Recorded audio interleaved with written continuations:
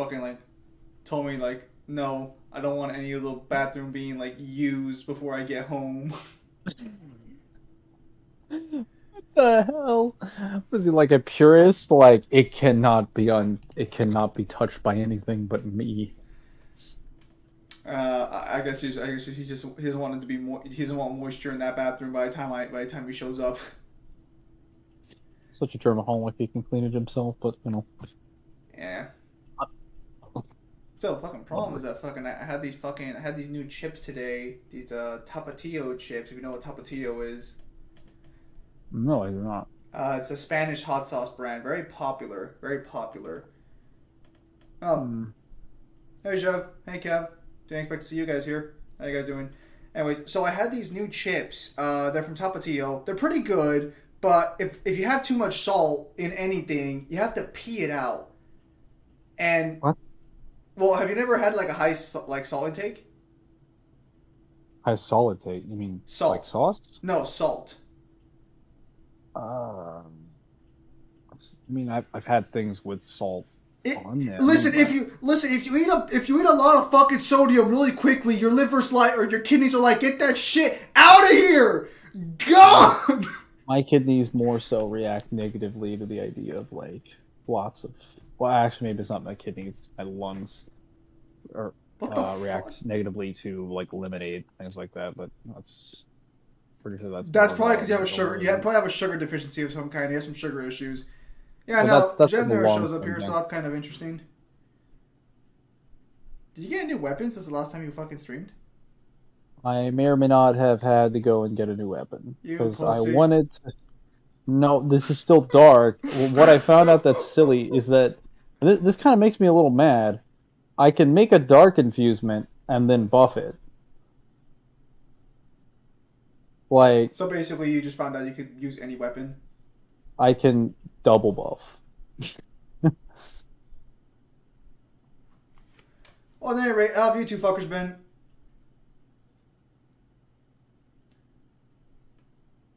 Also, I am going to be farming for a little bit because, That's fine. well, I just realized I want some more Twinkling Titanite. Fortunately, I have the competitive champions, so the respawns are not going to be exhausted. That's good. Also, I found out how to use the scythe correctly, so we no longer have any problems. I've been erecting on bitches. If you say so, Kev. If you say so. Oh, I fucking hate this actual portion of the game. I was not very fond of this area.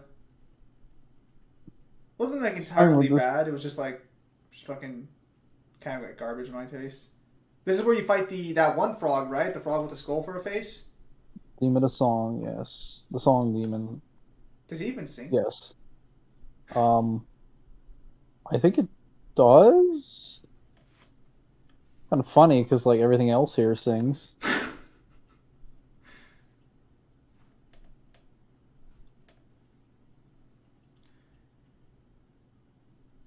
What are you trying to say, Zany boy? I wouldn't be talking, boy. Hey, listen, man. I'm not the one who's saying I get bitches with no evidence. That's all I'm saying, bro. That's all I'm saying. That's all I'm saying is that you can say a lot of things on the internet. That's all I'm saying.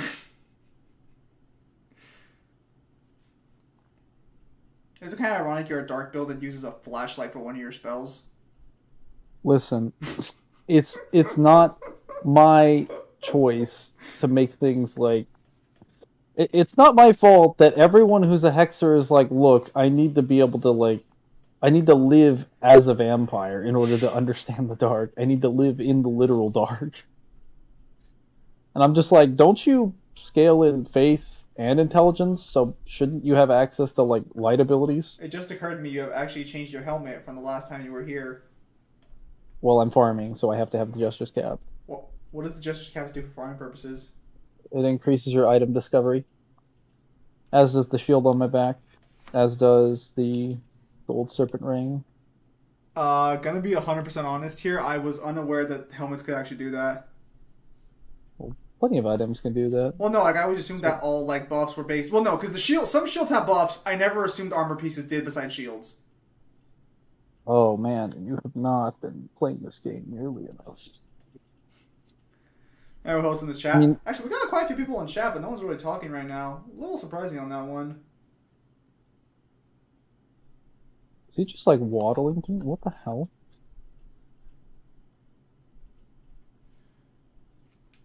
Body pillows. I cannot afford body pillows. I spend too much money on commissions for like fucking artwork and shit.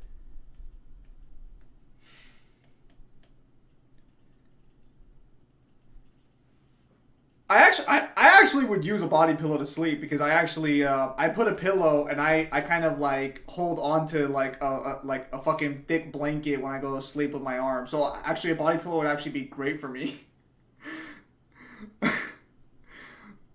Always considered buying one.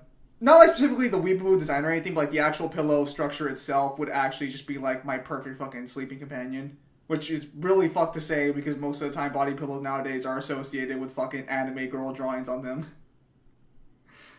Clipped. Dude, I sleep. I used to sleep with like 5 pillows because I like fucking having something to hold on to and put in between my legs when I go to sleep. It's just like it just helps me balance my spine better and sleep better. So when I heard about body pillow, I was like, "Yo, this sounds like a great device. This sounds like a genius idea." And then like every single body pillow is just like, "Oh, we got weeaboo shit." It's like, fucking bastards. Look, where's the standard? I just want the pillow. What's the standard for all the casuals out there who aren't that deeply dedicated to their pillow? Dude, if I bought a fucking body pillow like that, my mom would like fucking burn my bed. she would be so disappointed it would just catch fire. Also, hello, Night Slayer. Yeah, I gotta send a text.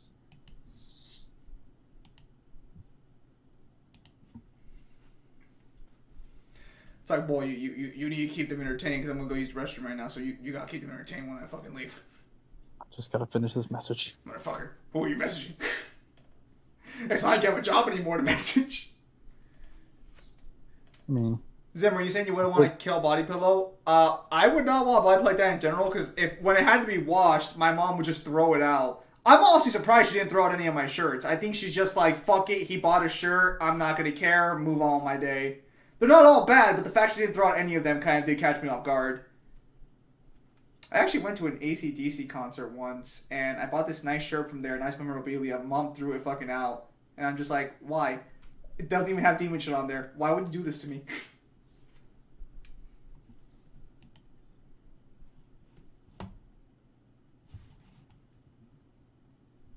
yeah, I'm almost done. What the fuck are you sending, you whore? Hey, none of you beeswax. I'm also trying to figure out if, like, mother's back from the grocery store, so I'm gonna have to get pulled away again. Alright, well, I'm gonna go use the restroom real quickly. So, if chat says anything, you keep them entertained. Otherwise, you know, be back momentarily. Right. Or probably respond after I'm done checking this run down here. We'll get one Twinkling Titanite for a single go. That's not very sharing is caring.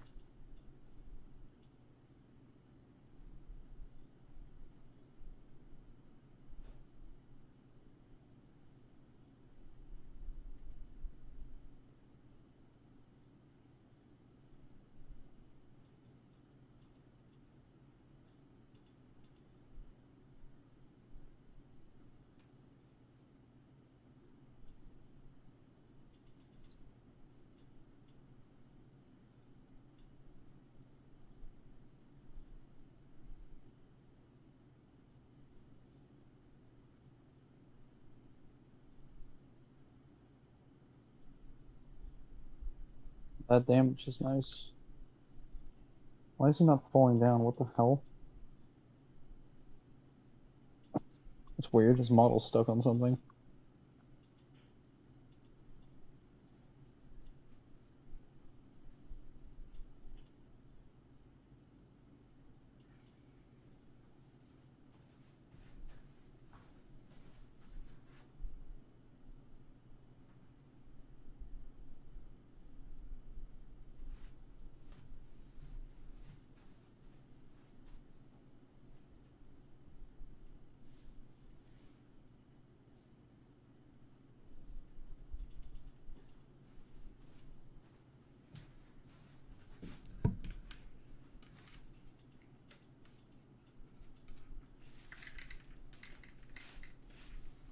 anyways, let me see this. Zimmer, you saying you want to kill what kind of build you doing? He's doing a fucking a dark build. There's no fucking. You guys can't fucking delete your comments there. They appear on the fucking chat. Nice one, jackoffs. So let's see this bullshit. Krail stomped Dante hard, right, guys? Of course. All this fucking denial. Actually, I was actually gonna fucking ask you fuckers about that. Kev, do you fuckers have like a video where you guys talk about your own Kratos scaling, like on TG and K's channel or something? Because like I did want to see at one point what your guys' actual fucking perspective for the character was, but I don't know if you guys have video for it or not. Why is he still holding his shield? Zen, if you want, we can run it. What the fuck does that mean? That means debate. He has a rhetoric approach, not an empirical evidence-based one. Like when you ask him to quantify his stance, he'll just be like, "We can debate it." I'm like, well, yeah, because TG and K has a YouTube channel, so like, and I know you guys know him. Like, does he have a video where he just has like, on his it's only on his TikTok? Fuck, wait, they ran you away? Chinese spies! Why don't they run all the way back? I mean, I guess that's their origin point, so they have to like run back there. But why though? Okay, no, I was just wondering if you guys had like an actual video where you guys go over like Kratos' scaling. Dude, I'm like this far up. Why haven't you turned? What is he doing? The hell is he doing? We don't talk about that fake nation here in America. Yeah, the new Nier animes look pretty fucking clean, 100%. All right, so I guess I'll just stick with stats video then if I'm gonna fucking look at your guys' perspective then. Because I was going to ask you guys what fucking powers and abilities you guys thought Kratos had. That where Kratos should beat the Pizza Wahoo Man Dante. I do. I might make one on YouTube one day, but not soon. Alright, that's fine. I was more curious on his powers and abilities. Because one of my stances is that Kratos has very few, if any, powers and abilities. And I was kind of curious what you guys would actually say for his powers and abilities. But if you guys don't have video up, then like, that's fine. I guess I'll just stick with VSB. We can just discuss it on Discord then. Maybe I'll hit you guys up one of these days and ask you guys what you guys think Kratos' powers and abilities are. Because that's like my main issue, because like a lot of, you guys don't show up to these, but a lot of times like fucking when Kratos gets brought up for matchups here. Very few? Yeah. Well, I mean more natural, not like how many abilities you guys get from picking up other people's stuff. Another Twinkling Titanite. Oh, so when I say few, I mean kind of like in reference. Only two? What? What's wrong? I only have 2 after 4 run. Oh no, that's. You know, without weapons and such. Yeah, I mean just like by himself. Well, no, like obviously with fucking all of Kratos' items, he has like what, like fucking. Well, actually, he's got some repeat weapons, right? Like they're not all unique powers. We look for his stuff ourselves. So I don't know what you mean. What do you mean? What you mean? Like, I'm asking you what you guys have for like do you guys not have like a document or something where you go over all of his powers and abilities? Like, do you guys like he can heal, I guess? Me and Toe, please don't do him like that. We do? Alright, so if you guys have a document with his powers and abilities, like he has a decent amount of abilities without equipment. Well, if you guys got a document, fucking shoot me a link to that shit sometime if it's for like public and I'll take a look at it. I want to make sure my stances are accurate when it comes to him versus Goku.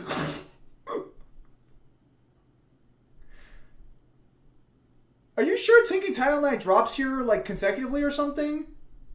It drops from the Archdukes. I've been getting it. It just, taking a while, even at like max item discovery. I think Edgar has it, but I'd rather just send it manually because it's kind of old. Oh wait, if Edgar posted it, then I might still be able to find it on the server. Then I actually forgot what the first couple of documents he sent were. I wonder how much visibility I'd get if I get cast light. Kind of already can see. Well, actually, that's kind of blinding. I'm not gonna lie. Like that's literally like a flashbang in my eyes. Zen, what's your favorite anime? I guess Fist of the North Star. I don't know if one's made it, but I did look into it a while back, and he has decent stuff. Yeah, because I know he gets like magical powers and shit from other things. I was wondering what he himself had. Yeah, probably Fist of the North Star at this point. I literally got done buying a Japanese guidebook for Fist of the North Star, which has been a actually translating Japanese is not that hard anymore because Google Translate's not completely dead in the fucking water.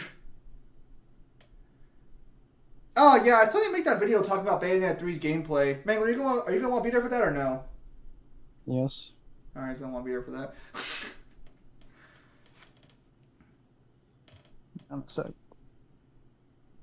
Alright. Seems he's gonna go do something. No, I was just checking something. Gotta check the phone for groceries. Alright. Alright. We're gonna try and go to the Shrine of Amana. Yeah, I saw Viola's gameplay. They had a smart gameplay loop there. I think it's really refreshing that they don't just have a character who matches Bayonetta's entire gameplay style beat for beat. So that was a really smart decision on their part. I think it's going to pay off really well for them in terms of variety. I'm curious if they're going to bring back the legacy characters now. Guys, tell me when Zim goes to their bathroom break so I can say One Punch Man sells DMC verse. Knighted, I'm still here. Knighted, what the fuck are you doing?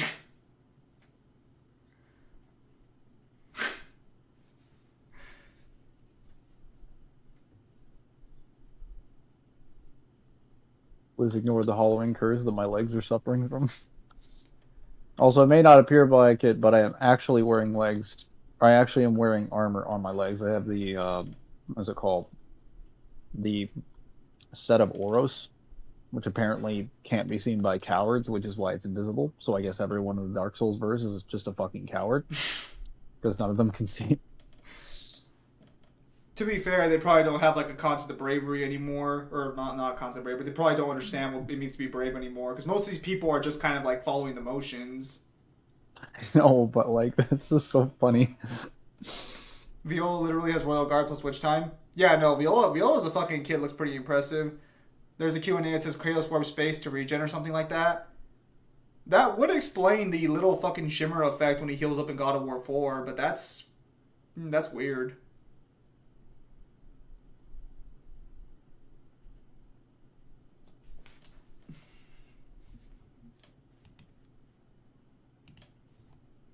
Alright. I'll be right back. Mangler, keep them entertained. Be a little difficult with both my hands on the controller, but I'll try and find a stopping point. How long is he even gonna really be gone for? Oh boy. Well, so the key to this area, for anyone watching, anyone who's already played it, is not immediately approaching the... I think they're called the... Actually, I don't... I guess they're just the Amana Witches. I have no fucking clue what they're named. Basically, like, they, for some reason, have, like, aimbot soul arrows that just track you indiscriminately.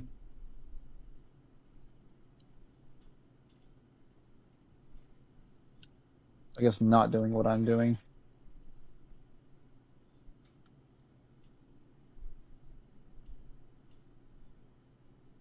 Do Dark Arrow or Dark Weapon Affinity, because Affinity is amazing amounts of damage. Tracks literally everything.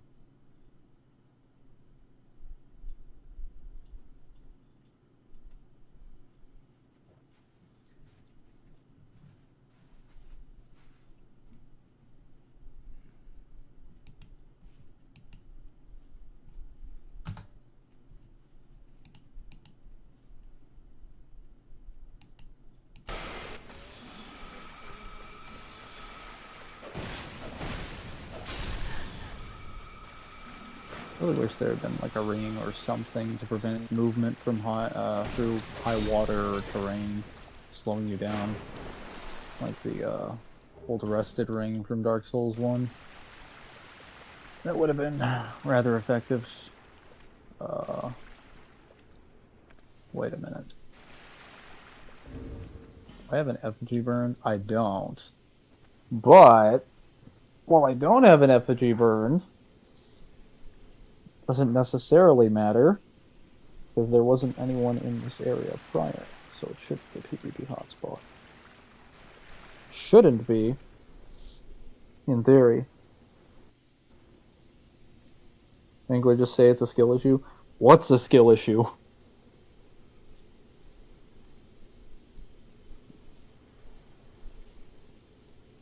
What's the strongest lore weapon you can wield in the Souls games?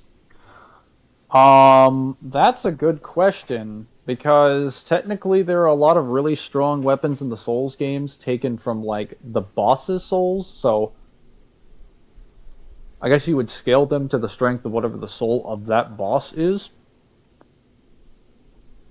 Well, if I have to guess, um, I would assume whatever weapon is formed, because I believe there's an old coiled sword that's formed from the soul of the Soul of Cinder, which is just the full and complete amalgamation of all the Lords of Cinder. Our soul's stupid, I can't get a soul. Red Dust, do you not see the counter down there in the corner? I am at 78,000. What are you talking about?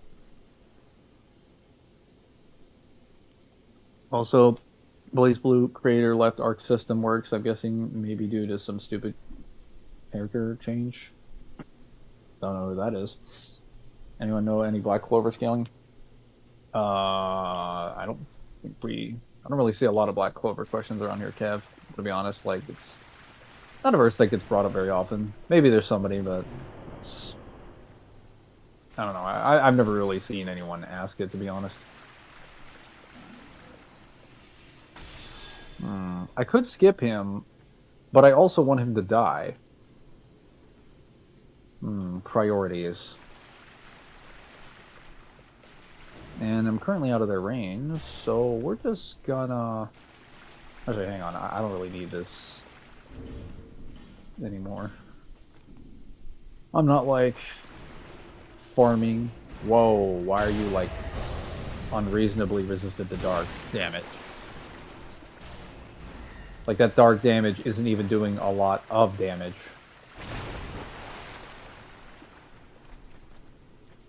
Oh no. Yeah, that's gonna hurt. Oh wait, that's right. I didn't turn off the Covenant of Champions. I should have done that. I definitely should have done that. Because I stopped farming.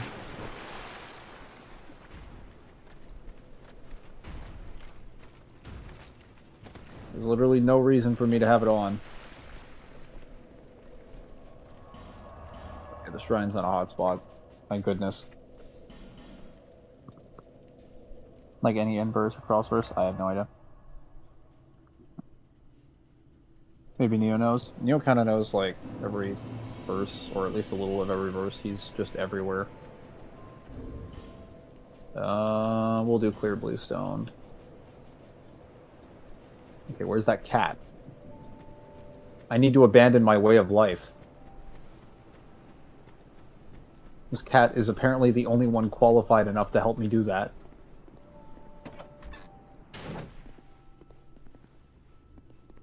Oh, what are you doing here?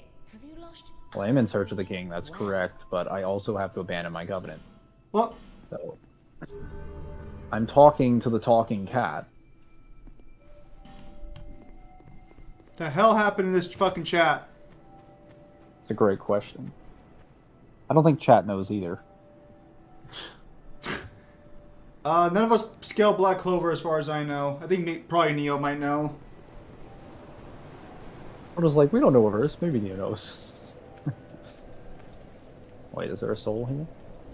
No, these all look like souls that I don't care about. Well, this is Belfry Gargoyle, I guess, but yeah, whatever. Yeah, we'll go back to the shrine. I had to turn off the Covenant of Champions thing. Okay, she's on her way.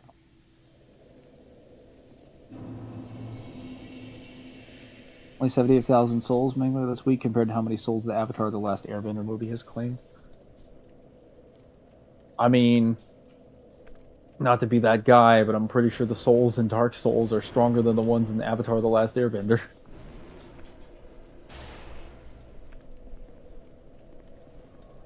Also, did those souls get the dark?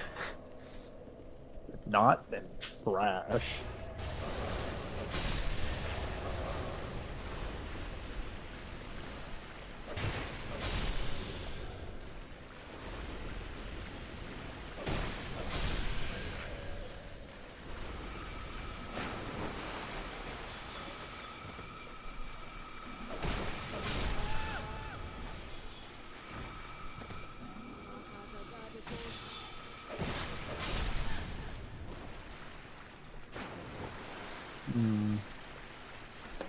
Oh, son of a bitch.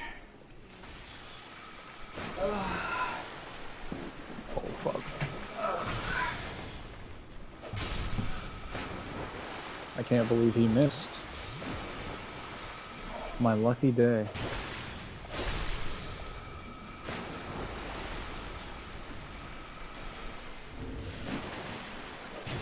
Wow, that is like no magic damage.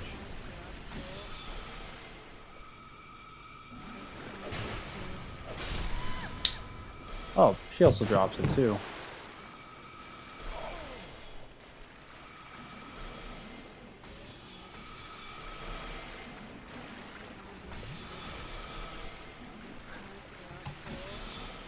Hang on, almost done, guys.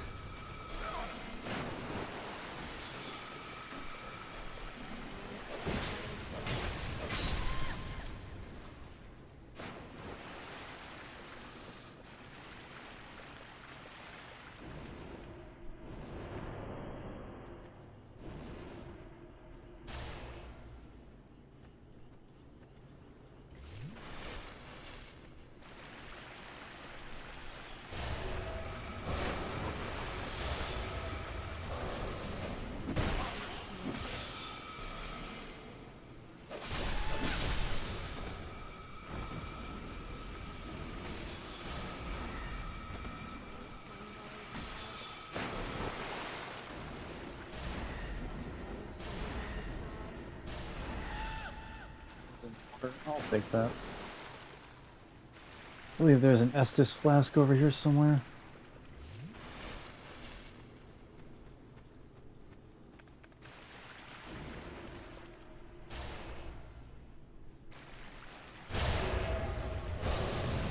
And she didn't even turn around, even though I shot her in the back with, like, multiple orbs.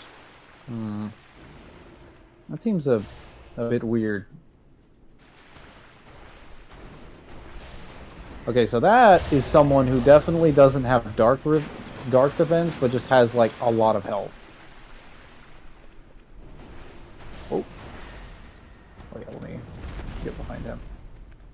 That was not what I was trying to do.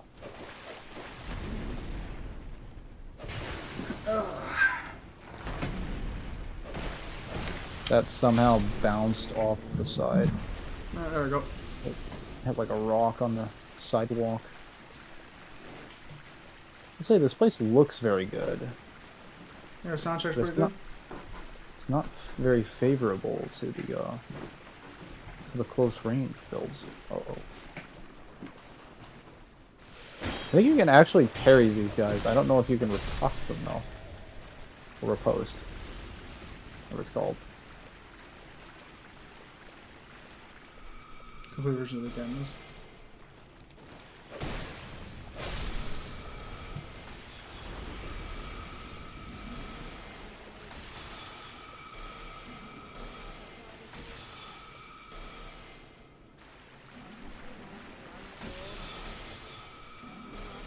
They look kind of like the demos. Oh! You die? Yep. That bottomless pit. So close. So close. What's that picture in the background? Oh, it's V. It's a picture of V. I bought 4 fucking disc plates, and the only one that stayed up all this time was the fucking one of V. I had one for the girl in fucking High School DxD, the blue-haired one, Zenobia. I had one for 2B, and I had one for fucking Final Fantasy 15. And V's the only one that stayed up the entire time. What's the video name? What video name? Oh. So you guys are dealing with some other shenanigans over there? Oh, I'm so fucking excited. I'm finally on the last chapter for the fucking epilogue to the book. Finally. The journey is almost over. Telling me progress has been made. Oh my goodness, you have no fucking idea how much of a pain in the ass it is being so close to the end and being stuck still. Oh, no, I definitely do. Just not on books, specifically. Is Toki on Ra's list? You mean your fanfic? No, I write actual books. This shirt's literally a custom shirt. I write actual novels.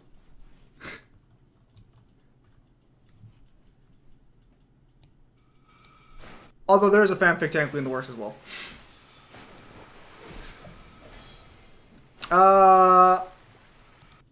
Dude, fucking Viper, that list, oh, that's a cursed list. Oh, that Fist of the North Star list is fucking cursed. Because it recontextualizes so much of part 2 that holy shit. If you take the list as valid, oh man, that completely changes the scaling meta for Fist of the North Star in terms of internal scaling. It's fucked. Is it released yet? I have the audio done. I just need to fucking actually edit some of the pictures in. I could just release it unedited and just show you guys the evidence at some other point if you want, but I think you guys would probably rather have the evidence in the video. I had to re-record it yesterday because the first one... I'm not satisfied with the recording, but I can just make a follow-up video later talking more in depth about it. This is just mainly to sort of get the information out there. But nah, man, that shit is fucking oof. How good is your novel quality wise? I don't know. I got a guy who really liked it. And then I got Kyle who said it was all right. Well, Kyle said it was fine. Devil, is Devil here yet? He's not here yet. He's not ghosting. Devil's read in. Devil had lots of criticisms, although both books have been rushed.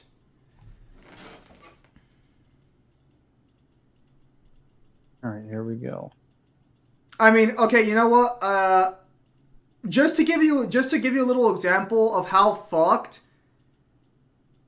the actual top 15 list is, because the top 15 strongest list. Just tell you how fucked it is. Han's not on the list.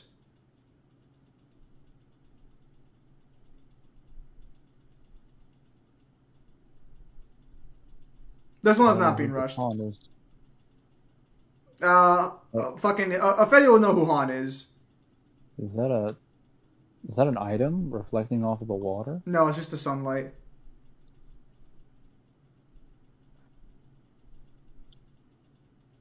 It is.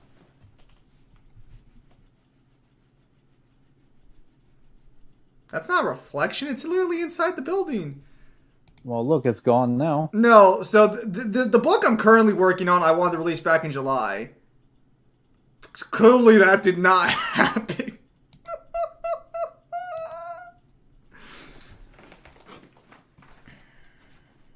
Be back an hour. Sounds good. Where it does. Queen Titan, why did her staff go flying into the air? July 4th passed him.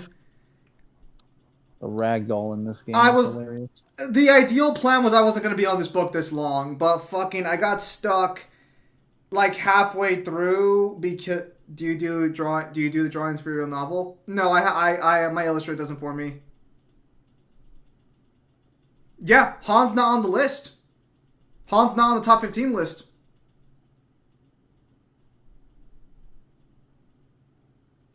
I'll tell you something else. Yuda is number 15 on the list. I'm sorry. Or, what's happening here? as referred to in Japanese, Judas is number 15 on the list. So, yeah. Let that one sink in. Toki is 4th on the list, yes. Toki is number 4. Toki's in the top 5. So Night Slayer. No, I already mentioned this. The same guy who does my thumbnails, Newhin, is the one who does the illustrations for my novel.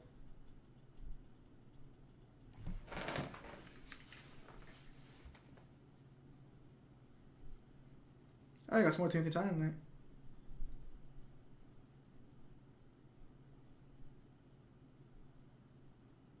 What's your novel about? Technically a criminal trying to reform his life in a supernatural, natural world. I guess if it a stopping point, I'll be back in a minute. I'm gonna do groceries. That's fine. Unfortunately, that's been one of the pitfalls I've had with writing the novel. Is I'm not 100% like. I think it's an action fucking event. I think it's an action novel technically. Honestly, locking down the genre has been something that's been a little difficult for me, which is kind of one of the faults I've been having as a writer. Because if I can't lock it down effectively, that's really fucking bad. Because that means I don't know who to market it to or like who would be interested in the book. So that's really bad on my part.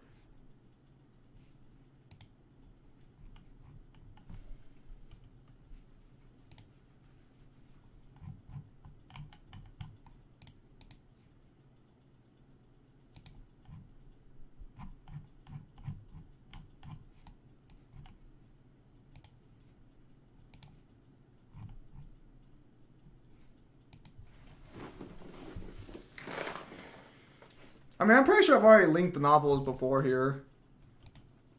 What? You just on the list? How?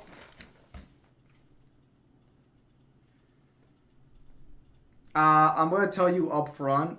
I think the interpretation we're supposed to take away, if that list is to be taken at full... Because apparently this is the most recent guidebook. I think the meta chain... Fuck, I don't want to say this because I'm going to go through the guidebook some more. But I think the authorial... Because this is supervised by the actual author and the illustrator. Like, it literally says it's supervised by them. Hey, Miso, what's up? I think unironically the authorial... I think the meta... They'll never accept this, but I think the guidebook is basically saying Kenshiro got weaker. So I think what the guidebook is saying with this list is that Kenshiro got weaker from part 1 to part 2. That he unironically got weaker. Now there is an argument to be made there for sure if you count the missing chapter, which is quote unquote missing, but it's an official like in between chapter. There is like context. Kenshiro's soul and his will for living just died with Yuria. So you could argue that Kenshiro's fist is just trash until fucking he becomes the true successor of the North Star. Yeah. But Yuta is number 15. So,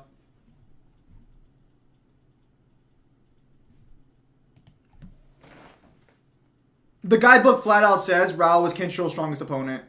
The guidebook flat out says Rao is the strongest. He's literally tied for second with Kaio.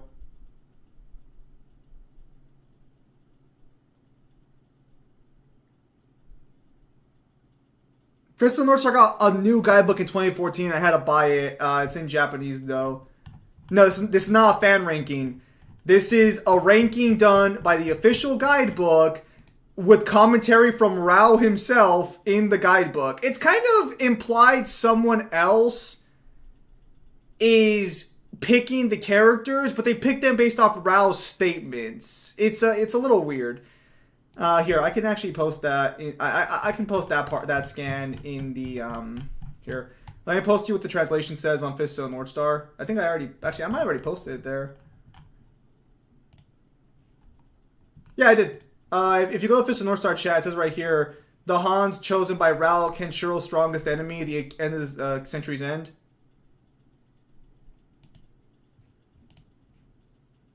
No. So again. I think the again, you can scroll up to like fucking North Star scaling. That's the translation. I think the meta, because Rao is second tied with Kaio, and it's never even in their versus matchup. Neither one is stated to be stronger than the other.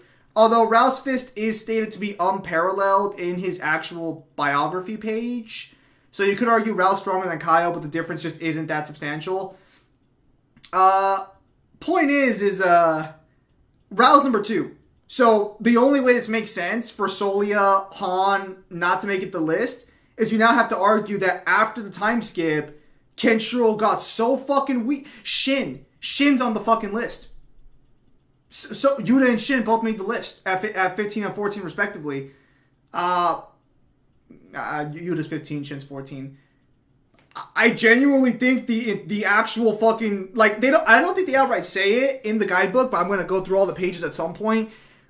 But I guess Kenshiro got weaker.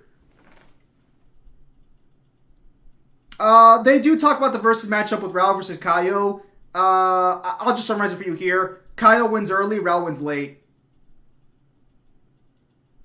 We're talking about Fist of the North Star. Kasumi's greater than Ken? No, there are multiple statements saying Kenshiro is the strongest man of Hokuto, and even in other guidebooks they state he's the strongest successor to Hokuto Shinken. So Kaio hexes. The Demon Aura and Onrei Tenha would cause Rao problems at the start of the fight, but what they say is that because Rao's so good at Toki manipulation, he would actually be able to just figure out Kaio's abilities and beat him if he lasts long enough. So, if you think Rao can survive long enough to, like, fucking figure out the Demon Aura, although the mobile game does have some evidence where I would argue that it's a little invalid. Because according to the mobile game, the aura of a god of war can completely destroy the Demon Aura. And Rao is consistently referred to as a god of war. So, I would argue that new information supersedes that one. Ugh. It got it back in 2014. I was surprised too. I am back to buffing. Welcome back. I keep falling off of that stupid ledge. That was Night Slayer. If you want, like, I can make the book for you. You can read it. I cannot see in that area. Honestly, Toki would have been third if it wasn't for the Demon Aura. If it wasn't for fucking Hokuto Ryuken's, like, Fist of the North Star. So it's an old manga. It's basically the grandfather of Shonen. If it wasn't for the Demon Aura and Onrei Tenha, Toki would have been third. I think Toki would have been third. The only reason Kaio makes it on there at all, probably, like, that high up, is probably because of his Demon Aura and shit. Hokuto Ryuken, you can't, it's pretty fucking tough stuff.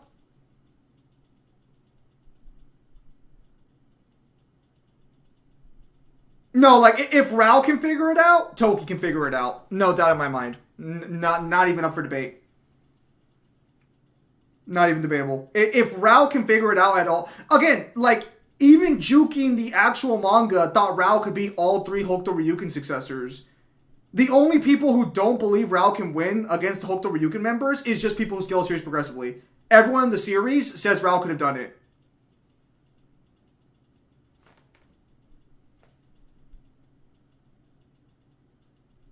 Honestly, the list isn't so bad if you believe Kenshiro just gets weaker. The only people who would probably never be able to accept the list are people who just scale the series Dragon Ball Z style. Like, don't get me wrong, I think the list is kind of whack, but, like, I can at least sit there and be like, okay, so if I just accept Kenshiro got weaker, this list is still kind of trash, but at least it makes sense. Though, couldn't Toki or Rao skill stomp before Demon Aura is used? Kaio's Demon Aura is always active, so no. Kaio's aura is passive. He would always have it active to begin with. Although, how long the fight needs to be is never stated, because we don't know what a long fight is in Fist of the North Star. Because the Han versus Kenshiro fight's like fucking 7 minutes, and that's a long fight by Fist of the North Star standards.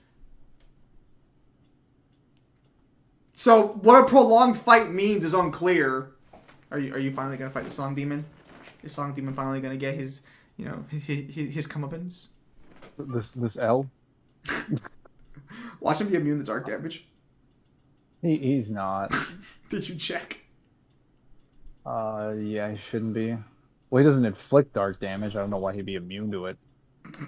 I hope he's immune to it just so you could be like, why the fuck would they design this? I mean, if he's immune to it, I'll just switch to the rapier and then kill him with the other thing he's not immune to, which is fire. And then you find out he's immune to both. Well, I know he's not immune to fire because I fought him with a Pyromancer build before, and I actually did pretty decent damage. Rao never figures out Souther's pressure points. Kenshiro does. Rao doesn't. He's I think he's resistant to poison, sort of, but I'm not sure. So it's weird. So like his boss weapon has poison effects, right? So you kind of assume he's immune to poison, but I poisoned him almost every single time I fought him. So I'm like, is he just resistant to it? Maybe it just takes less damage. Yeah, that's what resistance in the game files is usually described as, is just like, or at least calculated as, is that if you're resistant to something, you can still be affected by it, especially if it's a status condition. It just takes longer to affect you, but like it didn't feel like it was taking longer. It just felt like when he got hit by it, it just did less damage. But the build-up still took around the same amount of shots. I'll have to DMC2. I've seen the worst DMC gameplay I've ever witnessed. Clearly not talking about DMC2 there. But no, I don't think in the anime Ralph figures it out. Because Kenshiro figures it out, and then immediately after Kenshiro figures it out, or at least Ralph figures it out, because Toki knows about it from the beginning. Ralph just outright says that if you know Souther's pressure points, he's not that hard to beat, but you can't beat him if you don't know the secret. He just outright says he can't be beaten if you don't know his secret. Oh wow. No, I should have casted light at the beginning. Look at that. I can see everything on the floor. That was my own fault.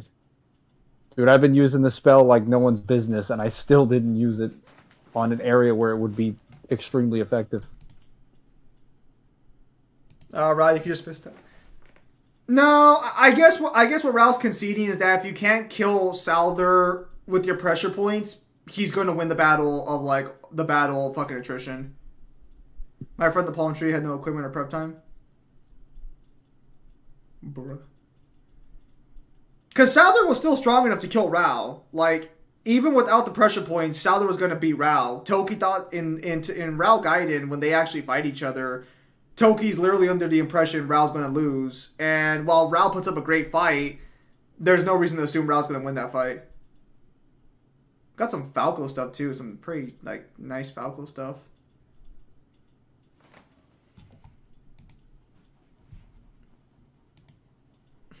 Did I tell you how I lost 140,000 souls off stream when I was farming? Why do you put yourself in danger off stream? Because, well, I tried to do the farming off stream so I don't have to deal with it on stream. Oh, shit. I don't want to get sandwiched. You already are. No. I won't allow it. You don't do nearly as much damage as the Covenant of Champions versions of yourself. That's some nice damage, but my healing is just better. You got so fucking lucky. Falco did make the list, by the way. The top 15 list, Falco's in it. Although it's more Prime Falco than Falco in the manga. So we actually did get some pretty nice Falco evidence.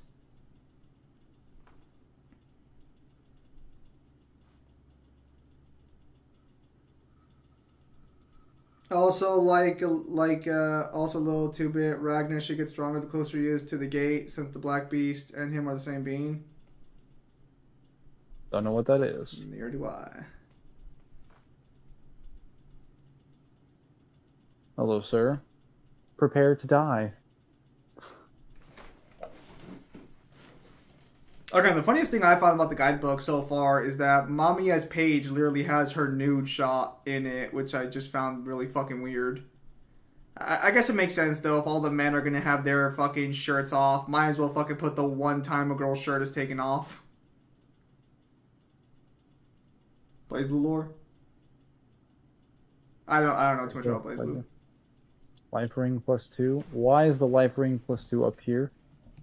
But like an actual +2 weapon that's like good. You don't like the life ring +2? Well, it's just like I don't need it. Like,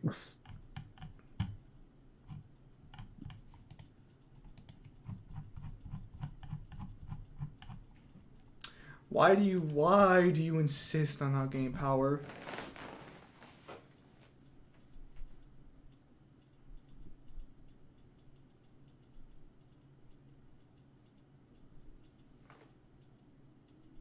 Question for you, Mangler. What was the best gun in DMC? Are we talking gameplay-wise? or lore.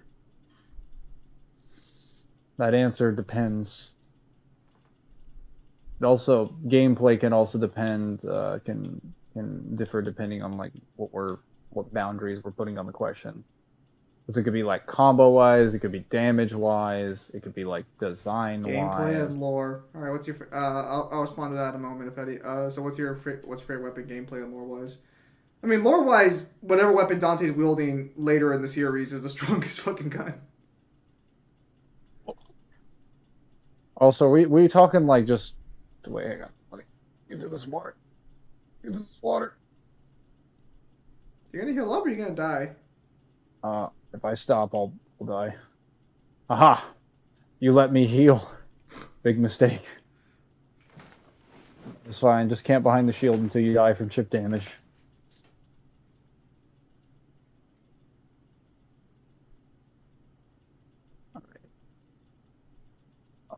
That's Can what I I'm light a saying. torch off of this? I mean, I guess if we're talking weapons by themselves with no like added Dante benefit, it'd probably be between Pandora or Dr. Faust. Dude, like the actual freaking. I've been getting. So when I was farming, I wasn't getting that much Twinkling Titanite. I've been going to this area. I haven't been picking up Twinkling Titanite. I have just been getting it from the Shrine Priests. And I've only died like twice, I think. Also, I'll be open about the guidebook and see if there's precedent on the Mangler guidance. Again, like that's fine, but like the problem is that this is supervised by the authors and stuff. So this is practically also it's literally Rao talking in the list. And the only counter evidence against it is that you assume Kenshiro is just continuously getting stronger. Again, like, so I don't like the list too much. I think there's definitely room to debate, like, because fucking Ryuga's on the list. Fucking Ryuga cracked the list. Okay. Fucking Ryuga. You fucking serious right now? That fucker made the list. Okay. If you say so, Rao. If you say so. You seem upset. Yeah, I'm fucking upset. Ryuga's a fucking loser.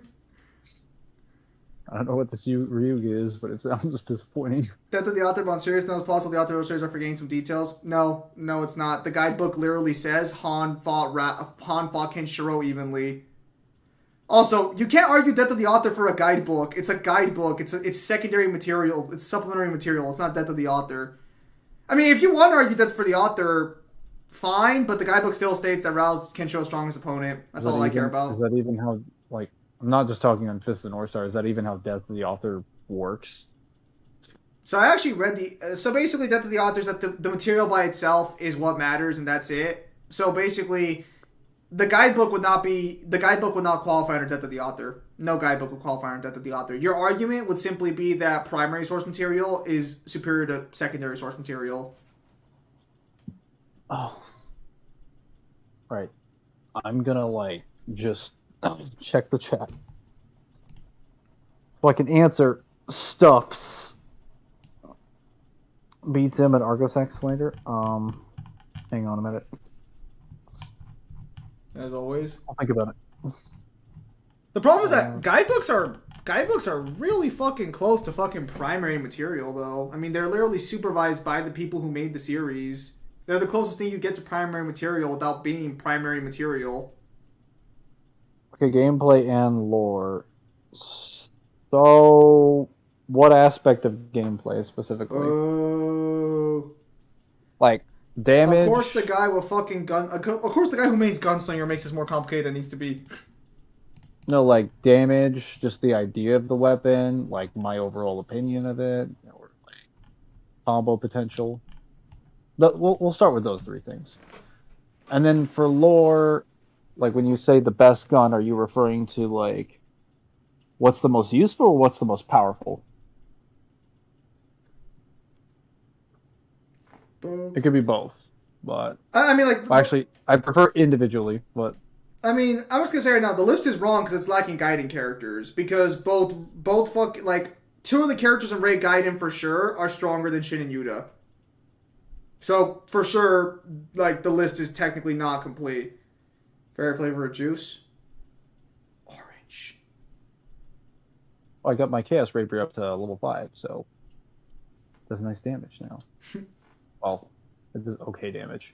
Also, best gun in all DMC. Obviously, the cranky bombs.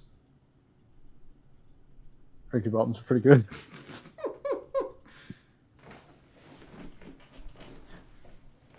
It's a lot of corrosive. Oh, what the fuck? Was it actually hitting me from there? Apparently. I always look like I'm on the outside of that corrosive thing. And the hitbox is a little bigger than what it shows to be. Knighted Slayer, I still need freaking I still need details on what you meant like by gameplay. Like best gun in gameplay, like what do you mean by that exactly? Are you asking me which one is the best gun in gameplay based on damage, combos, like what are you talking about? Because the answer can vary like very differently. For lore, are you referring to when you say what is the best gun in lore? Are you asking what is the most powerful? What is the most useful? Help me help you. It's happy most fun gun to use, Mangler. Most fun gun to use. Okay, so that's pretty subjective. I was gonna say, what are you gonna do? You're gonna try and define fun now? I was fucking kidding. So it depends on what you define as fun though. Like what you find to be fun. If you find doing the most damage to be fun versus doing the most combos, it then depends on the game. Because like damage wise, I don't think there's anyone here who could objectively prove that Dr. Faust does less damage than any other gun in the series. Okay. Or how about less for damage that matter, when you're not wasting 500 billion fucking red orbs for meteor? why does that matter when I'm a millionaire? Also, no, Jack did not make the list. Also, like I don't know if you could even prove that Dr. Faust does less damage than any like attack in the series, let alone any gun in the series. Also, combo wise, it is pretty fun.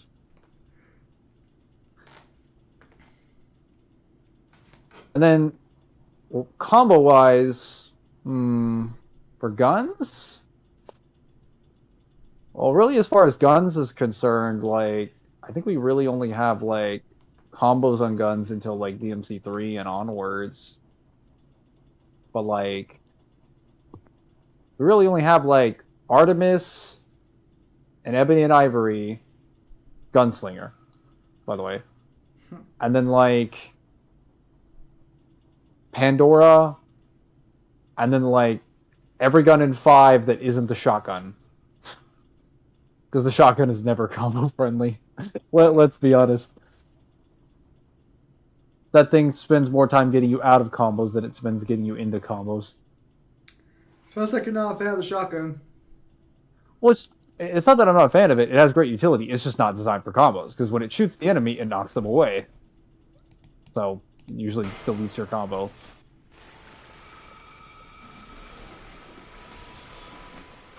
Wow.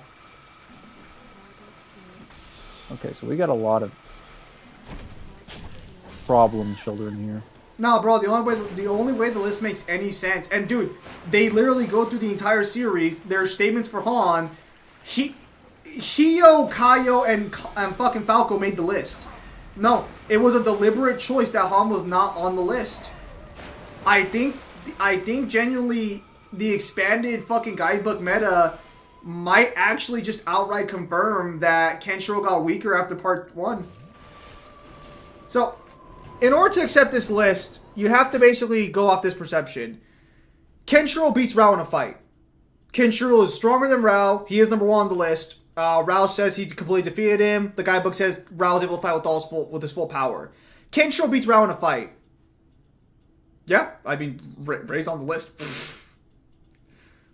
No, so basically this is the way you would have to interpret this, if we assume the list is to go off it correctly. So, Kenshiro beats Rao, strongest character in the series. Kenshiro leaves with Yuria. Yuria dies. It's confirmed in both the chapter and the guidebook, when Yuria dies, Kenshiro's soul goes with her. Kenshiro's will to live leaves with her. So her death, you now have to argue, in order to make this list work, drastically dropped Kenshiro's ability. And to be fair, it's not entirely unfounded. When Rao's final attack literally is the power of my entire soul. So if Kenshiro's soul just leaves his body, then yeah, I mean, he's technically just a walking fucking corpse. And so what you would have to argue in order for this to make sense is that through the battles with Gento Koken and through the battles with fucking the Hokuto Ryuken brothers, Kenshiro recovers his original strength. Because Kaio is ranked second, tied with Rao for most powerful characters in the series, so... Yeah. No, because even the original guidebook, Souther was stronger than Han. Even the very first guidebook with versus matchups and character ratings, Souther was stronger than Han.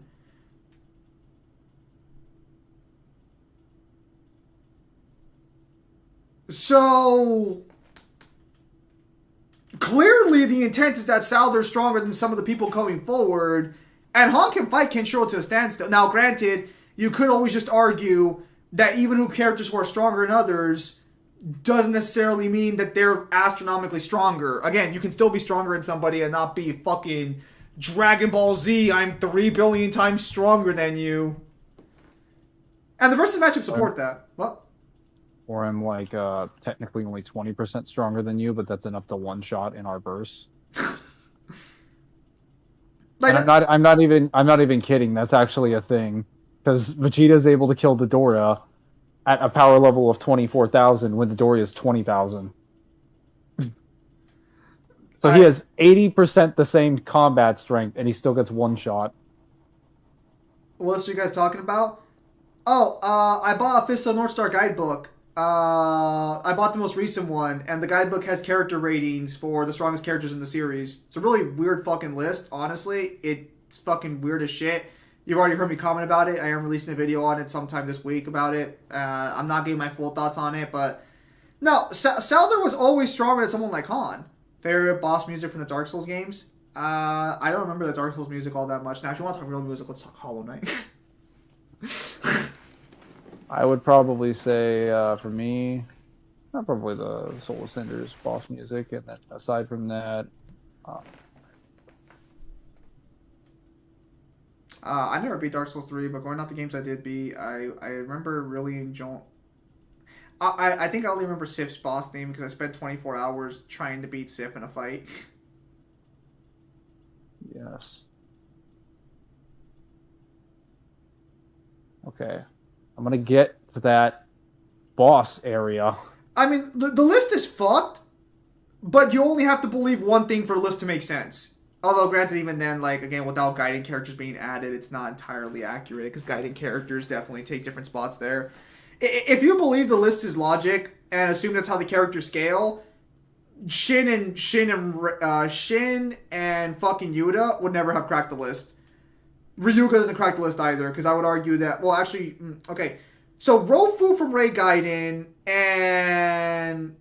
No, I would argue the 3 new characters from Rei Gaiden would take the list over there at that point. Yeah, Shin's second to last. He's right above Yuta. Is that a finito? I don't know. Kill it.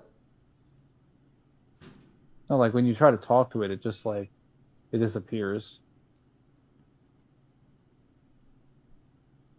He's alive, at least. Alright. I'm gonna sit here and read chat now. Unfortunately, chat's mainly been Blaze Blue memes and Fist of the North Star discussion, so I don't think you can quite help out there. Give or take Naiad Slayer's, occasional question to spice things up.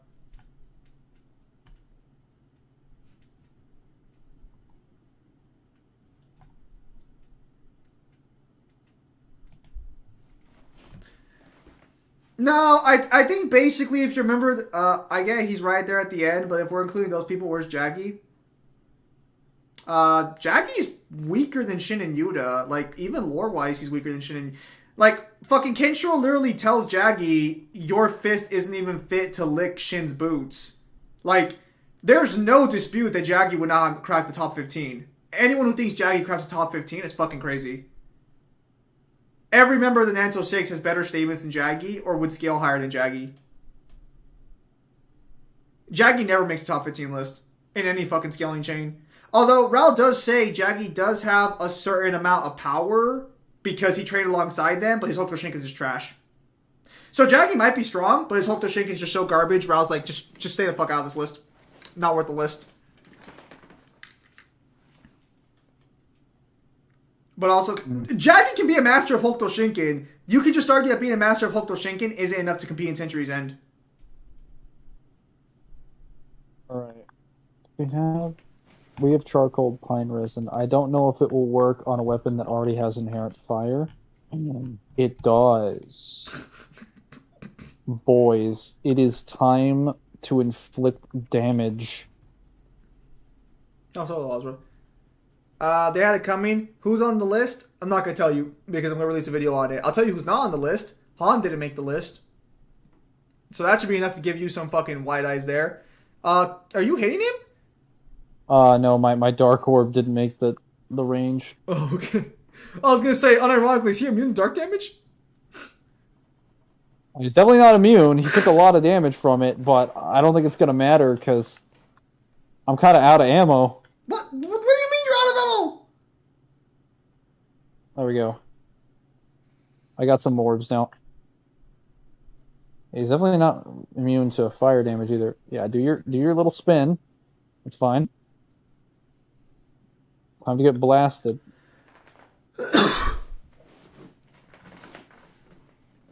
Come on, come on, come on.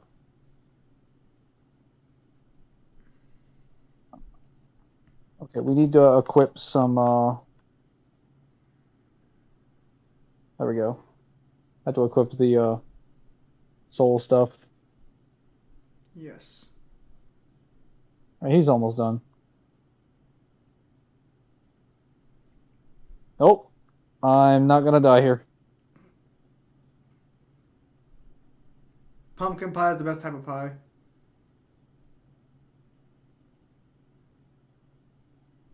So he gives you the key to the embedded. You mean that one thing you guys showing that one guy's face? Yes, the guy that's like strapped down to the wall, camp, yeah, the camp. Against his will. Yes, and that will give me access to freeing the Finetto. People really overhype Itachi. It's hard to lime the character. I'm assuming you mean like the character. Yes, I too find it's difficult to lime a character. I mean, I'm gonna be honest. Like, liking Itachi's character should have nothing to do with his actual fucking abilities in combat.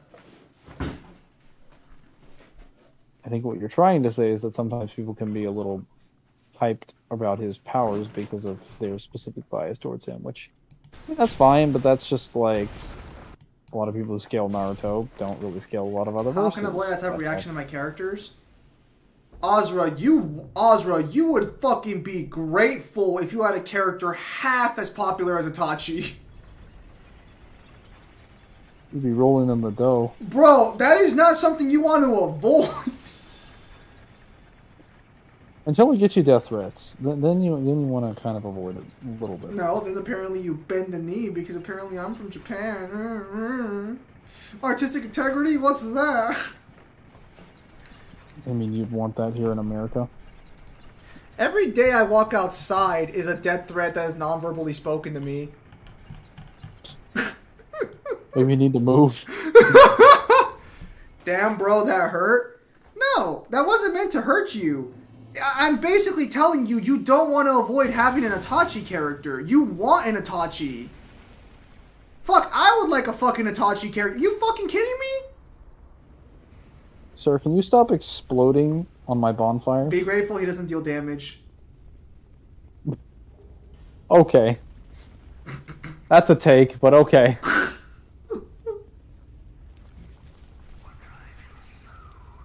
Well, if I had to answer, sir, it would be that I, want to get to the end of the game. I want to stop looking like a fucking matchstick. Is that supposed to be your mouth? Or is that like the bottom of your, like the upper part of your torso? It's my penis.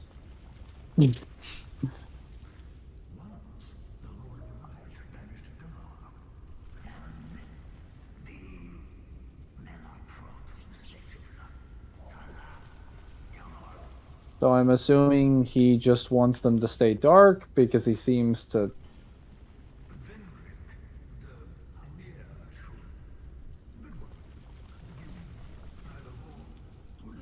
Anyways, yeah, no. So again, even if you believe the list is full of shit, which I mean, in the full context of Vista North Star lore, it would be because like there's no way Yuta and Shin would ever crack a top 15 list at all. Even if you assume that like they're stronger than characters like fucking Han, they still wouldn't crack that list because fucking Rofu and fucking Zim, can you roast Mangler?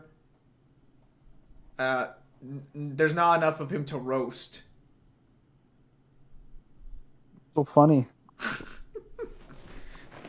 Mangler's Wait. I have Twinkling Titanite. Let's go. Mangler's a black hole that just kind of eats away his own existence. Chicken pot pie is nice too. I've never had chicken pot pie or shepherd's pie. The only pie I've had is pumpkin pie, apple pie, and blueberry pie. And of these three pies, I've determined that pumpkin pie is the best. I evolved, you fool. I wouldn't mind having a pie with some fucking meat and mashed potato. Like shepherd's pie sounds pretty good. I think shepherd's pie is fucking meat, mashed potatoes, and corn. I think. Okay, beating the Shrine of Amana. Let's see if she starts adding Titanite chunks. I know she doesn't add them permanently until I've eaten a Sandra. No, she does not. Mangler, Which means I'll have to beat the Undead can Crypt. you roast Zim? Probably, but I wouldn't want him to be able to. I would want him to be able to leave the room with like more than one walking angle. Or I guess less than one. Why do I have so many stabs? I don't want these. Do I look like a charity? Yeah, no. Yeah. So, again, at the end of the day, the list is what you make of it. It is overseen by the author and illustrator, so it would be official material and also technically be word of God. I don't know if you want to call guidebooks word of God or not specifically, because they're not. They're just supplementary material. But even if you disagree with the ratings themselves, the information in the rating should still be fine, and the information in the guidebook should still be fine. So like, Ralph still Kenshio's strongest opponent. Got that there, V for victory. Probably should have let that one get upgraded, but whatever.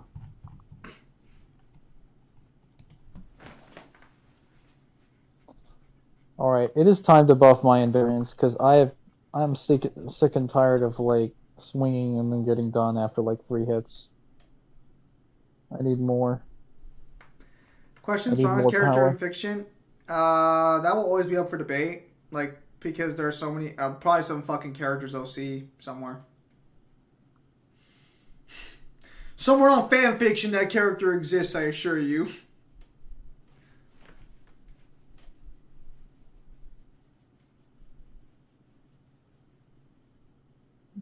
Let's put it right here. I'll stop for now. I'll switch to something else. We've still got plenty of time, but it's just like, I don't know, like... Do you want to at least finish the Undead Crypt? Because this isn't the end of the game, is it? No. I'm not going to stop my playthrough, obviously. I'll resume it like another day. It's just like... I don't know. I'm feeling kind of disappointed about all the farming I did, and then I just got like 4 times the amount of items from the area that I was supposedly farming in the next location. Drew's on the list. Honestly, most fighters in part 1 made the list. Like, the way the list makes you think is everything before Rao's death is the war of the best. Everything after Rao's death is the war of the rest. I could do... Well, actually... Start your Modern Warfare 2 campaign on Veteran. Well, I can either start that, or I can do a Bloody Palace run as Virgil or V because I have to finish 100%ing it. And I successfully S-ranked DMD and Son of Sparta on DMC5. DMD, Son of Sparta, and Hell in Hell. Why do you need to beat it with V or Virgil? Because I have to beat the Bloody Palace with all 4 characters. Do they each have their own achievement? No, like it's one achievement for all 4 of them. Like you have to do all 4 of them, then you get the achievement. I've only did with Nero and Dante, apparently. All right. Well, Which was really you confusing. have 9, 10, 11, 12. I mean, you basically got close to 5 hours. Then you could do one Blade Palace in 5 hours. No, I need at least 8. I'm just kidding. I probably do it in like 4. No, like Well, I said. it depends. No, go. Oh, go ahead.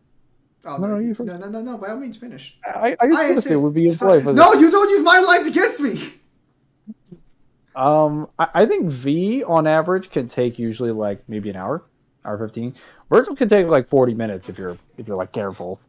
Do you want to clear out Virgil first then, since he'll be easier? Sure. All right. I mean, I've been playing a lot with V. I've actually been having a lot of fun with V. Again, Hio cracked the list. Like, part 2 characters made it onto the list. I have not figured out how to control Nightmare summons on BP though. Nightmare summons on BP are fine. His No, summons like are I don't trash elsewhere. I don't know how they're calculated. Because remember what I told you, like every first summon is determined and scripted to work a specific way, so you just have to know that way, and you'll be able to determine where Nightmare summons, or at least what way. I don't know how, BP's works, because technically the game prioritizes Nightmare summoning a particular way based on like Did you whether or not lose to Virgil? I did lose to Virgil. This is not the first time that I've gone to the Bloody Palace and lost to him. I think I lost to him on stream. Do you want to practice it real quickly? Do you want to do a little practice? I need no practice, even though I've been spending a hell of a lot of time practicing Dante. Yeah, so Jews is show up number 10. I disagree with the list to some extent on its placements. Oh. But anyone can disagree with the list placements. What I care about more is the intent behind the list.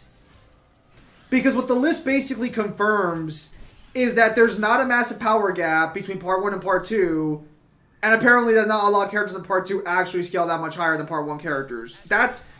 oh, that was actually clean.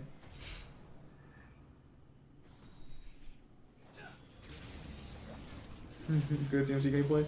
Yes, so every now and again we're reminded this is a DMC channel. No, I mean, it technically still is.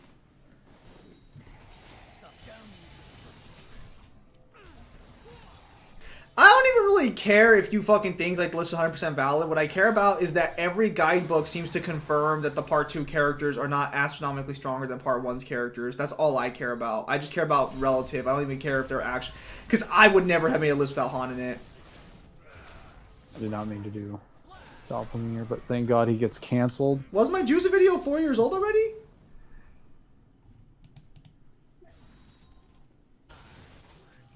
Bandaz better?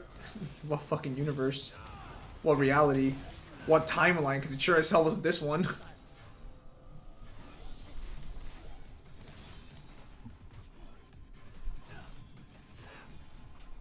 Well, that's unfortunate.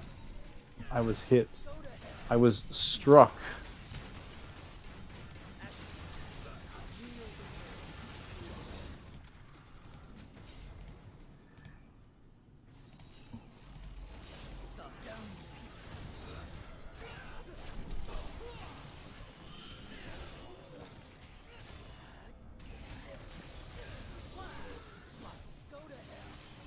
Oh, I was not paying attention. Spits out drinks is a DMC channel. No way, bro. You guys are on board with Kratos solo DMC verse. Forgot you were a DMC channel. Now you're kind of random.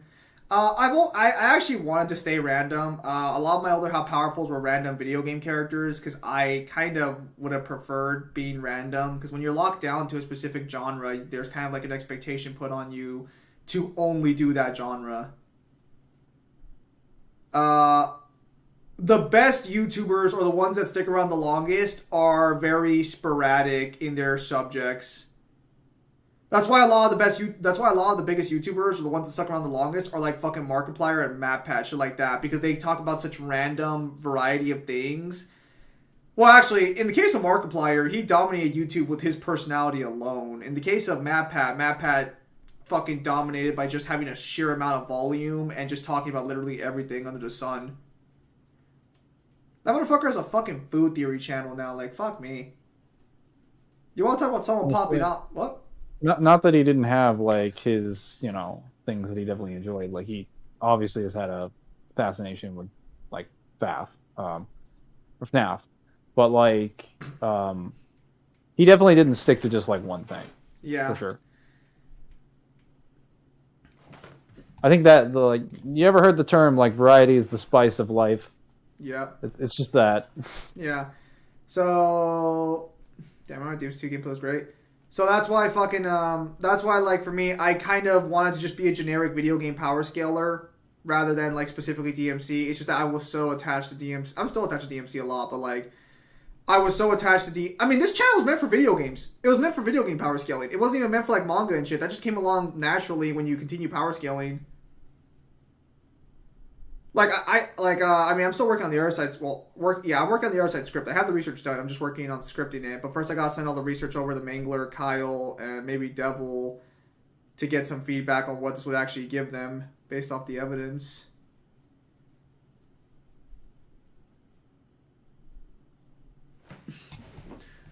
Matt has a theory on why you don't get bitches. God, I played Dante for so long. I didn't forget how to play Verdol, but holy crap. I've already said this before. DMC5 kind of ruined the discussion with DMC lore because like they answered so many questions and then they gave us nothing to fucking actually pick up off it. No, like what made the cosmology little fruit in the background? You fucking joke, but still.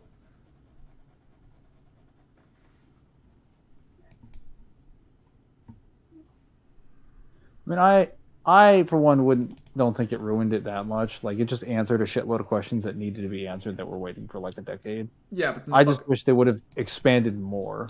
yeah, but then the problem is that you get those fucking answers and now you have like fucking nothing. Well, they can always just explore more things. Like we will. have, yeah. You know they will. They'll have to. Uh-huh. What they did with the last game, in this case, 5.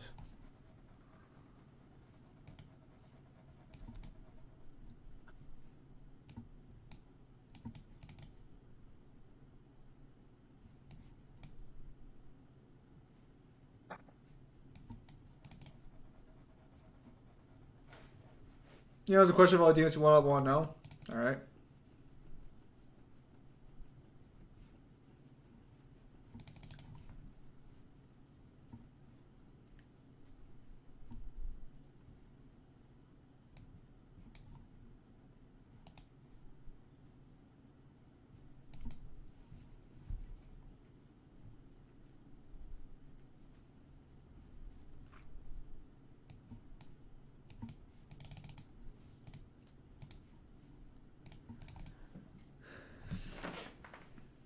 Jack Foster Bale?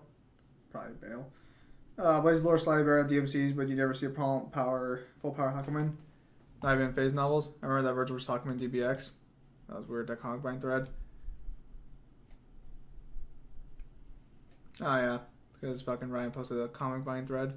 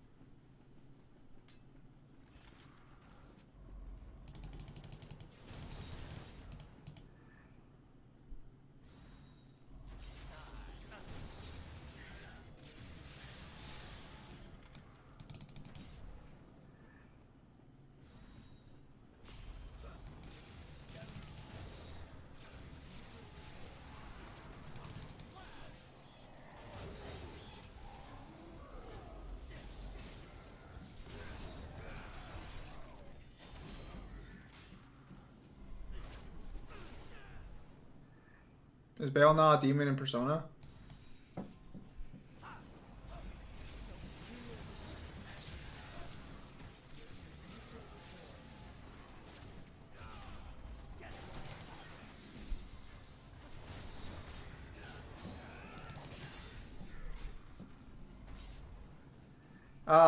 Proton swaps, we kind of covered most of them for the time being. That's kind of where those went.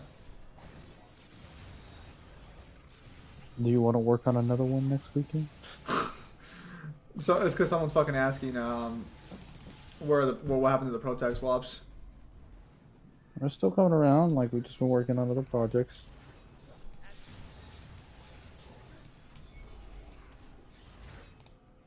If you don't see something for a while, assume something's being worked on. Yeah.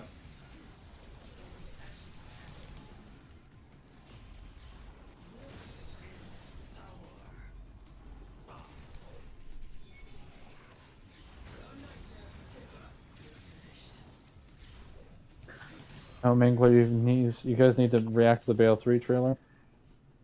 I mean, we can do that and still work on something else.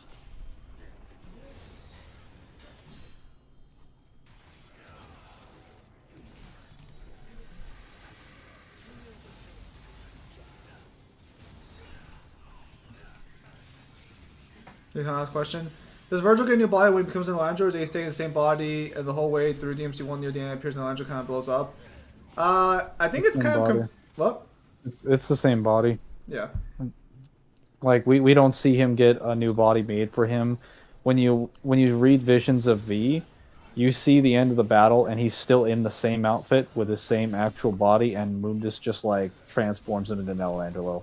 He just covers him in black goop, and the next thing you see, he's in the armor. And the last thing Mundus says before he does it is that your new name will be, and it's supposed to be obviously Elandra. So it's literally the same Virgil body, same Virgil soul, same Virgil everything. He just filled his body with corruption, or I guess his soul as well.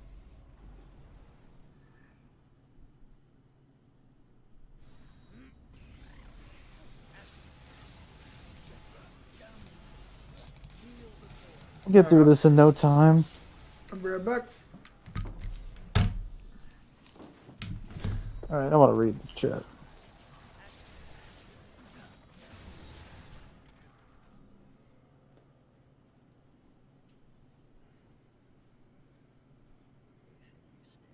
Play. Was the Clypod mentioned in DMC before DMC 5? No, but its feats were. So, the Clypoths, the specific thing that is acknowledged with the Clypoth is that not only was the human world created at some point, the demon world became the demon world after it was previously the primordial chaos, and we had no idea what caused that and the creation of the human world to happen. We just know that they were split, and we know Pluto was responsible for them, but we don't know what caused the human world to come into existence. And then DMC5 answered it with a direct statement that the Clypoth basically created all life, and that everything is an illusion created by the fruit. And then we had a statement from DMC5's gallery that confirms the Clypoth is what makes the demon world what it is. So we have a statement from the gallery, a statement from the cutscenes, and a statement from the art book. All for the same game that confirm it created the human world, it created the demon world, it created everything in the human world and the demon world, and then it molded the primordial chaos into the demon world. So, yeah, we knew these things happened, we just didn't know what caused them and why. We found out what caused them, and then Urizen clarifies that it happened arbitrarily. So it was done at random for no particular reason. Until DLC 6 comes along and Urizen was like... And then Capcom's like, well, we remember Argosax as a character, and we'll just say he stepped out of the shower for a minute to do something and left the water running, and it sprinkled onto his houseplant, which then became the Clypoth. And then stuff got started.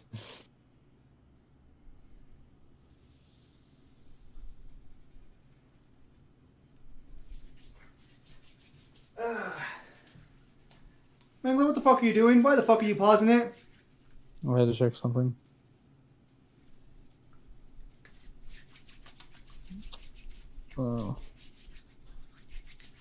DMC1 only had flight segments carrying it. What? Guy Zim left now. I now claim DMC1 is better than DMC2. Oh, you guys are having a small conversation or something. Okay, so I'll leave you alone. I'm too busy juggling these bats. They took to the skies, and now they'll never take to anything ever again. I was brought here by Zim playing Final Fantasy World. Yes, I played. I need to go. I can beat World of Final Fantasy.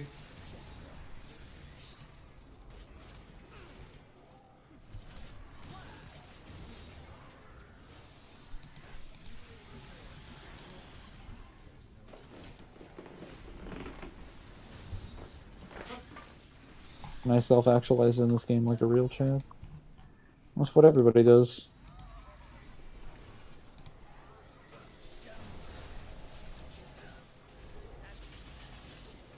Talking mobile stream.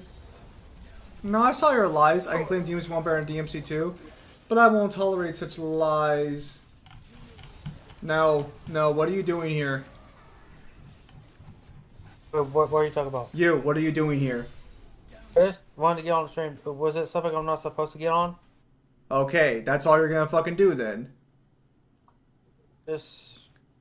I don't want you asking stupid questions if you don't get the fucking hint, because you're playing Dark Souls 2 and you're playing it fucking stupid, so I don't want you asking stupid questions.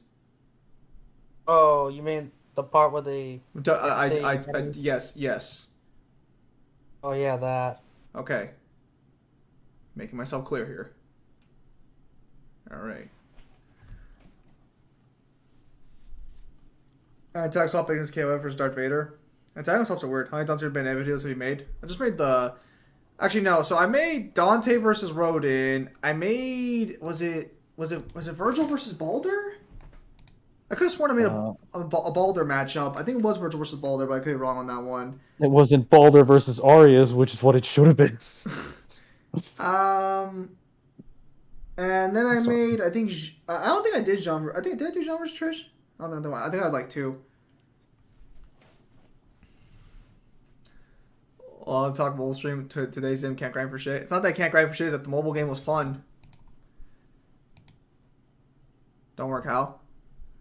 Because in order to antagonist swap, you'd have to fucking give like a logical explanation for why the antagonist will be there. At that point, just because...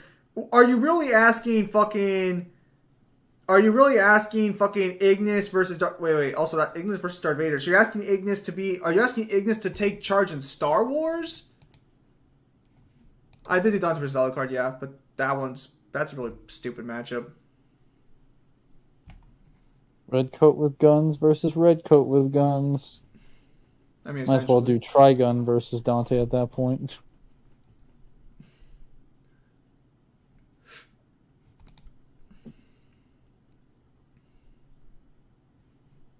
There you go, choking demonic wine.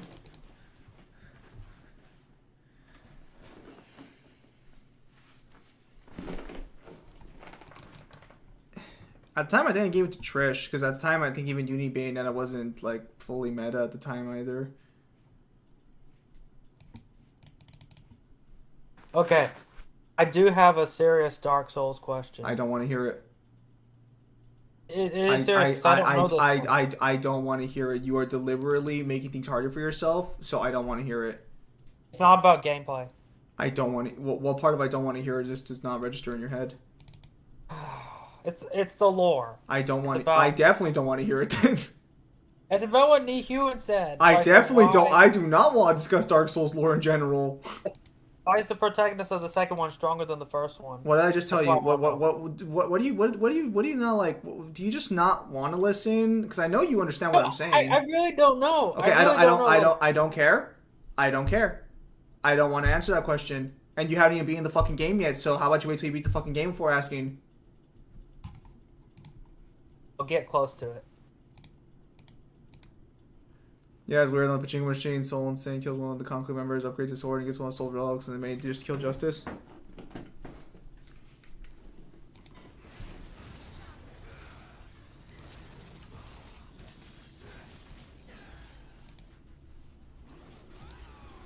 Oh, I canceled my taunt. The fact you have I also have serious questions about Dark Souls. Not the time, Night Slayer.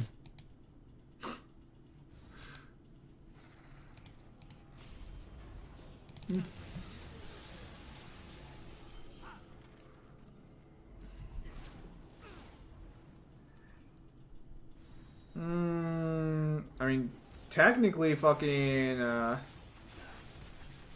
technically DMC still has fucking a 90 statement that's valid, whereas fucking Bayonetta doesn't even have like proof of like being fucking 5D more specifically. 4D seems to be accepted pretty consistently, and I think 4D is fine.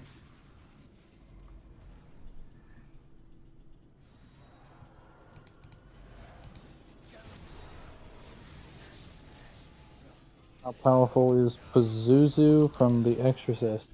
I never seen The Exorcist. Is Pazuzu the demon that like they're trying to fight? What part of I've never seen The Exorcist do you not understand? I mean that's fine, but like I'm asking them. Oh.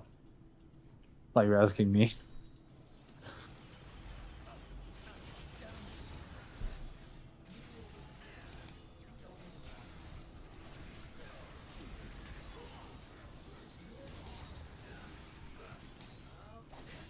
Alright, I'll be done with Virgil's Bloody Palace soon.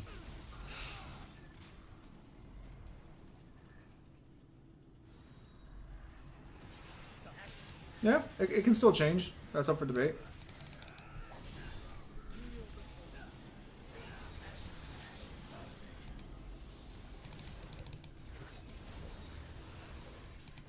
Probably not. Well, Mangler doesn't care.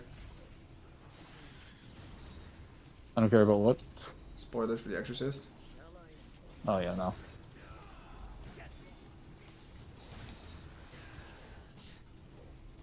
Oh, that's how I kill these things. I forgot the Virgil Fury matchup.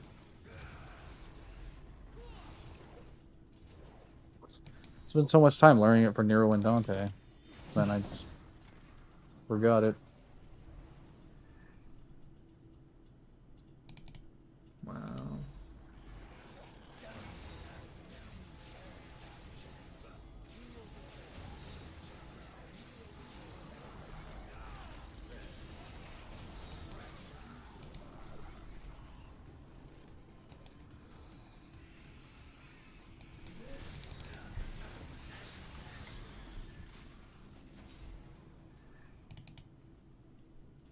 Surprised I don't see a little bit more of Samaj. He's very much a gameplay person.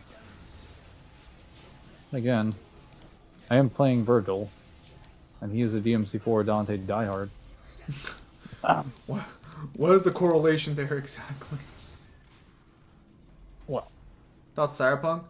The anime's pretty good.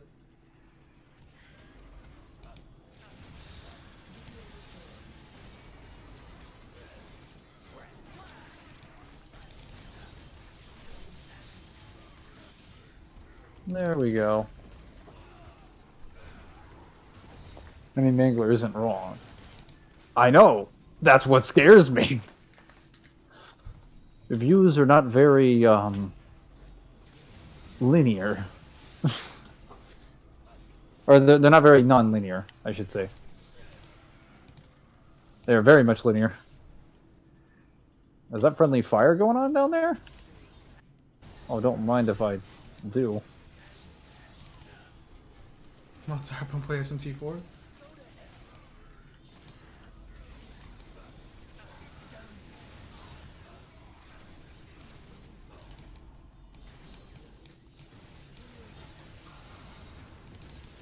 Oh.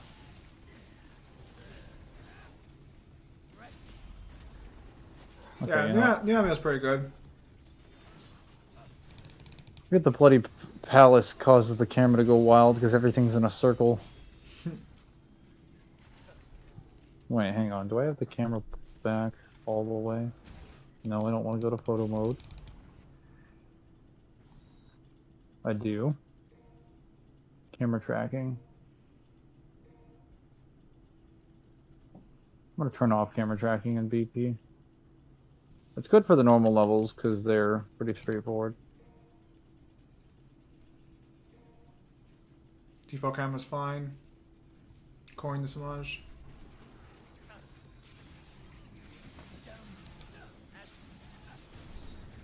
Well, default camera in this game is okay. Like, part of it's a lock-on, but part of it isn't. It technically depends on what level you're in more so than the... Like, the level design actually determines far more what the camera reacts like than like the actual consistent camera controls. Because cameras are just not consistent in usually in most single player games. They're usually dependent entirely on like what area you're in. It's not a DMC. RTC got connect. I'll say DMC one. Oh, I didn't realize he left the call. He just left. That's weird. I usually hear sounds of people who leave. Well, you said it like right as he left, so I don't think your timing was too off. Yeah, Cyberpunk Anime is pretty good though. A little surprised. I went to VSB to see if they had scaling pages for the characters, and they did not.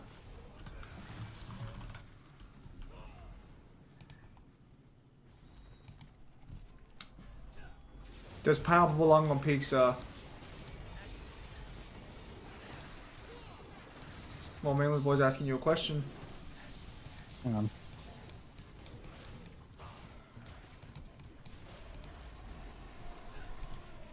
I wouldn't have a problem dealing with behemoths normally, or even with other people, but I don't like fighting 3 of them as Virgil. Who's hotter, Trish or Jean? Also, no, pineapple does not belong on pizza. I would say DMC4 Trish is, but DMC5 Trish just looks fucking gross. DMC5. DMC5's Trish, again, DMC5 Trish's problem is her hair. It's what messes up her textures. Liking Cyberpunk now? Also, Ava exists in the game, so I'd still say DMC5 Trish. Because Ava is just DMC5 Trish, except she's just put it in a cutscene lighting with different clothes. And she doesn't have the hair problem. Okay, now you guys are tripping. Not even, bro. If you unironically think DMC4 Trish looks worse than John, or isn't like better looking than John, I don't know what the fuck to tell you. You must have a thing for people with gray hair. That's fine. Like, I'm just saying, you know. Do you want to talk about it? I'm saying, like, at least for most preferences, I would say, regarding, like, facial features, body, most people would probably choose Trish. Do you want to sanitize your answer even further, or are you done?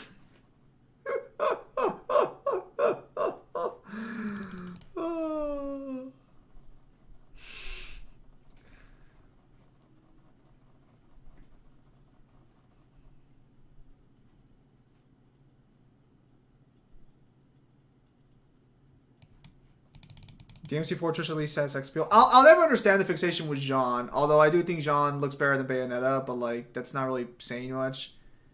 I've never understood the sex appeal behind those two characters in particular. Yeah, I saw the rumor you guys. I saw the rumor you keep posting every fucking day. I saw. Think of it like, you know, the ladies that like a bearded man. Now just imagine there are men who like a bearded lady, or hairy lady. The same thing. It's just fucking weird. I mean, like, I guess, like, you know, to each their own, you know how that story goes. But, a lot of people will fucking... I'll be double say this? Maybe. Like... Maybe he will. Oh, I'm sorry, what was that? What was that? You talking shit? No, I just, I was answering Samaj's question. Or his statement, I suppose. Trish is mid? Well, first off, let's make that mistake here. DMC4 Trish is not mid. DMC5 Trish is below mid. Until you read the manga. Then she gets, like, substantially better. Everyone looks better in the fucking mangas. I wouldn't say everyone. Who do you think doesn't look better in the manga? Urizen, probably. Urizen looks great in the manga, you fucking whore. No, he does not look good in his chair appearance. He looks amazing. He does not look that good. When he gets the fruit, he looks pretty good. But when he's like covered in the vines, he's like, eh. Looks immaculate.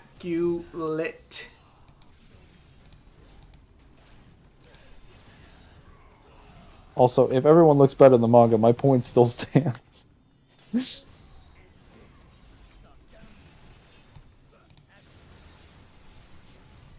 Also, Samaj, I finally found some strategies to S rank Hell in Hell mode, and I actually I didn't really fix the S ranking on DMD for missions 12, 10, and 18, but I figured out why they're calculated the way that they are.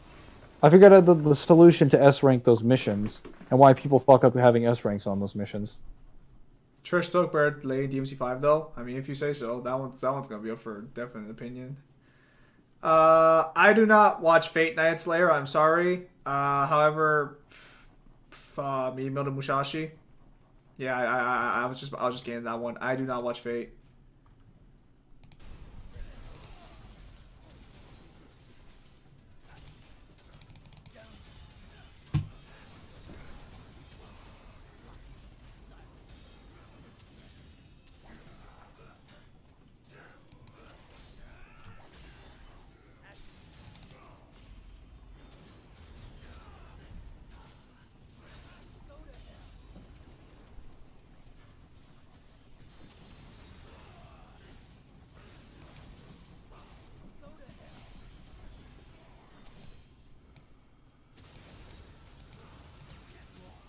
I don't know why he staggered over there when he already moved away. Who better in DMC5, Trish or KDA's voice? I don't know if I can't see words, so that'll be up to personal preference.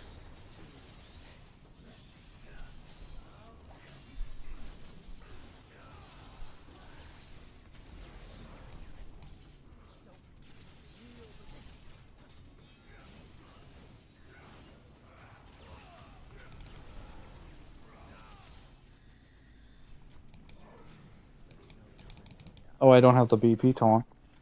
That's right. Because you have BNBP. Yes. Virtual Boys, non-Angelo Colorize. Well, Blink is tricky. Getting S ranks on some missions is tricky. Cavalier. Virtual Bullies, no Andalo colorized. Ha! Hey, don't say that. It's true, but it's rude. Well, I guess it's a bit different because Cavalier has like an actual shield, you know, and Nello's just like, well, I don't need a shield. I've got a sword. Virgil's literally the character that's like, he gets asked a question about his weaponry. He's like, yeah, no, I've got a sword. I'm like, yeah, but we were talking about guns. I'm like, yeah, I've got a sword. But I said guns. Like, yeah, I've got a sword. Is that not enough for you? Like, sir, but we need a shield. Like, yeah, I've got a sword for that. Like, I don't think you understood what I said. No, I understood what you said perfectly fine. And I've got a sword for that. Why are you not understanding what I have possession of? Is there something unclear about what I just stated? But we need a spear for this. A spear for this. I'm pretty sure my sword is long enough.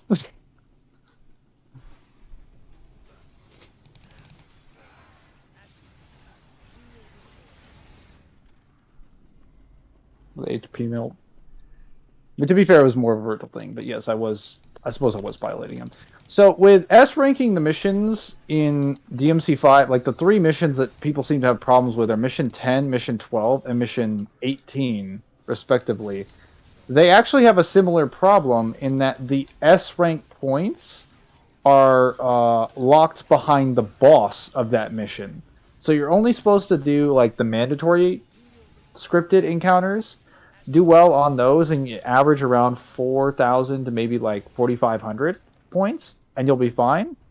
Don't get any continues and don't take a lot of damage. And then like just do okay in the boss fight. And don't get any continues. You get like an S rank or two in there, and then basically you'll be fine because the style points of the boss make up most of what you're getting in the mission and in the multipliers. This is especially true in Urizen's case on mission 10 and mission 8 and mission 12. Because like mission 8, I had this issue where I was getting 4,200 to 4,500 points consistently, or 4,000 to 4,500 range, and I couldn't do an S rank. And then I just played as Nero. I camped in the background and used ragtime, and blew through his shield, and then just tried to like style on him and break the barrier and did as well as I could. I could beat him, and that did work. That also got me like the S rank, but you also don't need to beat him. Like you can just fight for a little bit, break the shield again, and try to do some damage to him, and then you'll be fine. Because what the game will recognize is that you will be getting an S rank on what's it called, Urizen's crystal, and it will count that for your S rank, but it won't count the damage that you receive in that sequence because you're scripted to lose. All it will identify is that whatever multipliers or things that you had prior to that point will stop, like they'll cap essentially. So like if you weren't taking damage up to a certain point, you'll lose like whatever that multiplier was. But like your style rank won't go down. I mean, I guess it will, but like your total style points as an average will not go down, which is different than like a standard encounter. And that's how the boss style points are actually scripted. It's just nothing but like the Urizen boss battles, King Cerberus, Cavalier, and like Virgil are actually like challenging boss battles to S rank. Well, I guess Gilgamesh too, sort of. Mission 18, yeah, 10 and 11. Beast summons hard to kill. Oh, go on. I was gonna say, mission 10 and 12. So there's a really silly fucking thing that you can do. Just use Dr. Faust, and then shoot rockets. So avoid Nightmare at the beginning and keep shooting like rockets or using Balrog's kicks to hit Nightmare. Because the way that it works is that the summons won't really attack you if you pull the camera off of them and you focus on Nightmare. They just mainly won't do anything until Nightmare revives them and puts them on autopilot. But that happens later on, so it doesn't really matter. And then you just run away, you do like the double clean and neutral missile launch lock on, and you try to focus on hitting like Griffin or Shadow or whatever. And what I did was that I got up to around a B rank, I did taunts, I did like Cerberus like electric moves like long barrel. Turbulence is so fucking good. And then after a while, when I got near an S rank, and I made sure I had like, fucking, what's it called? Oh, I think I killed 2 of them. Yeah, I did. Are you okay? You don't sound too happy about that. No, I killed 2 of them.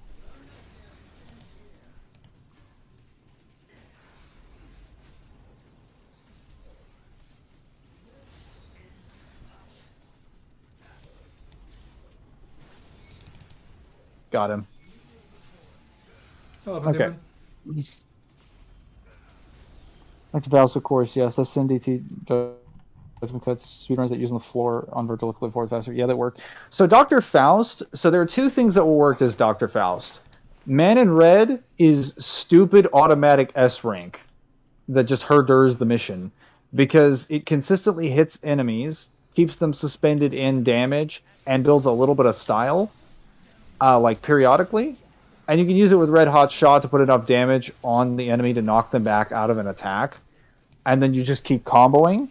And then what happens is that when you get to an S rank, you make sure that you have full DT and you pop Sin Devil Trigger, and you just do enough combos to get to a triple S, and then end the Sin DT on a Sin Inferno or something that staggers. Then immediately drop your entire Devil Trigger gauge into Sin DT. This is assuming you don't want to go up to an S, like a triple S. You only need an S to do this. Drop your entire gauge into it, dodge, shoot like missiles or use guns to keep your style ranking up, and then taunt. Oh. And then just activate Sin Devil Trigger and go into quadruple S. Okay, so I can actually explain that real quickly. Yes, Virgil can do multiple Sin Judgment cuts at one time, but only in DT, at least in DMC5. I don't think he can do multiple in the other ones. No, he can't. Basically, the way Sin DT works for Virgil's judgment cuts in this game is that it automatically targets 3 random enemies and just focuses on those enemies. Or at least, I think the way that it works is that it targets... Yeah, so it targets whatever enemy you're locked onto and whatever enemies that, according to the game, are the closest to those to that enemy. But it can hit more than those 2 if there are enemies near those judgment cuts. Doppelganger can Judgment Cut too? Can he? It can. So you can add. I'm trying to remember how many. I think it could be either like. Let me try.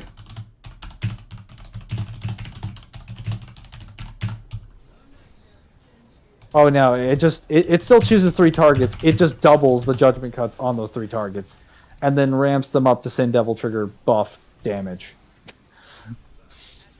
You So sound mega damage. You sound so happy about that. It is a lot of damage. One might even say emotional damage. Wow, you're not Asian. You can't say that. Emotional damage.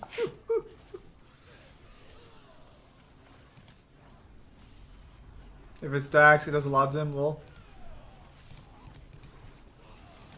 Maj, I literally quadruple S. So I got caught in the corner with Nightmare after getting hit a couple times and having my style gauge broken. And I didn't sin DT. I DT'd on an S rank, then did a taunt, and then did a couple electric revolver moves and some ignites, and I got to send Devil Trigger. And then I just quadruple S'd like 9 times consecutively after I got caught in the corner and kept doing Sin Inferno and regular raves. And I swear I could not be touched. I was just watching Nightmare's health just slowly drain down. I could not be touched. I was literally I just had infinite Sin Devil Trigger. Super costume without the super costume.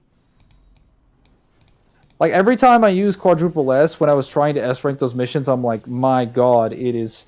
I'm really starting to understand why Capcom put the triple S ranking on this thing, because he is literally fucking unstoppable. DMC won Dante with Sin DT versus Moondis. Sin DT would still win since Sin DT requires him to as well the power of Sparta.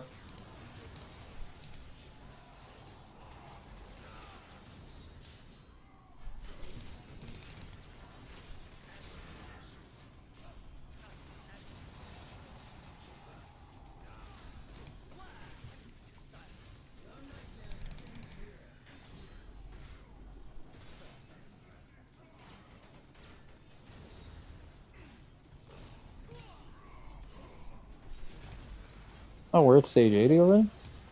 Stacks. I think that's good. Fighting 3 bosses isn't fair. That's why you turn everyone into Virgil and then just play Virgil. It's the only fair fight you'll ever get.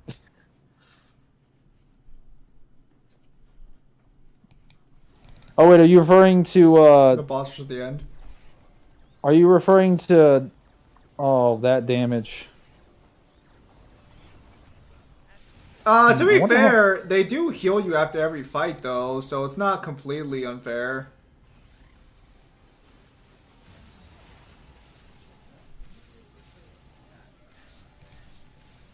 I don't know how you think your soul's getting any mercy after that many judgment Oh cuts. my goodness, holy shit. I literally looked away for a second.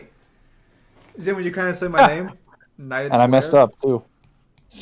You want me to say your name? You gotta pay. You gotta pay $1 for me to say your name, Knighted I Slayer. should contact the DMC team on whatever they were smoking while making playable Virgil.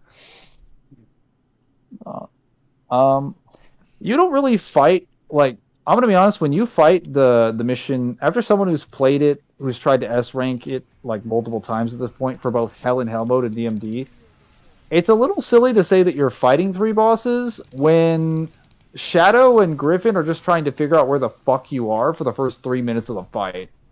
Like, they're navigating, they're not fighting you. Let's be clear about that. They start fighting you like halfway through the battle. I have played BioShock once. I'm not the biggest fan of it. I know Mangler's more of a fan of it than I am. I am a BioShock person, yes. What questions do you have, child? Watch the video, very cool. I will ones. enlighten you. Are you talking about the Jews video? That just video just aged like fine wine, because then we got the statement saying that Jews' skills to Toki's skill as well, not just Rao's.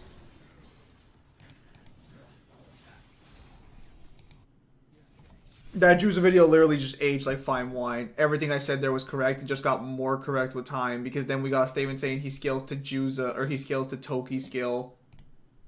Yeah. Dark Souls Conquered? No, Devil, I didn't feel like going into the Undead Crypt today. I don't know, I just wasn't...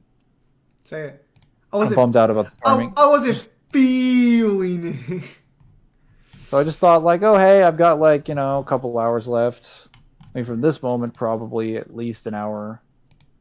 I'm thinking of going to bed a little early, so I'll probably stop at 1, but that's like another hour and 20, and I'm almost done with Virgil's.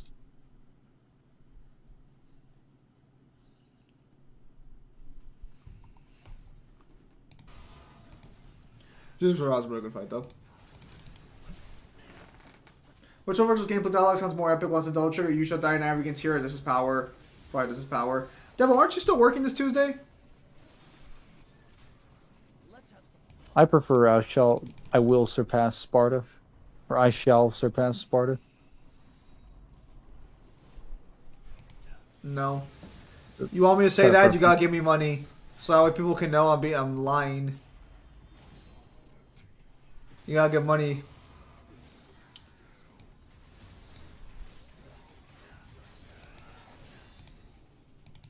Whoops.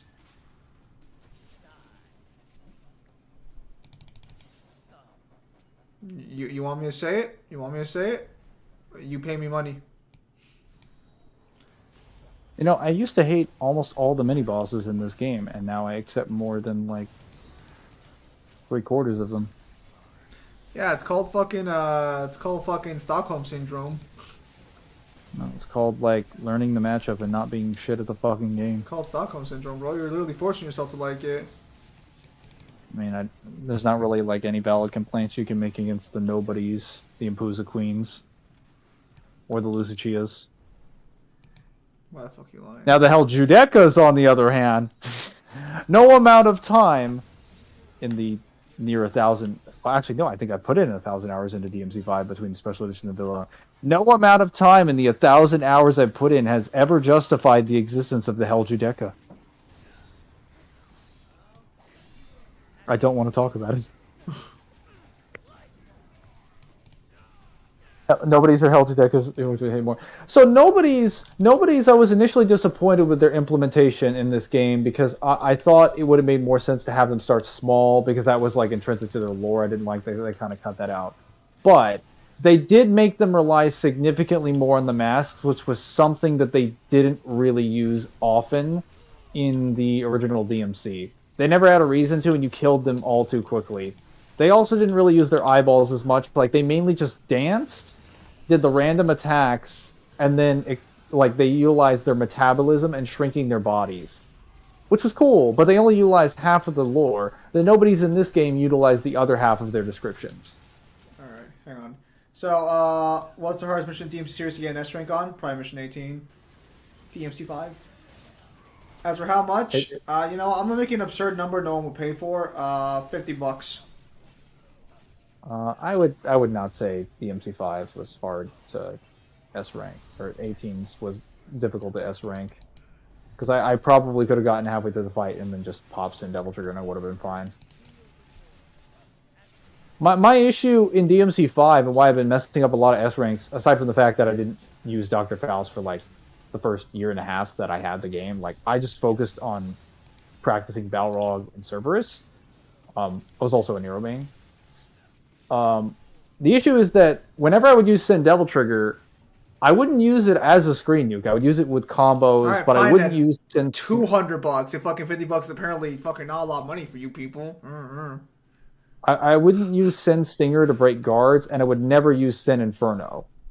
And I would always end it with a Judgment, because I considered Judgment to be resource management, so it's like, why would I waste a Judgment, you know?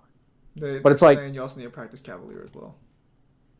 Well, I'm not interested in Cavalier at the moment, but I do plan on picking it up now that I have like S ranked that stuff. Because I haven't had my fun with Dr. Faust, but I feel well-rounded enough to use Dr. Faust consistently. Dr. Faust is so fucking stupid, but God, that weapon is so fun.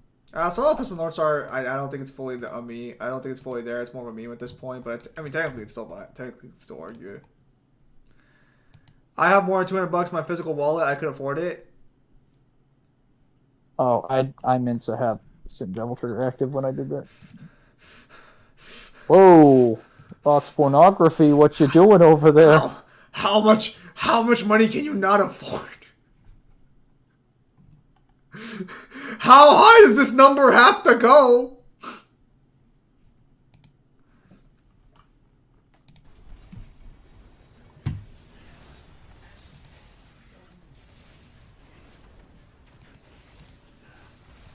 I went too soon. That was unfortunate.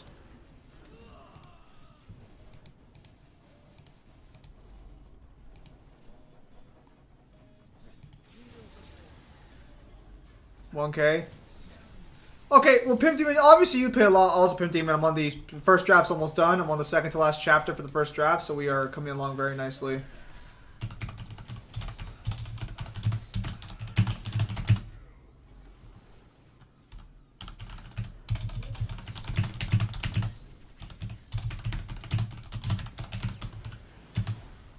I also found some really silly and I would say pretty egregious taunt locations for Dante in the main game.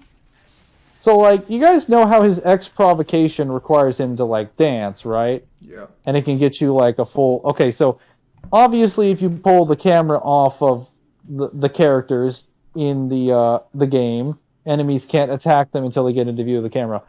What if I told you there were a couple areas in Mission 11 and 12 where, like, near the beginning of the mission, specifically in the first area of the mission, you can pull Dante into a corner, pull the camera off of them, do a taunt, and then do his X provocation and get him a full DT bar at the beginning of the game, Nice. beginning of the mission. And you can... What's really fucking stupid is that you can taunt it, do enough damage to get to an S rank, pull yourself into the taunt and start the X provocation, and the X provocation locks your style rank at the taunt that you start at. So if you start at an X rank, when the music starts playing, he will stay at an S rank and go up. So you'll be at a triple S, and if you have enough DT, you can do quadruple S off of the fucking taunt. Nice. It's so silly. Okay, okay, dude, you are a dude. Like, okay, fuck. I'm just gonna keep rising the number. 700. 700 gets that statement. How hot is King Cerberus' flames? Hotter than burials, which is hotter than anything in the fire hell, which is like a specific place in the demon world that would be hotter than anything in the underworld that already has hellfire that doesn't operate by the laws of temperature, physics, or anything within reality, and is superior to anything in the human universe. Okay, I forget to show up So the streams. So basically, like, at least 4 to 5 layers of hellfire. Then were you pimping yourself out? Fuck yeah, I need money for fucking gas. I ain't waiting for gas, then I need money to pay fucking Newhin. Newhin, if you're watching, I have the money to pay you, but, like, you know, like, obviously if I get some extra cash, you know, like, don't take it that way, Newhin. Like, your money is secure, don't worry. So there's a manageable. What the fuck is wrong with you?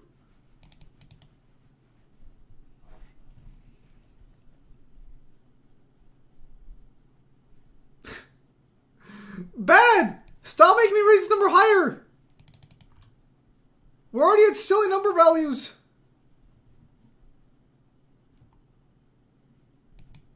Actually, no, wait. We can play this.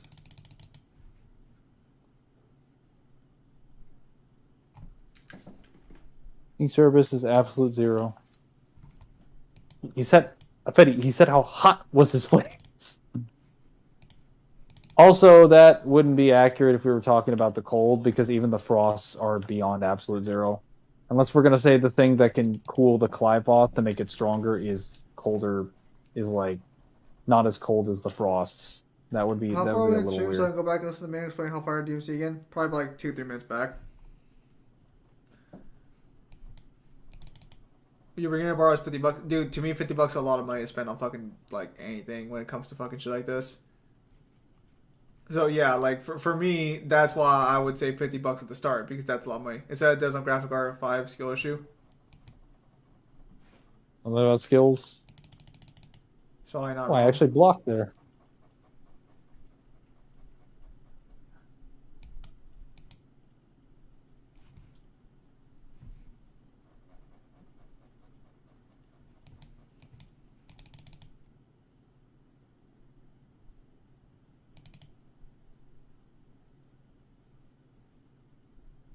No, I mean 2 minutes back. Monster been throwing another amount. 1,500.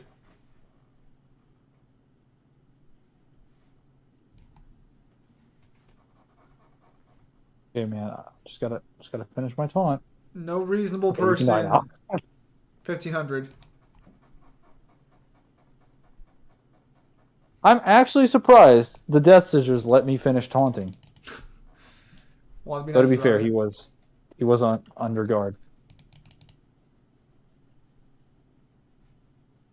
Oh, I canceled that out before I should have.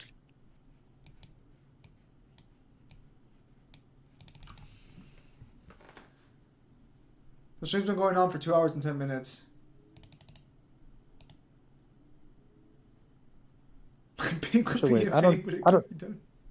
I don't need to be anywhere. I can probably stay up like another 30, 40 minutes.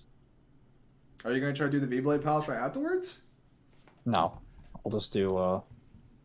Hey, Devil, are you still there? Because if you are, it's time for some DMC4 co-op DMD. Give me your strats and your I really brains. don't understand what you expect him to give you for fucking the mirror. He sucks ass at the mirror. He's worse than most people at the Dude, mirror. he should still be there regardless. It's literally around where we get to communicate together. Well, how about you show up when he can actually fucking communicate? I mean, you can talk and chat. Also, it's not against the rules at this point for Zim to mention anything either, or for the stream to get involved. It's just mainly like Devil should be communicating. I ain't mentioning shit.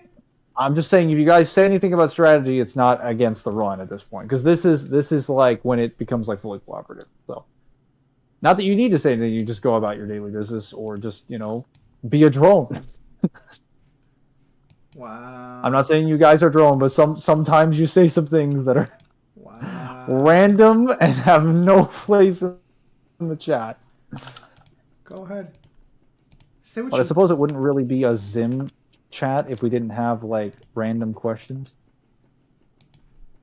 Look, all I'm saying, I need gas money, so I'm gonna fucking go for the highest amount possible on that DMC2 shit within reason. Although apparently within reason in my head is not within what's the reason for your head.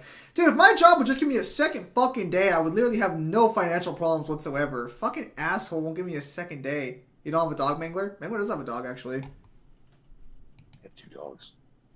But to say, wait, V Bloody Palace? I actually wouldn't mind doing V Bloody Palace. It's just I do mind doing 2 Bloody Palaces back to back.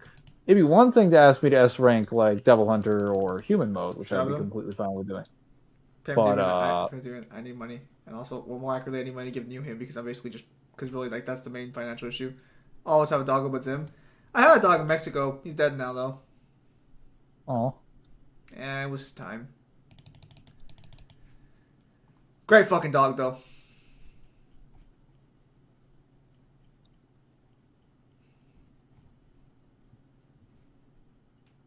He's sad now.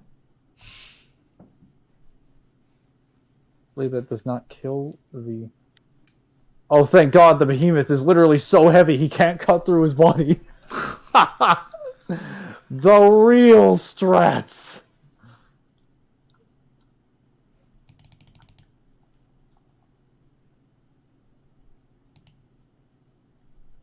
Listen, we all love V as a character, but damn, how you force yourself to play V as a testament to Asaluti? Yeah, you don't force yourself to play V. You just play V. Zim, if Zim's gonna bank out, I'll be bugged for spare money almost daily. No. I don't bug people for money.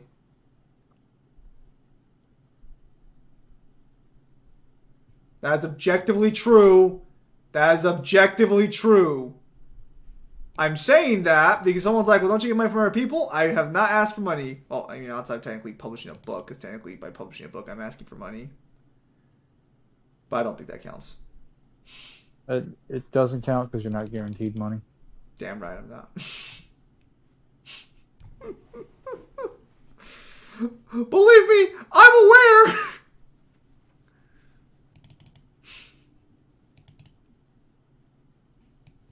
That's only not gonna lie.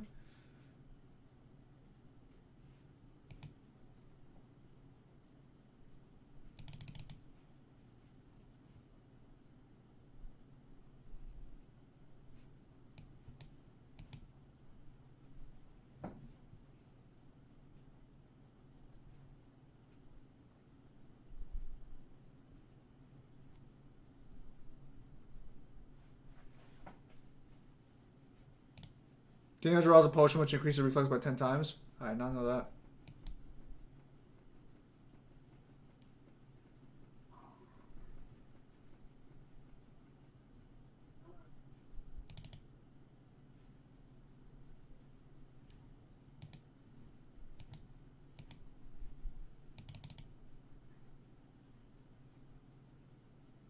Okay. Good to be. You enjoy playing this. I don't know why V is hated so much. Honestly, I just ask people to play like Mission 5 to play V. Like that is literally the best mission to play and practice V's combos. It's the best nightmare summons, best control for Shadow to Griffin stuff. There are so many tight walls to control for like all the ping ponging your summons are doing.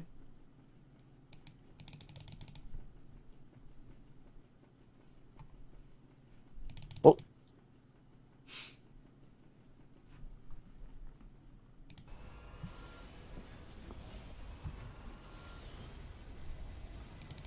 Oh, look at that, Mangler. Mangler's making it to the end of the road. What did I get hit by?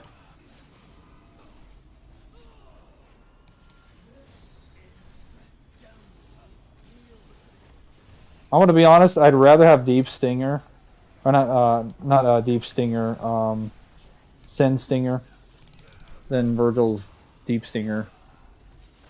Like Virgil's Deep Stinger does not have anywhere near the DPS on shield damage that Dante's does, which is quite surprising. You weren't expecting that? No, not at all. I was expecting Virgil's to be higher.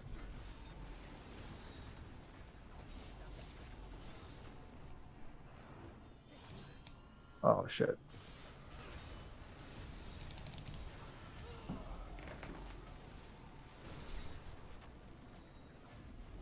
I don't think Mangler's motivated enough to be played past fully. I mean, he's already about to finish. He's already fighting standing years in.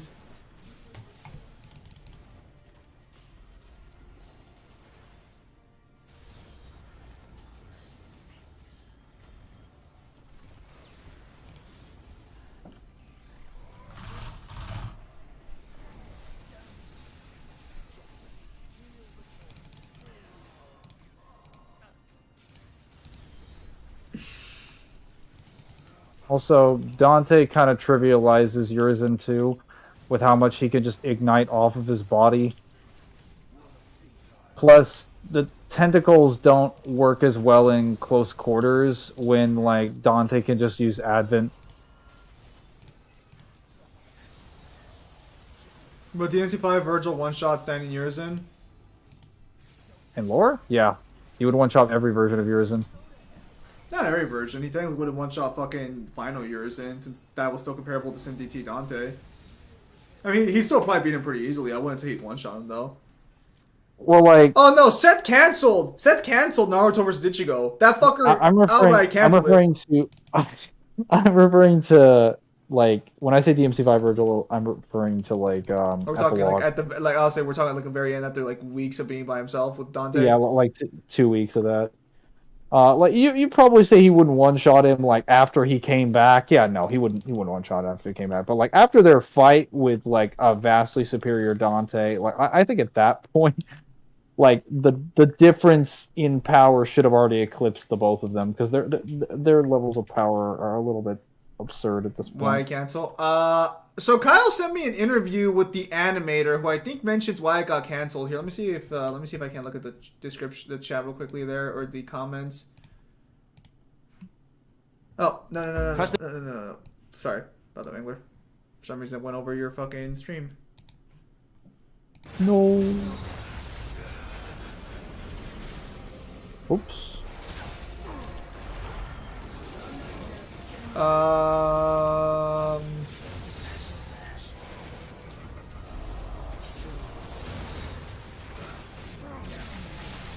And Urizen just wants to copy Virgil's abilities, but then Virgil's like, no.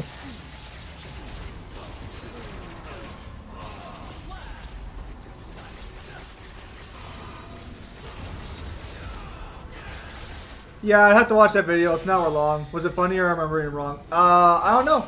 Seth just one day decided to just say like, I am no longer interested in the project. I'm no longer interested in the project. What he specifically said is send me everything you guys have in the Discord server, and I will just like, I'll pay you guys for your work. Now Seth was cool about it. I will actually give Seth props on how he handled it. Because Seth, like, outright is like, hey, let me know if you guys need some extra money because you guys are planning to work on this longer. I'll be happy to give you guys money for another month or two. Because, like, it just came out of nowhere. So I will give Seth credit where credit's due. That was a nice move on his part to actually, like, still cop them, like, the money that he was not going to pay them anymore. I will appreciate Seth for doing that one. Mini boost is insane, so it should work. You gotta take into account that Virtual's been gaining boosts in power from the MC, then taking from both Dante and Nero. No. Zim wasn't saying like, what's it called? Like 2 week Dante and Virgil after the events of 5 was. He was saying like Virgil right after he came back wouldn't one shot Eurozin, and I'm inclined to agree about that. Like he would probably give him a run for his money, but he definitely wouldn't one shot him. Seth the beggar. I'm so disappointed. He hyped it up for years and just quit. People donating for that too. Kind of sucks. Has Seth not released an official statement? He says he's been talking about it for like a month now. No, Seth has been talking. In fact, technically, if what I recall about the timeline is true, Seth was still hyping it up when he had already canceled the project. Which again, like, I mean, teach their own. I wonder how much money he had to refund for that. He doesn't have to refund any of it actually, because failing a project does not require you to return it. Well, I wouldn't really be calling this like. Well, I mean, I guess it's a failure, but I call it like a cancellation more so than anything. Yeah, I mean, like we'd have to see what his reasons were. Because for all we know, his reasons could legitimately be something as simple as like I'm not saying his reason. I'm not saying his reason bad. I'm not saying it was a good or bad decision. I'm just saying like wouldn't canceling like for a Patreon project, like I don't know what their policy is. What was he actually getting the money from? Because you don't have to return YouTube donations. I think he was getting most of it from Patreon. But I could be wrong. Technically, that wouldn't qualify as something he'd have to return because he did show proof that he was working on the project. The project just didn't come to fruition. As far as I know, by all accounts, he's technically fair game there to not have to refund anybody.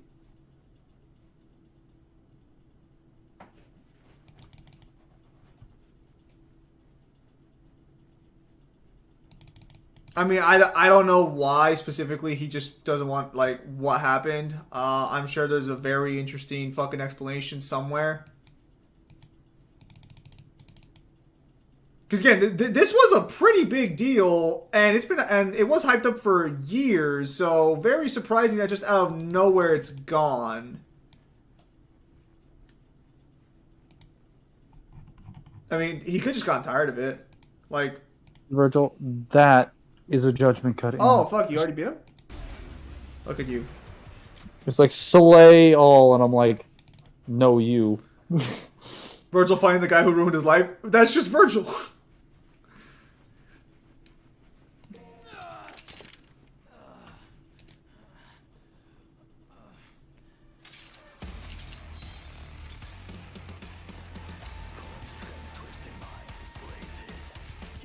I don't like his BP taunt. It is easily the weakest out of all the BP taunts. Isn't this the one that actually summons the fucking ghost to dance around, or is that the EX taunt? No, that's the EX taunt. This is the one that parries. I mean, gameplay-wise, it is more valuable than Nero's Hood taunt, but it still has nothing on V's Kane taunt, which actually helps him like play against enemies inside of Sparta and DMD. And it has nothing on Dante's Bloody Palace taunt. Dante's Bloody Palace taunt like breaks the game.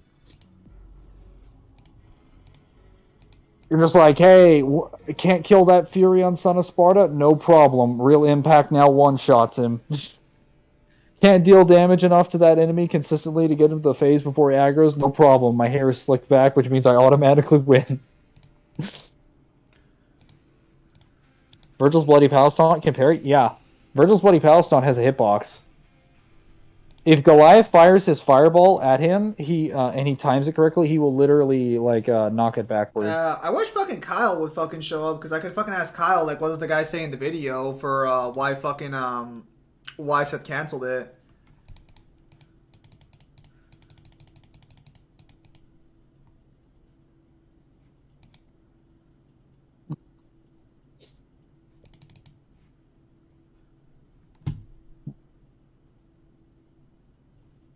Dancing Doppelganger taunt does damage? No. So his X provocation taunt does a is a wait, let me get out of there. Oh no, I don't want to go there. What are the void?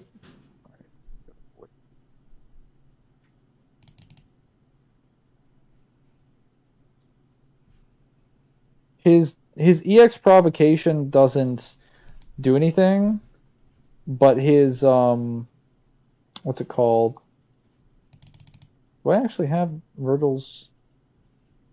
I do.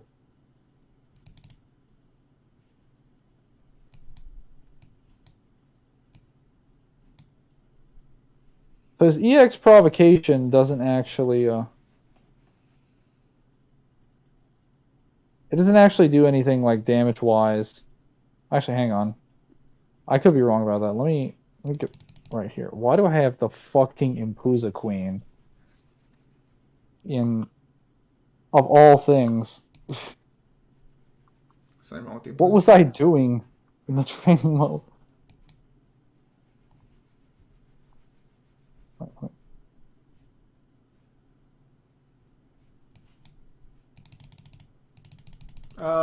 He talked about Deppel so much and says Naruto versus Ichigo will blow theirs out of the water. Not only can they research and animate, the faster they actually follow through with theirs.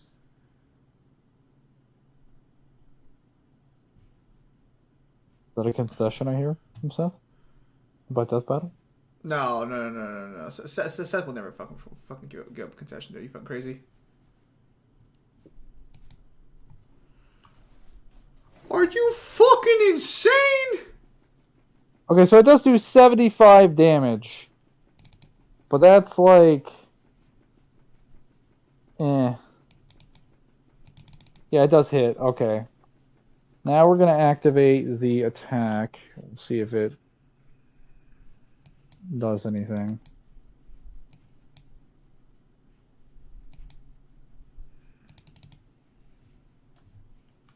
Virgil, you failed.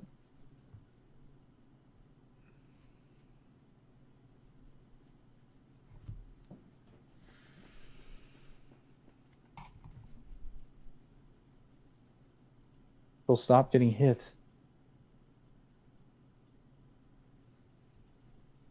Almost he's not gonna have There's Night Sparta. Or Night Slayer, not Night Sparta. What the fuck? Trying to think if he can...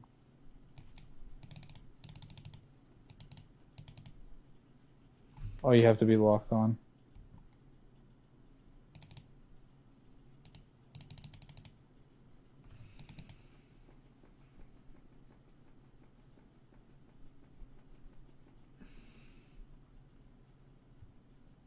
Kind of.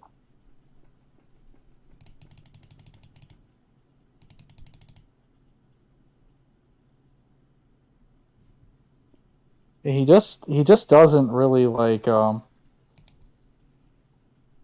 is that giant blue and red orbs in the skybox is the void?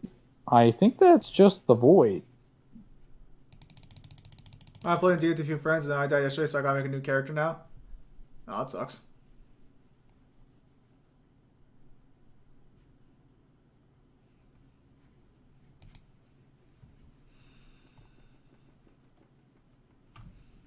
Are you fucking kidding me, man? We were right fucking there, dude. Fuck! He's not doing it. Come on. Come on. Yeah, come on, hurry up. Fuck, man! So fucking close!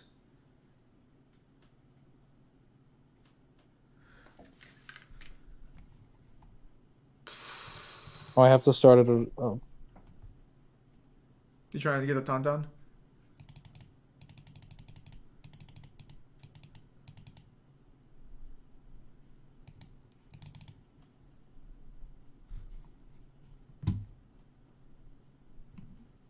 Now I just need to do with a projectile, but that's a bit tricky. Reading Tuesday. See what happens. Well, as one of the other players' fault, he tried to use the brake. Car spinning towards us. That's the void. What's the plane you're standing in right now? Well, I mean, it's like the entrance to the void. But I don't really know. I'm just spitballing. I have no fucking clue what that's supposed to be. It's like, whatever that is beyond my understanding.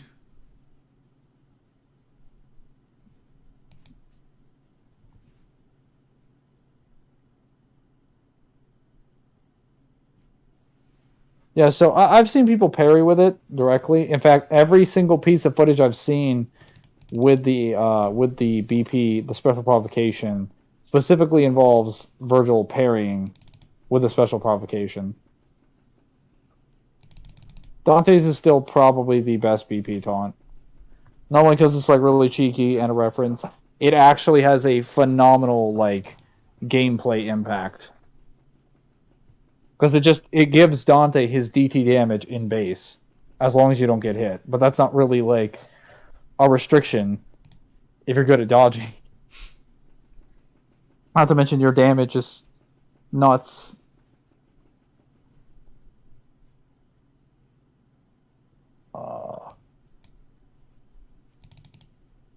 Devil, are you ready for some DMC4 co-op?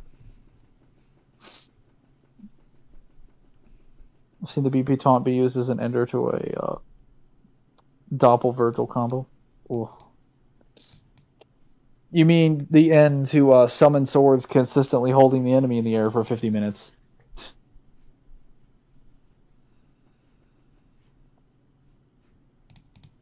What you lack is this. Proceeds to stance. Proceeds to perform dance macabre.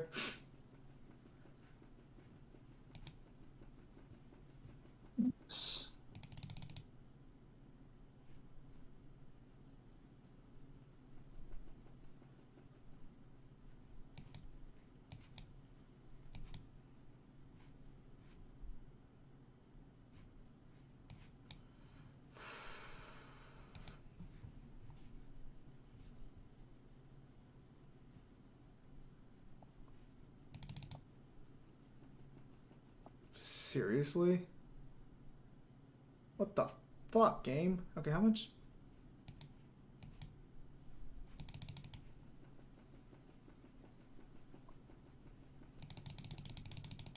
Becomes Red Virgil.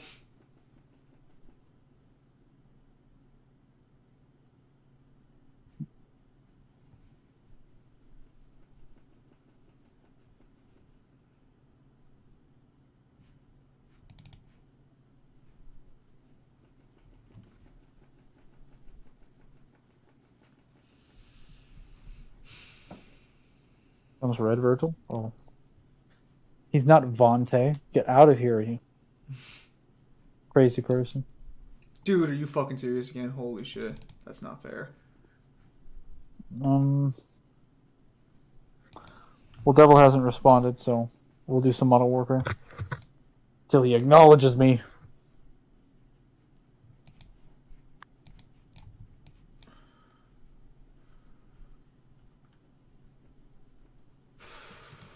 Fucking We'll say that. ridiculous. We'll go ahead. No, you're fine. I'm fucking over here playing the fucking Legend of Runeterra card game, and there's this one mini boss who's so fucking absurd that it's not even funny, and I just don't understand like what the fuck they were thinking when they made this fucking guy. I think I got inside the school. They said he's a breakwell card. Wait. How do you play D&D with cards? Isn't D&D like fucking mystical fucking magic and shit? Well, there we go.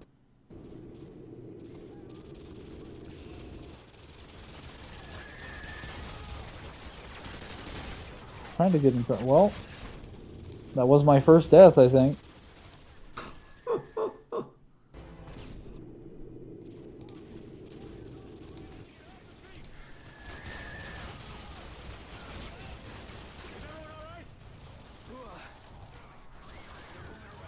It's like they keep making the M9 like more accurate. but then nobody cares. Wow.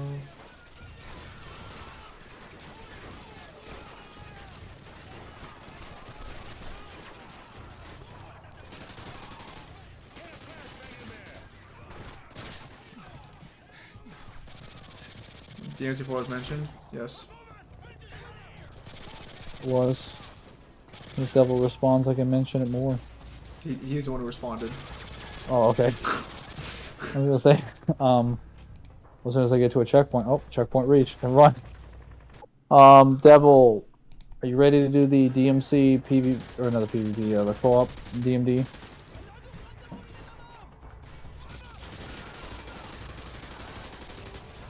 4 sounds good. Yes, for 4. Well, if they start Modern Warfare 2 campaign on Veteran, it's Raining Grenade Simulator as well. Hey, the bad y'all. It's always a pleasure. Are you just saying that because World at War was a grenade throwing simulator? Which, to be fair, it is to an extent, but I don't know if it's as much.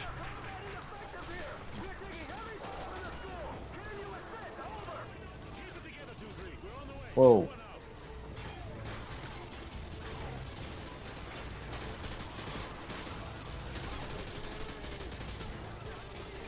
Ready, kinda. My Dante needs work.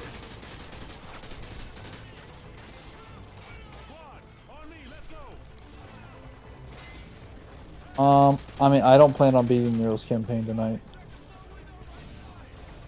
I'm not a speedrunner. Why the fuck? They crossed the street without taking all the enemies out! Yeah.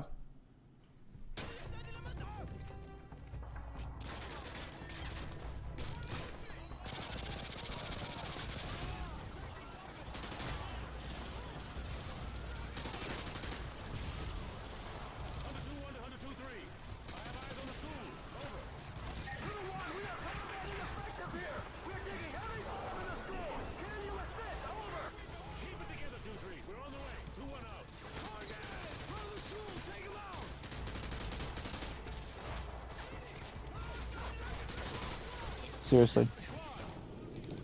Let this night, y'all. Night, DB, man.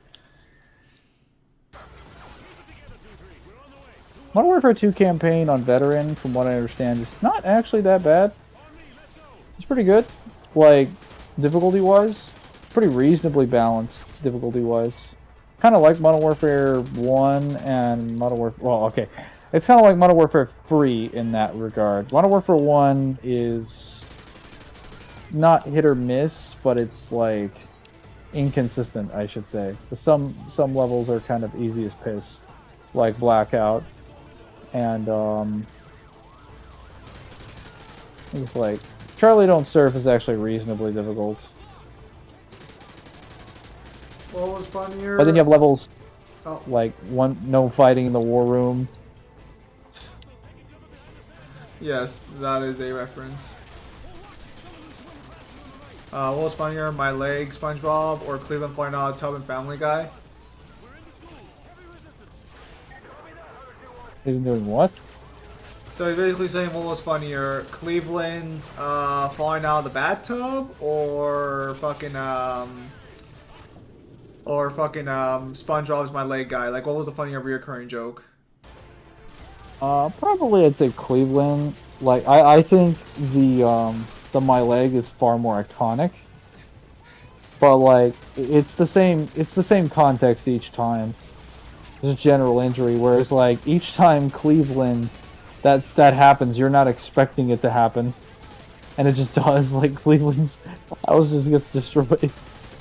Plus it's a completely different circumstance each time.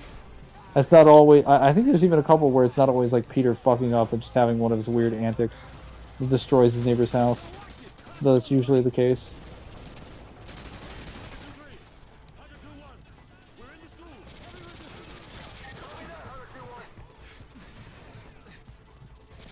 Yes, and unfortunately Cleveland's just never ready for it. There's even one where he's like, I think when he's on the Cleveland show, and then the bathtub just falls out and you're just like, oh yeah, Cleveland moved. Yes, now I remember. I was gonna say because I did not remember the Cleveland show itself having it, but I remember that there was a reference to the fact that Cleveland Oh, wasn't around anymore. that was the Roadhouse one, where I think he threw Brian, like he kicked Brian in the face, threw him out the window.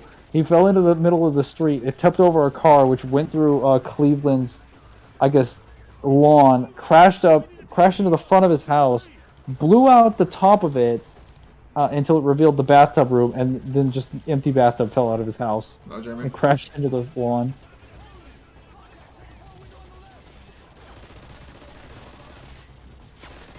I don't know what you're throwing your grenade at, sir, but like, those enemies are dead, and now they're like twice as dead.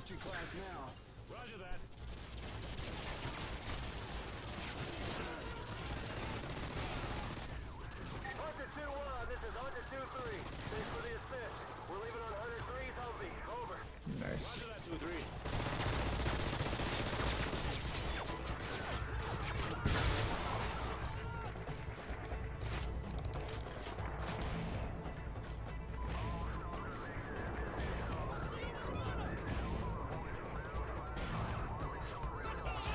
Remember SpongeBob and Mr. Krabs? So SpongeBob and Patrick and Mr. Krabs were treasure hunting. Remember in the beginning when they tried to get him to eat Mr. Krabs literally.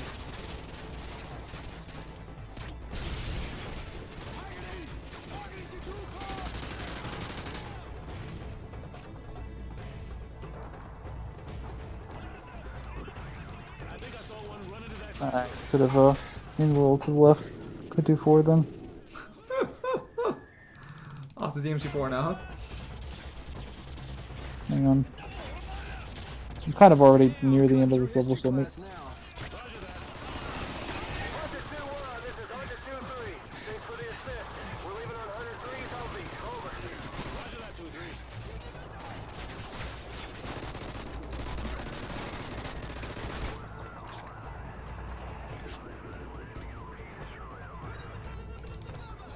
Oh, they're coming in from the left.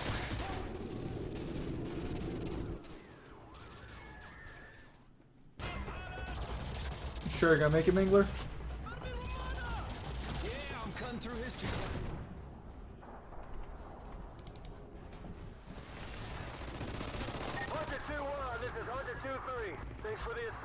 I think the My Leg's funnier, personally. Because, yeah, it's kind of funny how every time Cleveland, like, doesn't do anything to get it wrong, there goes My Leg when it gets thrown. How would you say My Leg just from being thrown in the air? No, I think the My Leg's pretty funny. There's actually an entire episode. It's considered one of the better episodes of modern SpongeBob. There's an entire episode solely dedicated to the My Leg joke.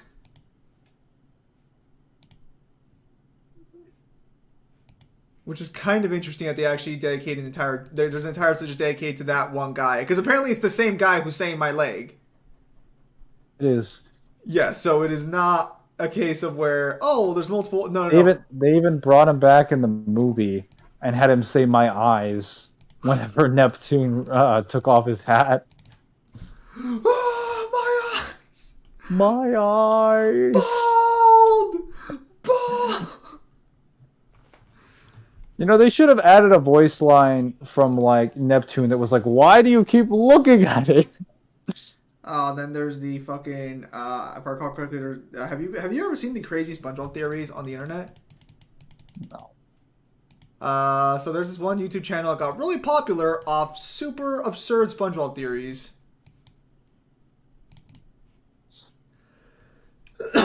And one of them was around King Neptune, although there was actually one that I kind of found interesting, which was the Flying Dutchman, because I actually forgot the Flying Dutchman can control time. You get a lot of things. Oh, no. SpongeBob's not meant for proper continuity. It's a fucking cartoon. Wow.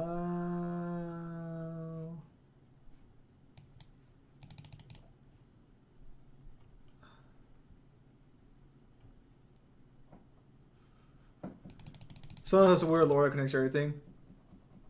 Yeah, the My Eyes guy is My Leg guy. Yep.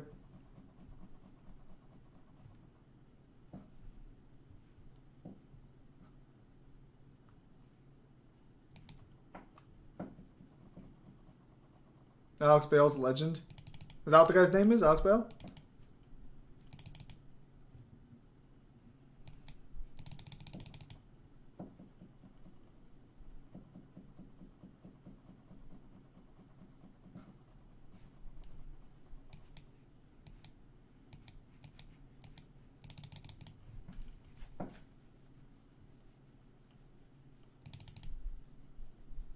Well, it says clear, and there's literally a guy standing behind the first like desk that's knocked over It's and clear. using it as cover. It's clear in our hearts.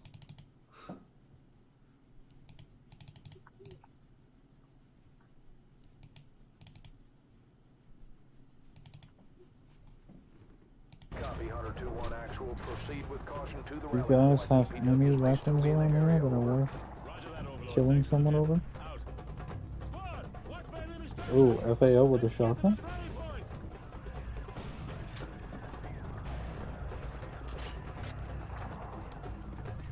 Also another weapon butchered in Black Ops 1. The FAL. Why was it fucking garbage? No one knows. What kind of superpowers does it make someone watch TV? Technically, it's information manipulation. Fuck! Are you fucking kidding me? Dude, fuck off already! Shit! Okay, whatever. Come on, hurry the fuck up.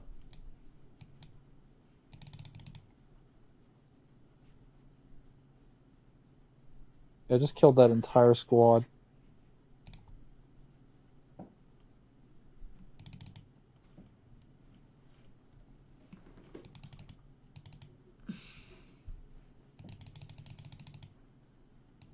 No, it would actually just fall under fucking it would absolutely just fall under fucking information manipulation. Wait, how does he do the feat? What is he doing? He grabs a remote because he's too cheap to let people remember what they watched, and he just, well, takes away the fucking visuals from his memory. Does he just press a button? Yeah. He literally grabs a remote. He's like shows over, and then he literally clicks it after he turns it off, and the memories in the guy's head go back into the TV from what he saw. That'd probably be mind manipulation too. I mean, like unless you want to argue that just the remote did it, but this would be like a case. I mean, you have to prove someone could do the same thing with a remote in the cartoon.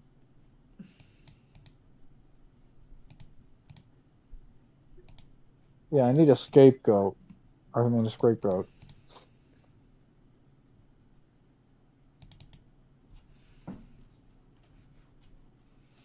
He's like, oh, you cleared a school and some areas. I think you're ready for the CIA. It's like, what? Oh, is this that poor son of a bitch about to enter no Russian? No, he's just been reassigned. Yeah, I don't think he's... Yeah, the first mission with him is no Russian. So how do I look? Like one of the bad guys. Perfect for your undercover assignment. So Makarov is the prize. Makarov's no prize. He's a whore. A mad dog killer for the highest bidder. Just remember your new identity. It'll keep you alive. Welcome to the 141. Best hand-picked group of warriors on the planet. It's an honor, sir. When do I meet the Yep. rest of the team? It's not this one, because they have to get the ACS module first. Behind enemy lines. Their feet wet? Imagine they're just about freezing right now. I do like this one. Well, no. This isn't. You're not playing as the guy. You're playing as Soap right now. Or, No. The next mission with Alan definitely is no Russian.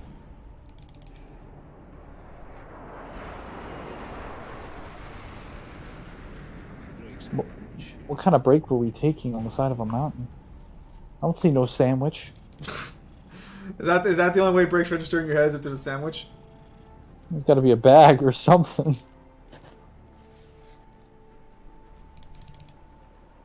What is our like freaking like meal? Like, are we chewing gum? You're asking too many questions. Pretty reasonable questions, I think. You're asking too many questions. I need you to stop that shit. Alright, the ice is good. Oh yeah, well, I might be too tired to do GMC4.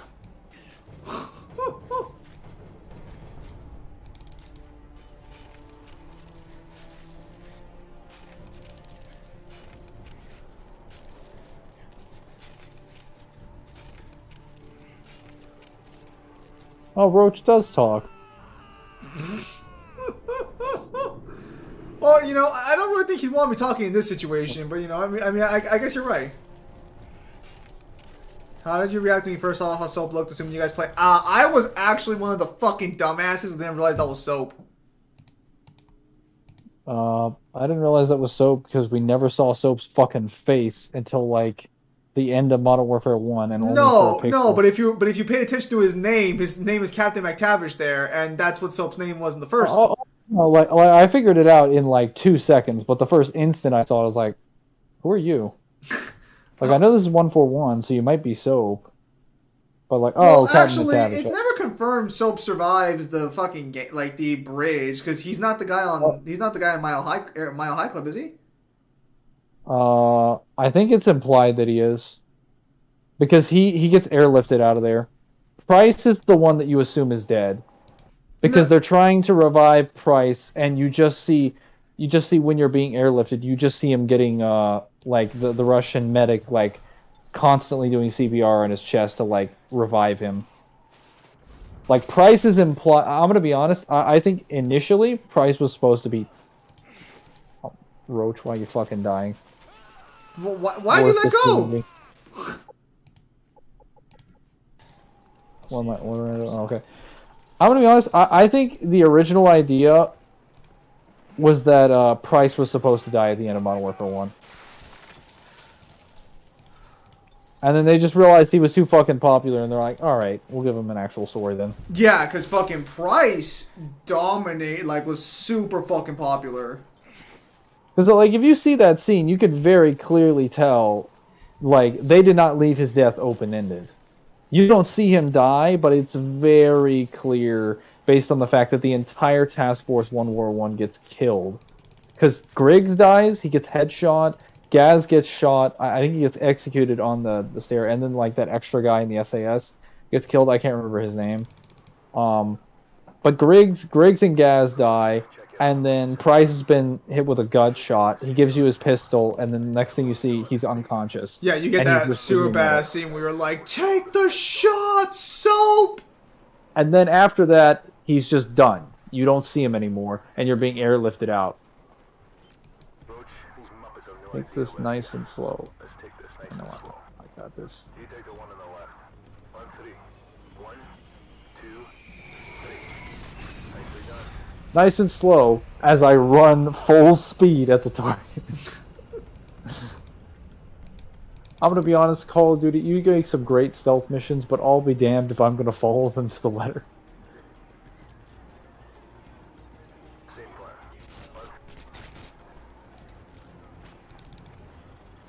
Zim knows what I'm talking about. I do. Did you guys see Nope? I did not watch Nope.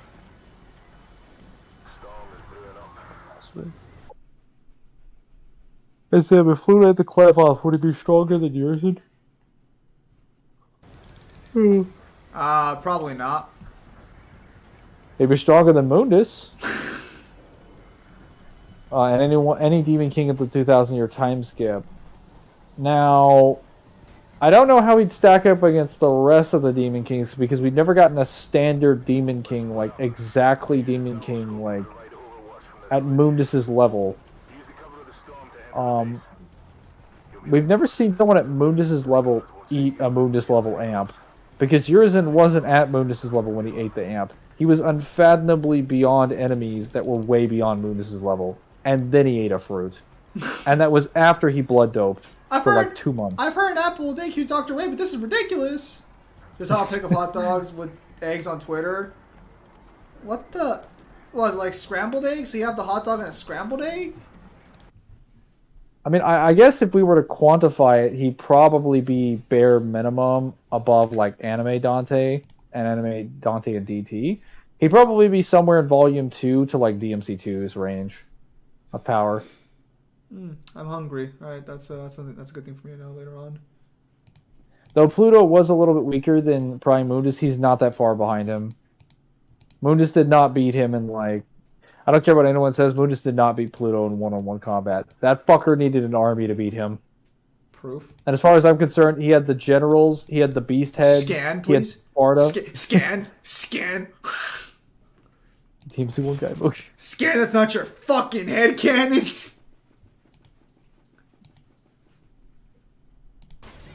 Oh no, they're coming. Nope, I was never here. Back in time.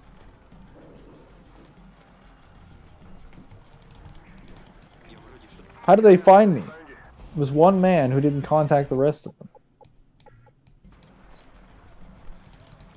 Okay, they might have heard that one. Was a war of 1v1. We actually don't know how that battle went down. Well, so we know, based on statements from Burial and statements from the MC1's guidebook, that Sparta is the reason that Mundus even became, not only is he Mundus' left and right hand man, he's the reason Mundus became the Demon Emperor in the first place. He's the reason he took the throne. So that means that A, Sparta got him to the Qliphoth, and B, Sparta helped him fight Pluto. Because it is also confirmed, according to the information in DMC1, that Mundus is the one that will come and stand in Pluto's way, and Mundus killed the former god of evil, in this case being Pluto, after he sent his army to kill him. So we know he sent his army, we know he killed Pluto, or at least took him out, and that Sparta helped him get to the demon throne. Pluto is currently the demon king at the time when Mundus tries to take his throne, which means Mundus would have had to have sent Sparta and his generals and every single person he had at his disposal to take out Pluto, including himself. But it also is stated that Mundus was responsible, so Mundus probably was the one who did the final battle with them. But given Pluto's scaling and where he exists on the scaling chain, he probably would have wiped out most of the generals to begin with. Will Pluto be considered neutral?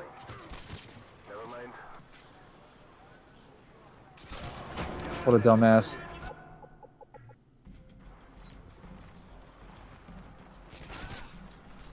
Oh, I need some food. Would Pluto be considered neutral? Like, in reference to what? Neutral in reference to the demon world?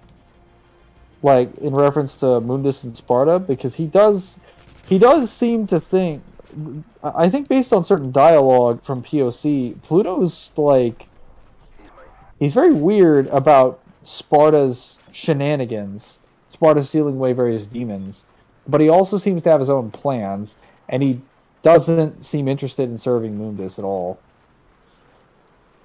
Or doing anything with that, like... Alright, I've tapped into their comms. Head southeast and plan your C4 at the fueling station. We may need to go to plan B if things go south.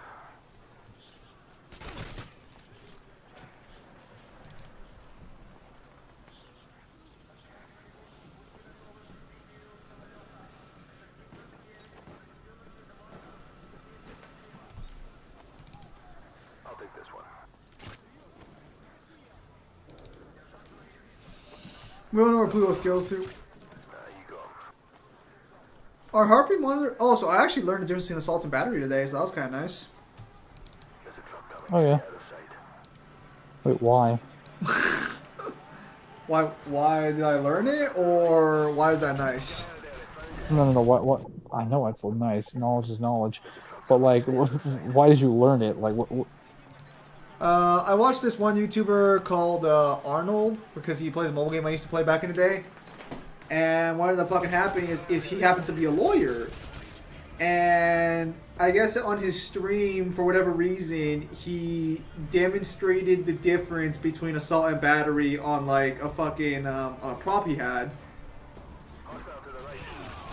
Because most people would assume that assault and battery are synonymous with each other. They're not. Yes. Well, I mean, they're similar, but they're not. Well, so basically, and this is why I found this a little silly personally, but you can disagree. So basically, assault is the idea of attacking somebody and they're aware they're being attacked. Battery is just attacking them outright. Pretty sure battery is intended to be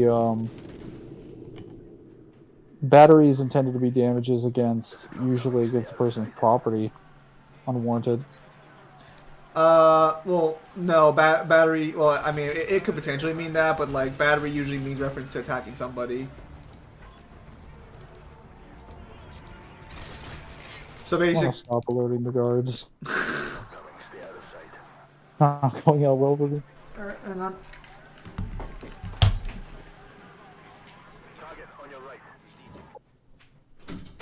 Like, compared to the Demon King, Pluto is the only Demon King who doesn't seem to care about the human world all that much. I'm sorry, can you repeat that again, please? You mentioned DMC4. No one mentioned. Samaj, you were literally like Android 16, except you need like you just need DMC4. You're Android 16 if Android 16 was programmed just to play DMC4 and do nothing else. Did someone mention DMC4? We didn't mention anything, Samaj, but I heard you mention DMC4. I know what I heard.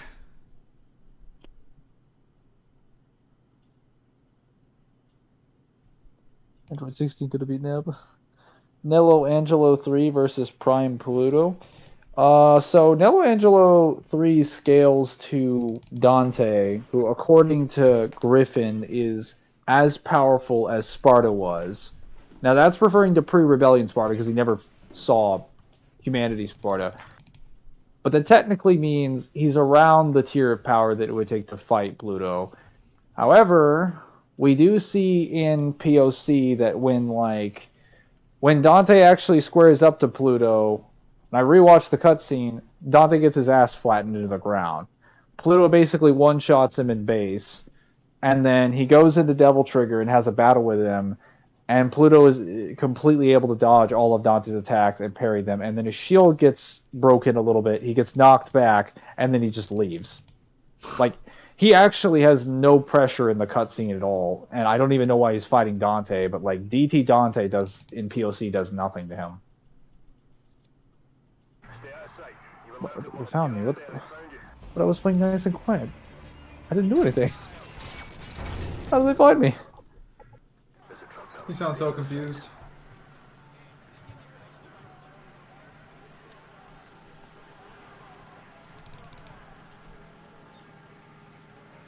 Approach the fueling station's Battery saver's on. Oh wait. Do I not have my freaking one? Oh.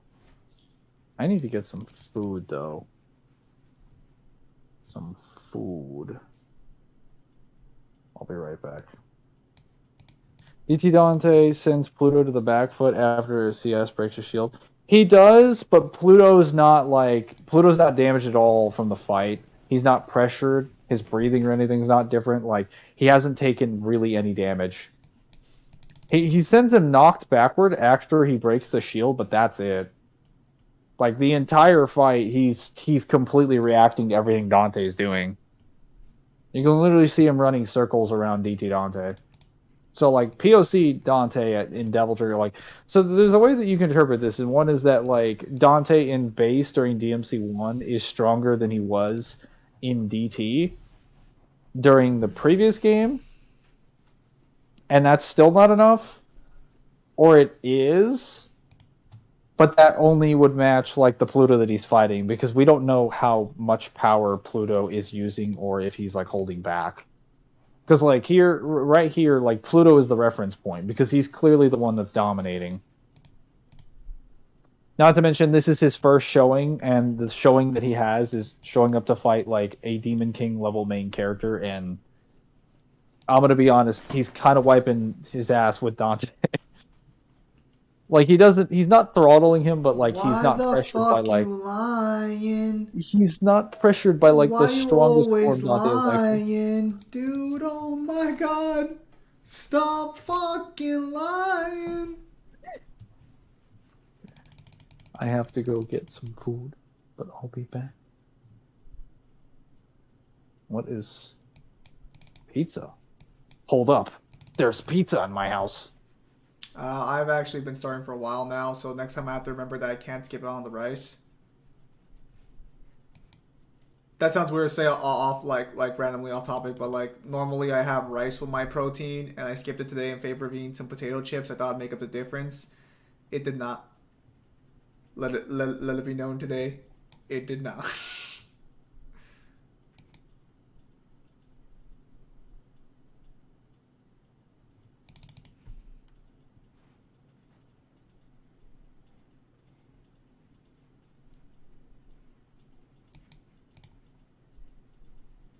Try sriracha shrimp with rice in. I'll keep it in mind.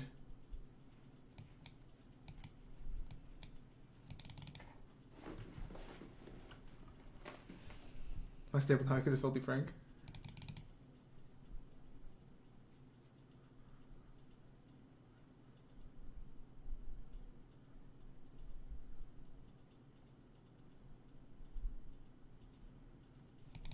What does the MC2 Dante do with absorbing the rebellion? Fuck.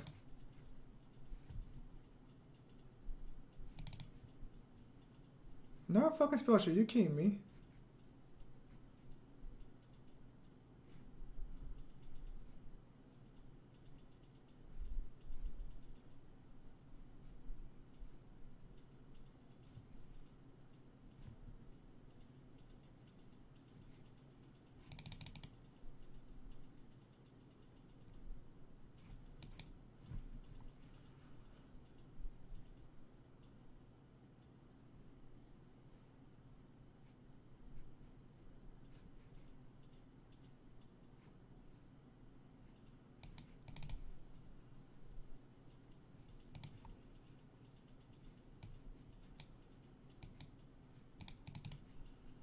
I return Welcome back. with the pizza.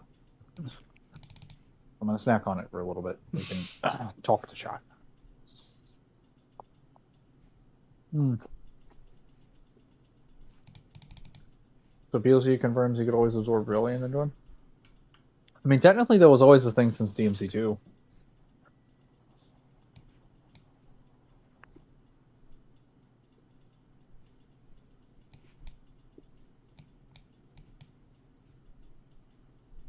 Neither is Dante after the fight. He only enters base after Pluto leaves after the Virgil line. Devil, he enters DT because Pluto flattens him on the ground.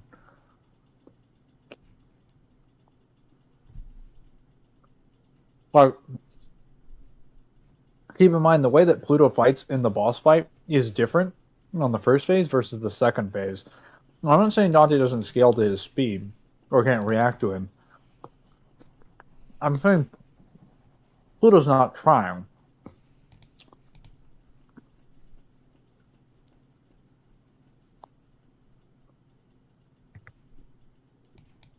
Like, Pluto's clearly not doing his best.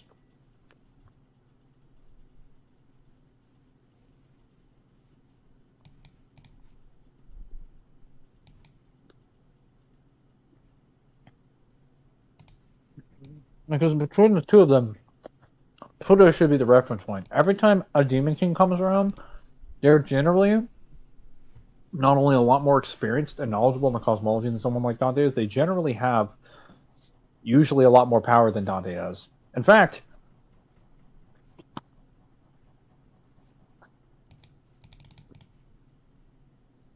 if we actually go by every single depiction in the series, technically every single Demon King at the time the game starts is stronger than Dante is.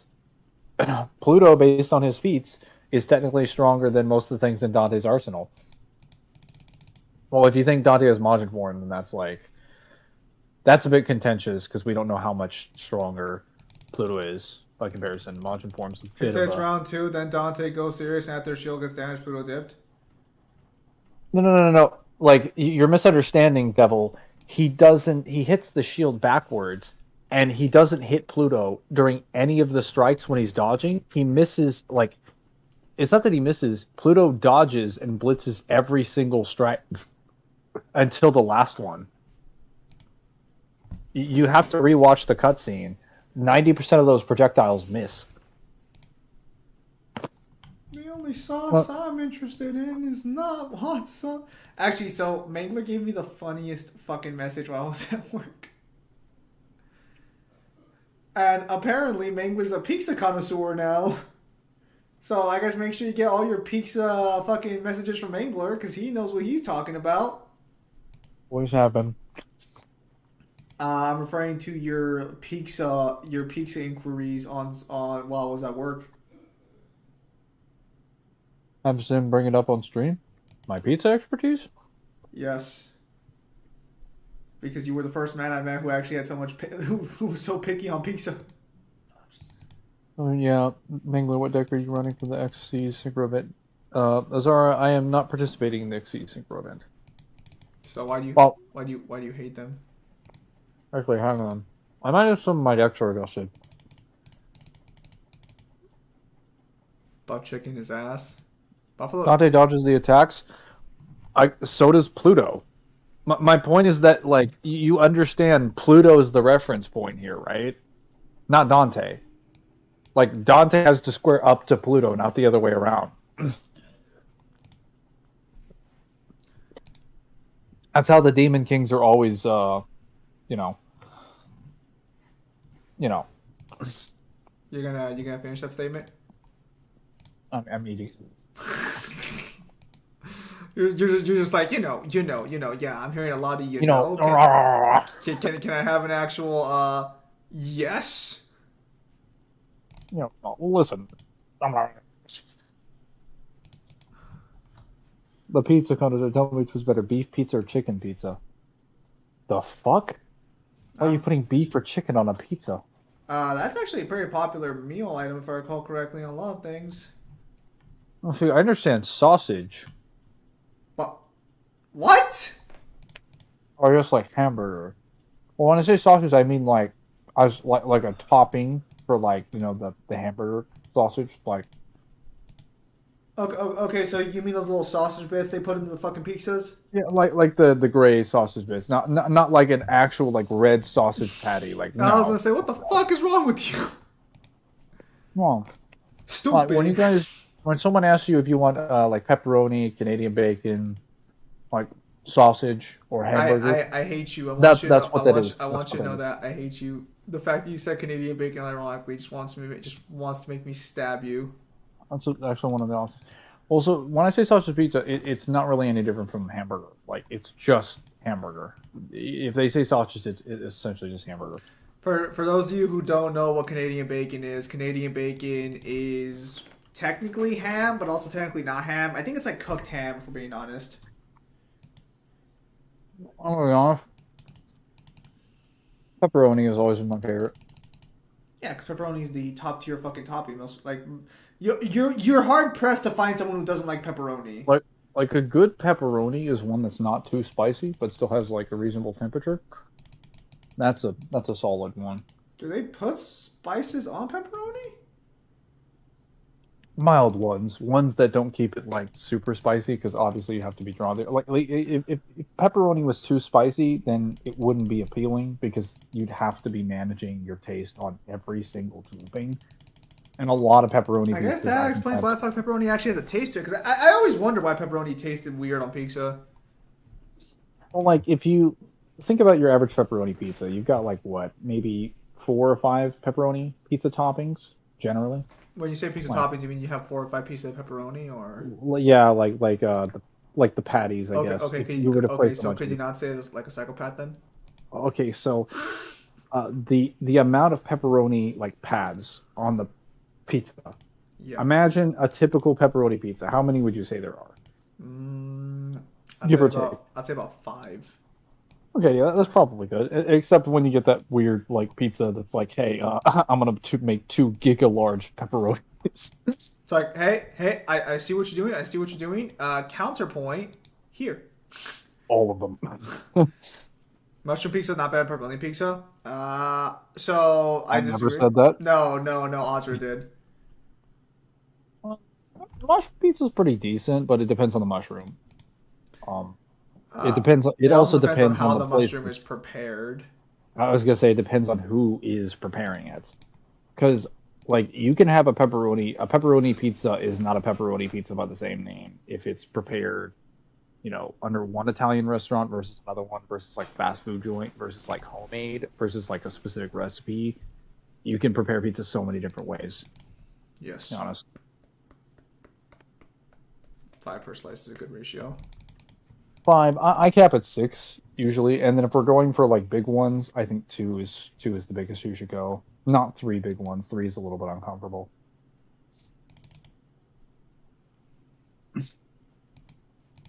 I actually like having mushrooms on my pepperoni pizza. All right, now back to the Modern Warfare death. run. The run where all we do is die.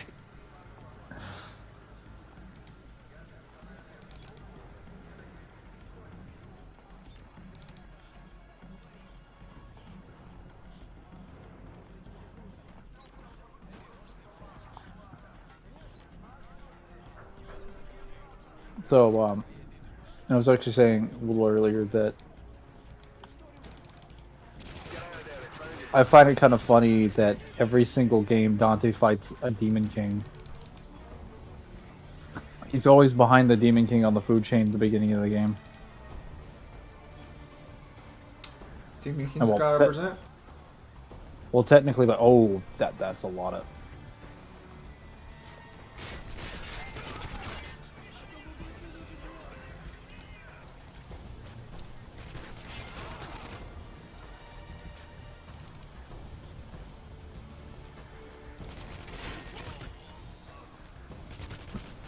Excuse me.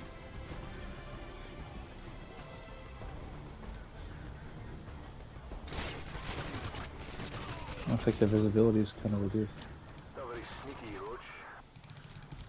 The rest of them have given up looking for you, and they're returning to their original. No. No, so Chris is so bad. Correction.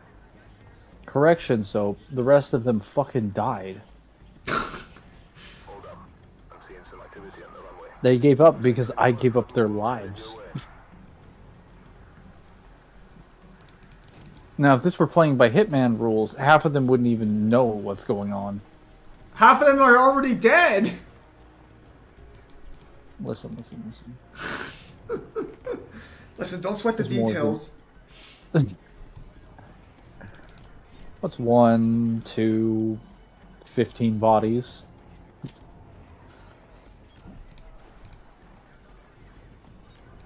So when did you realize you were a monster? He's part of the runway for the fueling station. Nice shot.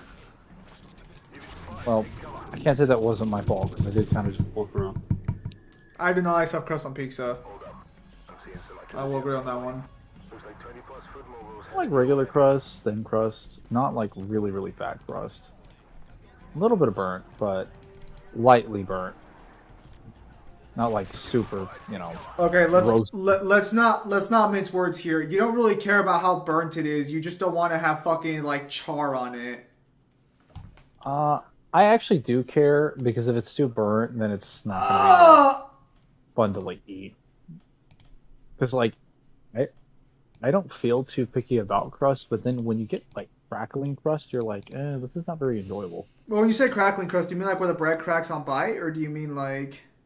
Yeah, where it's like kind of crunchy, and it's like, this hasn't been sitting out, has it? And you're like, no, it's just prepared that way. It's like, ooh. I'll say that. I disagreed on that one, but I mean, to each their own. I mean, it's not that it doesn't taste good. How It's about just, garlic I don't herb enjoy seasoned eating it. crust? Oh yeah, garlic herb on crust pretty fucking solid.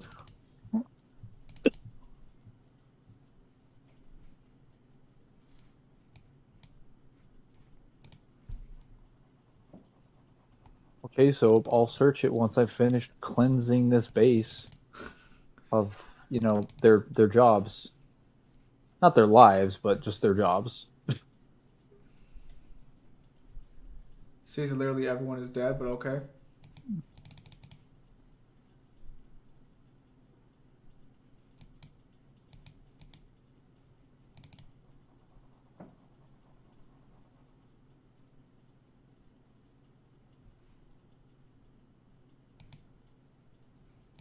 Crunchy crust is usually just super thin crust. Nah, sometimes you can get some decent like fucking size crust and it'll still have that crunchiness to it. I personally don't mind it, but it seems Mangler has some issues with it.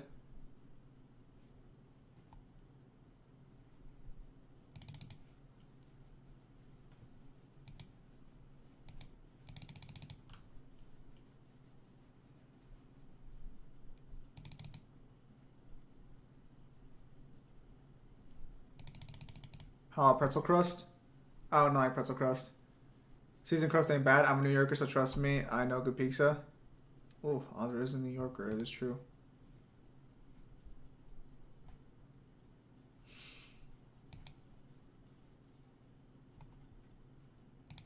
But then again, that's if you assume New Yorkers know what good crust is, because that's also a subject of debate.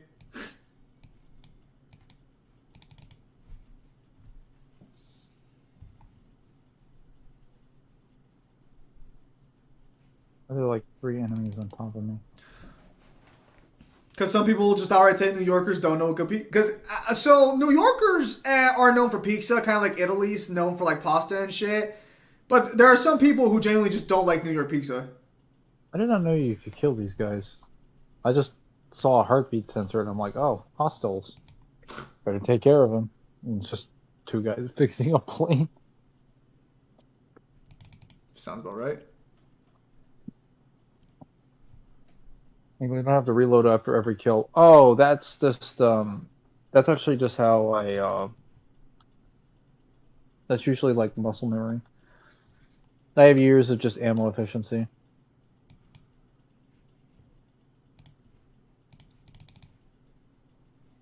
That is the most ineffective way to kill someone. The Petzel burger was fire. To each their own.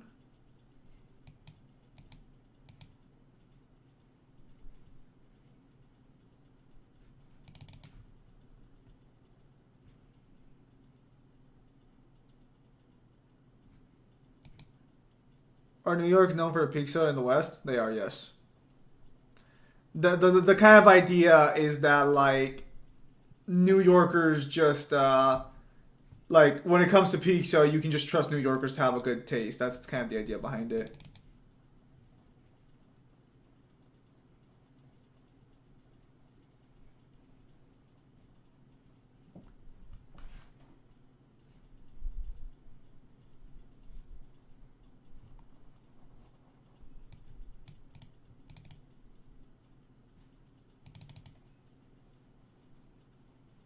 They might not even be military, just government contracted employees. Oh, the people Mangler's killing? No, they're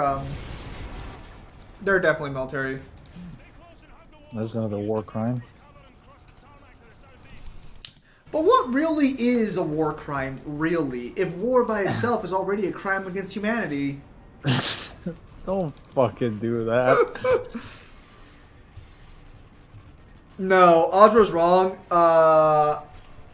To say don't go anywhere else for your pizza is just ridiculous. That's not true. I However, never heard of Chicago pizza. I was gonna say there New are. York. I was gonna say like New York is the only place that's known for pizza. Like, you ever heard? There are literally places that not just Chicago, Detroit specifically is known for a lot of pizza. A New Yorker will kill you. A New Yorker will kill you for that. There's literally like several restaurants in Texas alone that are known for being like. I think we have one that's just called the Detroiter because they're just known for Detroit pizza specifically.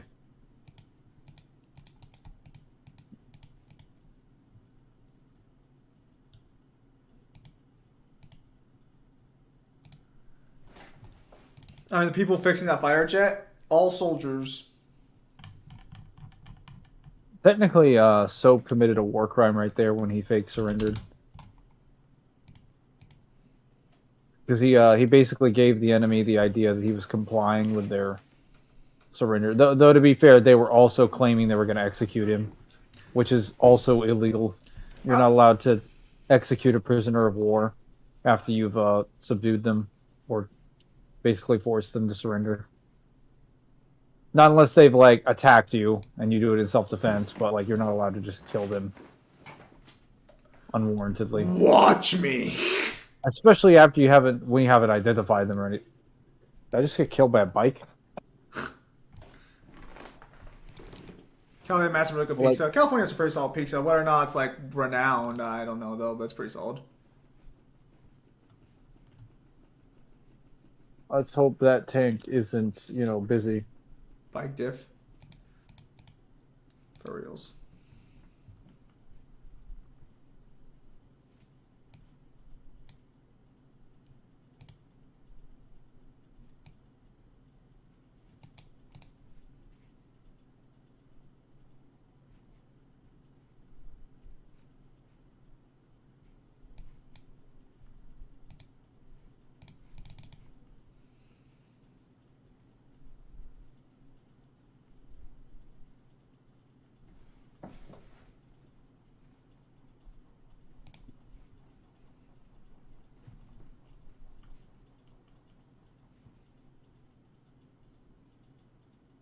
I had a visit on New York. Unfortunately, didn't try their pizza. That's kind of fucking weird. I'm not gonna lie. You went to New York, but you didn't try their pizza.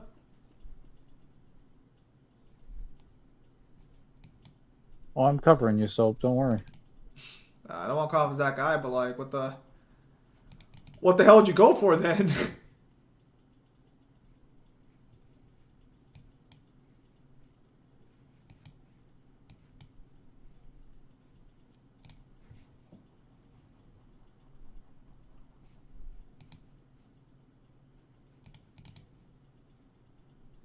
I feel like we're gonna cause an avalanche with all this nonsense. Oh wow. Just gonna spoil the mission for people who haven't seen it. I see. I was actually just making an assertion about the fact that we're firing guns at the top of the summit. Bro, it's not even that big of a summit. You'll be fine. I don't remember how high up we are, but yeah, like, we're near a peak. We could cause an avalanche. Talk about those 80s gun toting action heroes and movies. Where else Kevin to begin with? Because people need to live somewhere. I just got a Glock.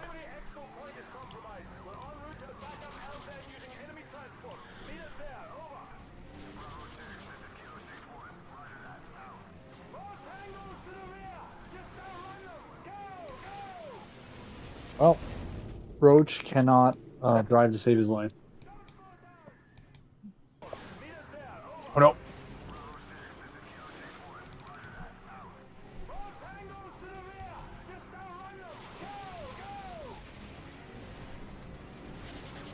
Glock. Oh, well, I have to reload. Okay. I guess that's reasonable. I don't know what I'm reloading with when my other hand's on the steering wheel.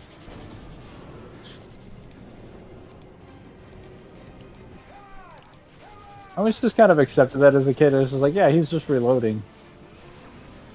Spirit just not think about it, you know? And then my brother would be like, you do realize he has one hand on the steering wheel. I'm like, why is that a problem? I like the way it said that. What's the issue then? No, I was literally like, what's the problem? He's reloading with one hand. It's kind of cool. Well, you can do that if you're fast enough. He's like, no, you're stupid.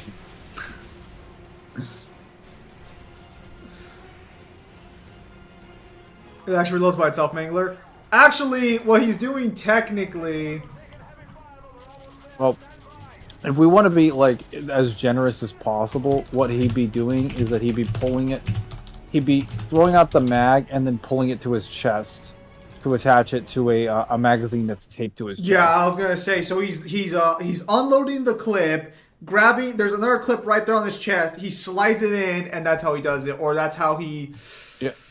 That's usually how people, like, when they wanna reload one mag, they have mags.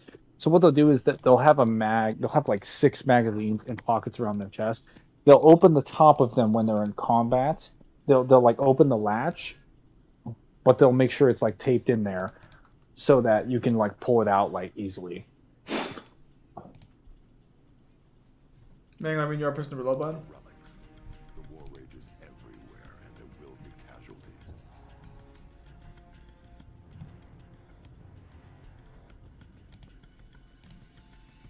Oh, Man, Makarov is all right. no more, and he has no rules, no boundaries. He doesn't flinch at torture, human trafficking, or genocide. He's not loyal to a flag or a country. I don't remember, like, what is he exactly? Trades blood for money. He's Has he right. been removed from the Ultranationalist Party at this point? I'm not sure. You don't want to know what it's cost already to put you next to him. The Ultranationalists are not currently in control of the Russian government at this moment, right? It will cost nothing compared to everything. Because I'm not sure Imran about the Russian Zakai, political situation. well, because Imran Zakai is considered a war hero 5 years after the fact. Like, they martyred him, basically. Which is why I'm kind of confused. Because Makarov is like for Zakai, I think.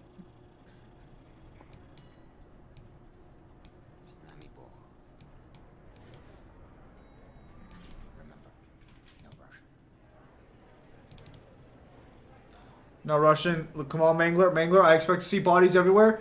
Mangler, I expect to see bodies everywhere. And you're gonna be the one guy that doesn't shoot, aren't you? Thank you. Thank you. I appreciate this. I know you don't agree with this. Wait, what the fuck? Your own teammates killed you? I think I stood too far. Come on. You got this. I believe in you. I want to see some fucking record numbers on this shit. Now, what's really unlikely here is that the officers didn't notice someone standing out of that. Also, is someone firing a shotgun? Yeah, one of your guys had a shotgun. Oh, he's Crazy a strike, son of a yeah. bitch.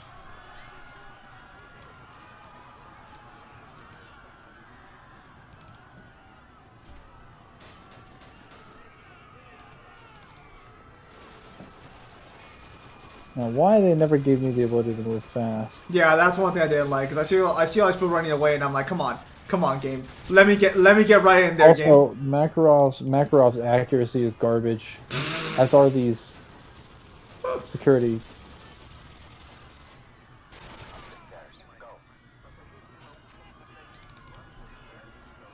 In fairness to the people, like, you know, being forced to deal with this issue, I don't think they were ever properly trained for a giant assault to occur like this. Yeah, but most of them should have standard issue like firearms, either in their room or like on their person. The first thing you should do is not run out into the fight. You should immediately duck and cover because if a person's coming here to do a mass killing, they're not going to sweep every room. They're going to go room by room as fast as they can because as soon as the shooting starts... The police are on the way. Well, not just that. As soon as the shooting starts, people are fleeing. So you have to... If the goal is to kill as many people as possible, you have to stay in the open areas. Like, look how fast these people are running. Not fast enough.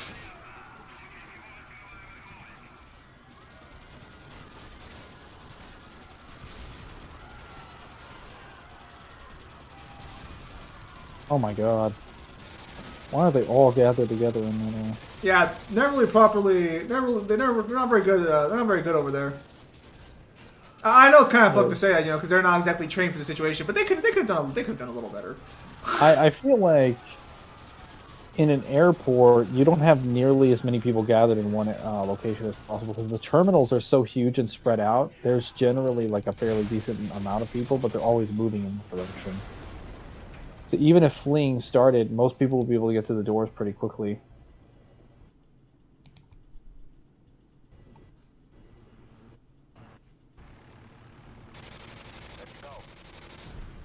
You traitor. I was not intending to kill him, for the record. I was trying to shoot someone else, and your head got in my way.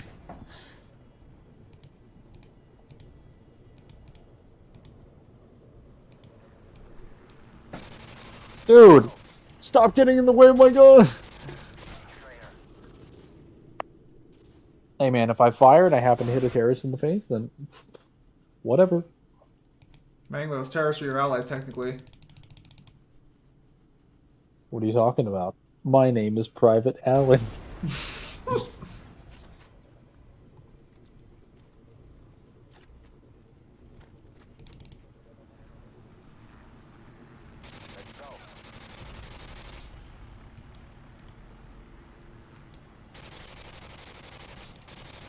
Is that window bulletproof? It is.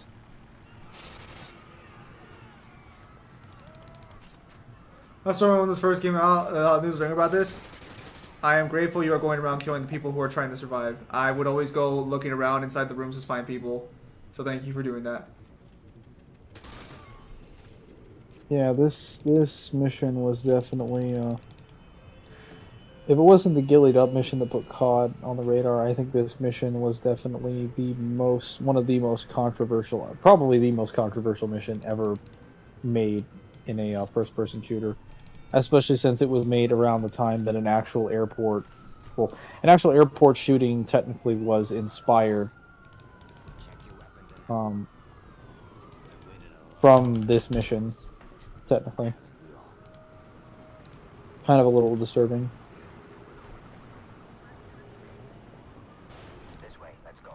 I remember being alone with the police in this game because the police tried so hard to stop me, and I'm like, why are you trying to stop me this fucking hard as a child? Because I didn't realize I was committing mass fucking civilian genocide.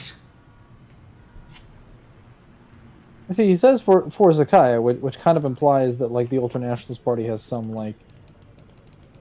Well, no. To be fair, these are Makarov's friends, and Makarov is loyal to Zakaya's fucking vision. That is for sure. No, so he is, but I'm trying to figure out like, does the Ultranationalist Party have any more power, or were they just wiped out officially? Because I do believe the president is currently he just declares war during the events of like World War II, Modern Warfare 2, because he doesn't have a choice. Because he finds Alan's body in at the airport, and he's like, well, American dead amongst like thousands of Russians. So.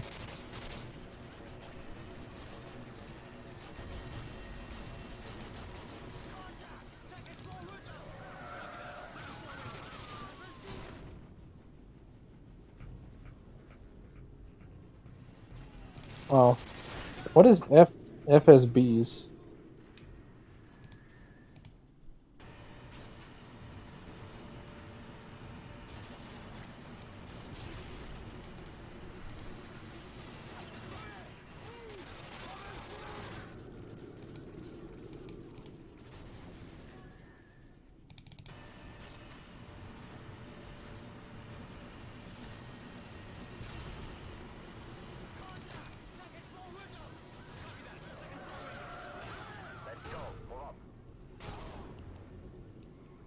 That's right. I know. I know about this no rush scene, but damn, there I knew it was this brutal. Quick, somebody look. Is very brutal. It's a fun fucking mission. I'm gonna be honest, I never liked this mission because it was literally just a walking segment. I mean, at least I'm doing something, but it's still a walking section nonetheless.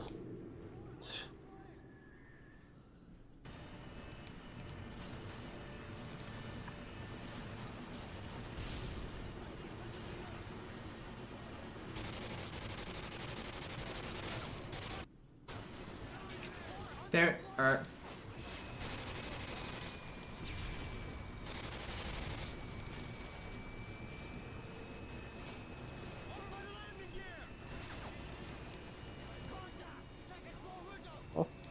Oh. The police barricade has too much fire to control?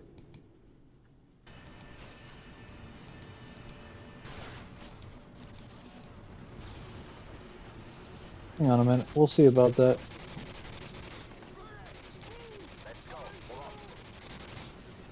How is revenge profitable? It's technically not. So Makarov's whole, or like, are you asking just like in general? No, he's asking about the quote on the screen. It says revenge is profitable. Oh, because revenge leads to war, and people will fucking always fight wars and shit.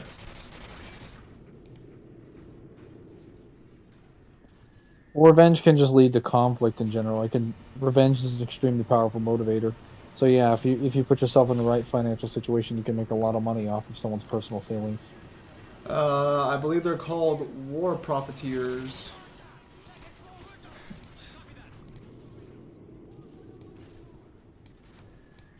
I can get past these guys.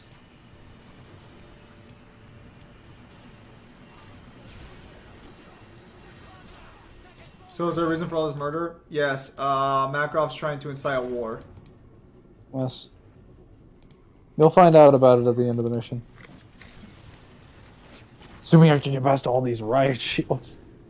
I will say the police's response to this is actually pretty good, all things considered. Like, Sure as hell wasn't Instead of Texas. sorry, what? You got something you want to say? It may be true. It may get straight to the heart of the point, but that's not the problem.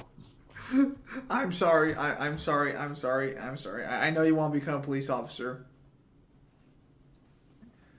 But I've seen parents do a better job of protecting their children. I'd be a hell of a better off than those fucking cowards. So, why I say they're doing a good job is that instead of, running to their deaths, the first thing they do is they send out platoons of riot shield soldiers which is pretty much the best thing you could do. My only complaint is that they sent out 6 instead of 12. Because the actual response size, even for standard police, would be like 12 to deal with this many guys like flanking with armed rifles would be like 15 to like 2 dozen usually. Like you would just see a wall and probably a Fanex if we're being like they would wall up.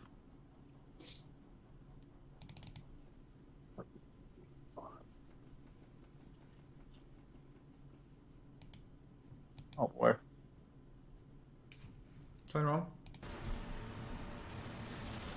Having problems moving up. Dicks.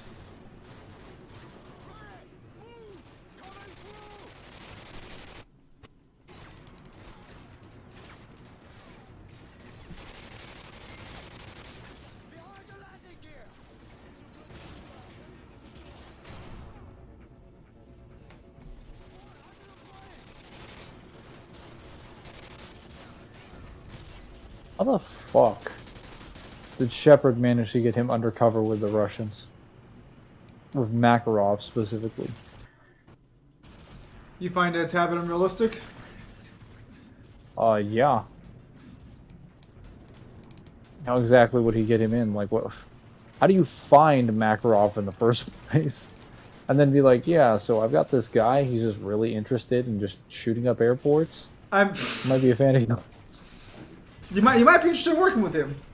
In fairness, I think well, Shepard literally just says don't ask what it takes to get to him. But Shepard has tabs on Makarov. We know that for a fact. Well, yeah, no, I'm just saying, like, what does he send him in there? It's just like, yeah, so this is a guy that's just been, like, an avid Zakayag fan. Like, he'd have to write a cover story for him or something. And Makarov would have to notice. Notice? Bit of I a suspect giant pothole in my- Shepard's probably fucking smart enough to know how to fucking work Makarov. I strongly doubt that he wouldn't have some fucking, like, method of they look controlling him. They look ridiculous when they're moving. Would they?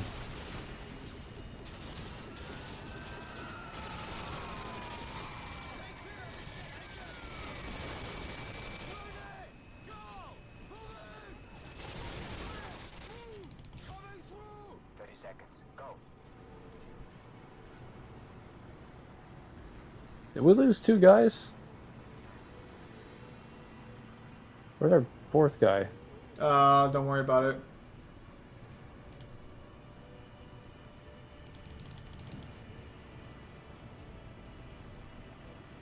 What a loser.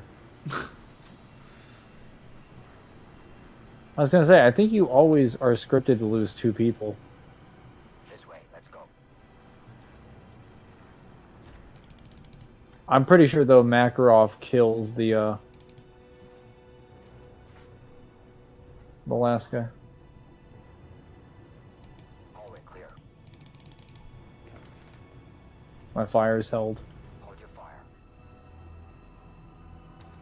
No шевелитесь, get in. We've sent a strong message with this attack, Makarov. That was no message. This is a message. Makarov, you fucking dick! When they find our body. Now, the fact that they didn't stop... The ambulance? Yeah, they didn't stop the ambulance after they heard a gunshot right as it pulled out. That part, to me, was a fucking bullshit plot hole. So then, are police trained to stop ambulances? If they hear a gunshot right next to the ambulance? Yeah? Well, like, what if, You have to... well, if the Americans were attacking this poor ambulance? Yeah, and there's a body on the ground, I would immediately... Makarov was one move ahead. Now he's left thousands of bodies at the feet of an American. We're the only ones who know it was Makarov's up. Our credibility died with Alan. We need proof. Follow the ship. Oh, so they're going after his supplier. Yes. Time to commit some war crime. I mean, no. You know him as Alex the Red. Oh, that's what we were there for. I keep forgetting why we actually go into the favela.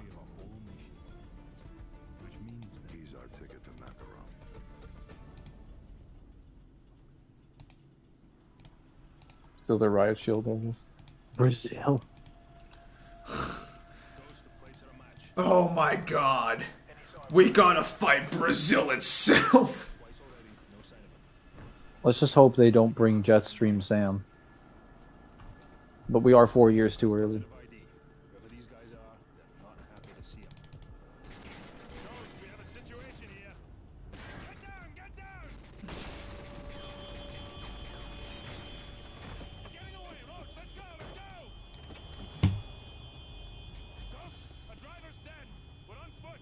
Meet us at the Hotel Rio and cut him off if you can. Roger, I'm on my way. It's fucking civilians. Get away all my shots. So like, stop fucking striking! Stop showing up, you cowards! I never understood why Ghost was liked so much. You don't get it? Take the shot. Open his leg. No, he's not down. He's in the hospital and has internal bleeding. He will have some internal bleeding, is what you mean to say. Any signs of Rojas? That's where this guy is headed. Also, I still never understood why people love the Ghost so much. He's literally just Gaz. Just say you like Gaz, Civilians in the favela. but you just like him with a better design. Me, get these civvies out of here. His name is Meat. You're gonna judge his fucking codename now too? Fuck. Damn, you're so fucking judgmental. I love how easy it is to die.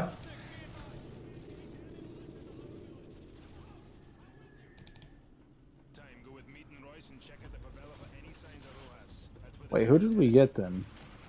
We didn't get Rojas. Remember, there are civilians in the favela. Watch your fire out there. Me, get these civvies out of here. Roger that.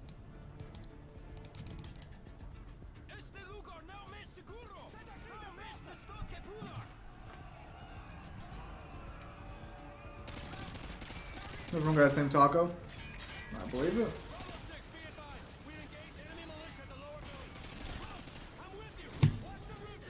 Where I'm going, don't worry.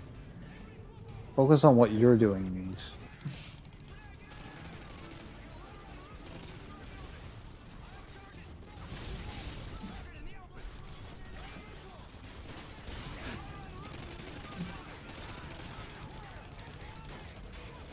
Now, this is how you're supposed to get through the mission? Well, I like how actually, you, this I is like how how you're I just do it. dying yourself at this point. Meat and Royce and check out the favela for any signs of Rojas. That's where this guy is headed. Let's go. Remember, there are civilians in the favela. Watch your fire out there. Me, get these civvies out of here. Roger that.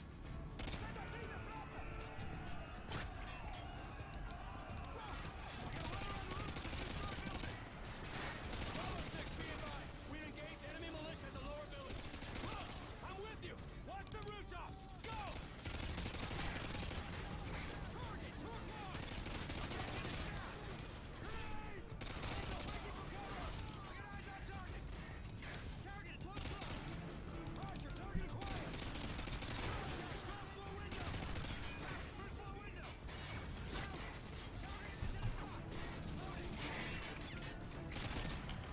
Also, it seems Atlas is suing people, so that's always interesting. Game companies are so fucking petty.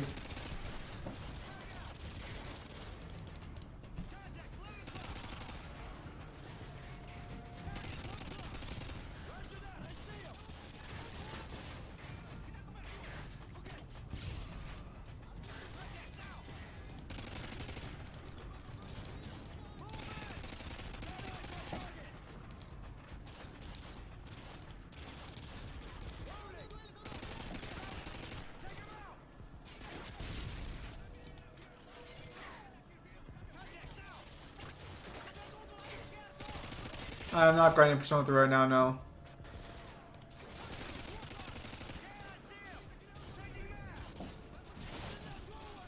I really should start grinding during these streams now that I think about it. That wouldn't be such a bad idea. 2 for 1. Well, I said 2 for 1. Royce, give me a sit rep. yep. Lots of militia, but no sign of Rojas over here. Over. Copy that. Keep searching. Let me know if you see him. Out. Roach, move up. Let's go. I'm currently doing some research on the side right now while playing a card game.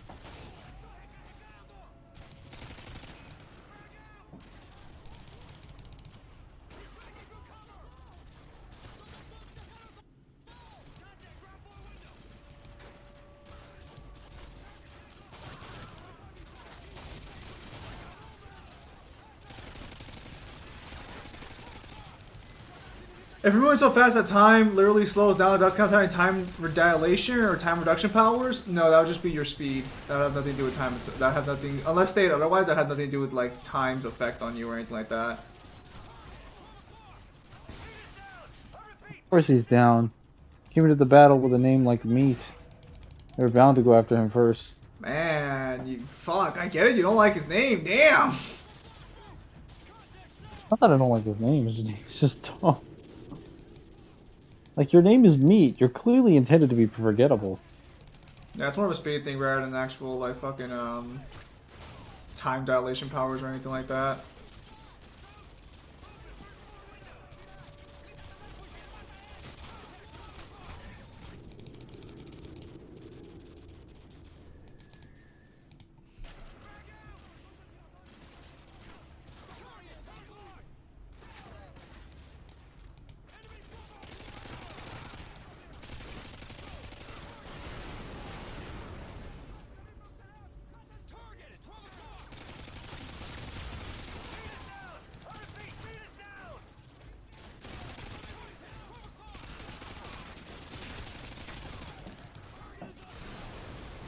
Man, poor Meat. He had such a cool name. You lying to? We're all gonna miss Meat, right, fellas?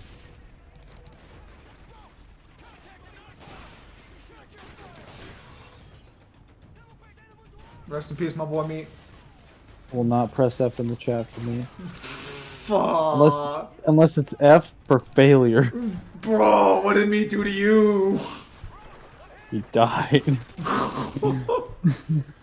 He's not worthy of being part of this task force. Look, I just spent the entire last mission massacring an entire freaking like airport filled with completely innocent people just for a cause, then to die. And then this next loser died to a bunch of idiots in a favela when we had the tactical advantage. Okay, damn. Like straight listen. no chill with this one. Listen, you had plenty of opportunities to not die, or maybe get injured in a more reasonable manner, and you threw your life away. For what?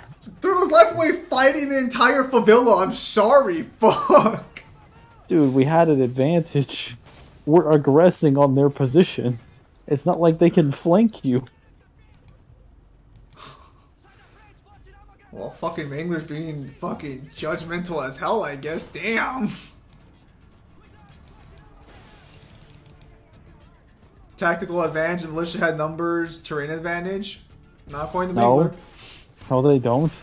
They're retreating. What terrain advantage could they have? They're boxed in. We're aggressing from an elevated position, and we can see where they're running to. Terrain is only effective if your enemy is not using it to their advantage, or if they don't have knowledge of how you're going to use it. We do because we know the area is boxed in. We know the layout of the favela.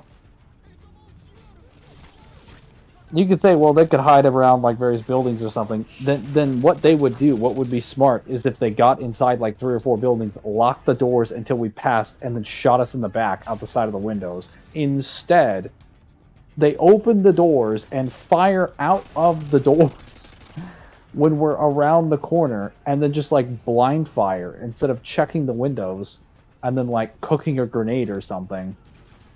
These people are not employing Mangler fucking sends in one squad, gets an entire fucking village of people who are all trying to kill them. How are you losing? You have the tactical advantage. Well, I'm just sitting here like, look, if the entire squad hasn't murdered us in the first 5 minutes, they deserve to lose. Or if the entire village hasn't murdered us in the first 5 minutes when they have that many numbers and the home field advantage, they deserve to lose. I'm sorry. But they deserve to fucking lose. Like, this area, first area where they've actually started using tactics. They actually all came out at the same time when we were around. So I've heard of this one line that I don't know if you agree with. I was on YouTube comment section. It was, if you send two people into a gunfight and a few minutes later the gunfight's still going on, you are winning that gunfight. I mean, I don't know if I agree with that because the joke, I guess, doesn't include how much information. That doesn't include any information on the other side. Like, just two people into the gunfight. Okay, who are they having the gunfight with? Mangler, if you send two people in a warehouse full of people trying to kill them, and like 5 minutes later you still hear a gunfight going on, would you not assume you're winning? I would probably assume I'm either winning or they're pinned down. I mean, if they haven't died yet, isn't that not still the same thing? No, because you can be pinned down and not doing anything. Happens a lot in gunfights.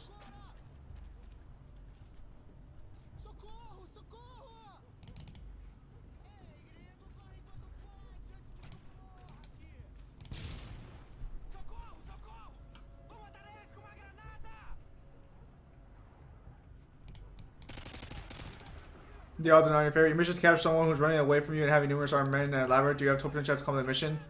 Only 12%? That's a lot higher than I was expecting.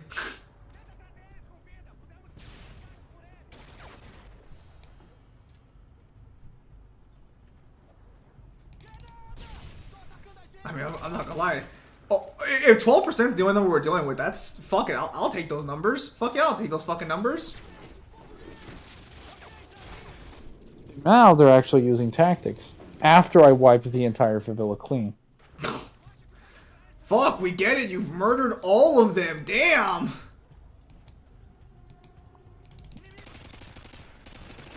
Fortunately, due to the power of checkpoints, I can basically rewind time, so for all intents and purposes, this is nothing you do will save your lives. Those poor bastards. Let me go around.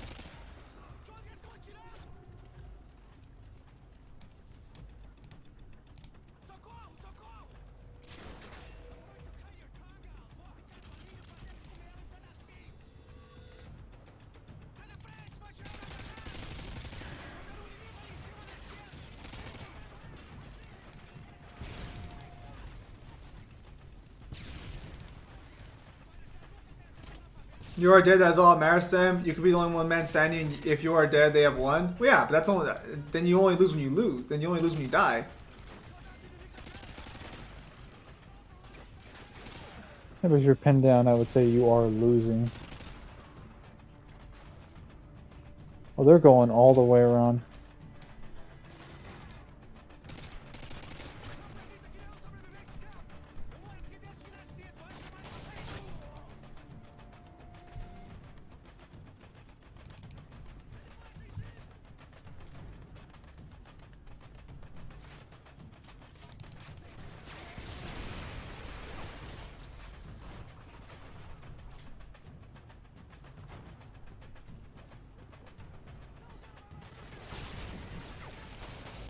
That right there. Very stupid tactic. Busting out the door. Blind firing behind a pale white door in the middle of broad daylight. I You mean, couldn't make it more obvious what you're doing. I mean, it's not like, you know, he's, you know, it's not like his entire way of life is being challenged and ruined right before his very eyes or anything like that. No, that'd be silly. I mean, I'm assuming they were at least somewhat prepared for the idea of, like, conflict. But man, like, it's almost like you guys had, like, a 2 to 3 minute grace period of just screams of death and gunfire and murder to make a decision about how you wanted to ambush someone, and you thought pale white door and blind firing out the... So, does the judgment just come in general, or is that like an acquired taste? I mean, that's a just check. Headed west along the upper levels of the favela. We'll keep it I just think people could do better. Like it is, like I know pressure is rough, but like I know pressure a little Yeah, rough. It's not like yeah. they're literally fighting for their lives right now or anything. No, that'd be ridiculous. Like, damn, man, I get it. Maybe they're not the best fighting force around, but fuck. look at this dog. He's got more spirit than these cowards. Fuck, stop it.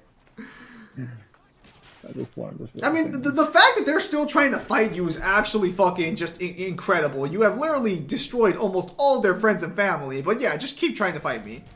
I'm pretty sure I haven't killed most of their family because most of the civilians have already fled.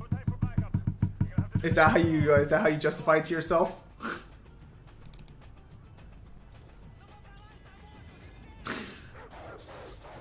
Now I felt bad for killing the puppy though. That wasn't a puppy, that was a flat out dog. I know you didn't.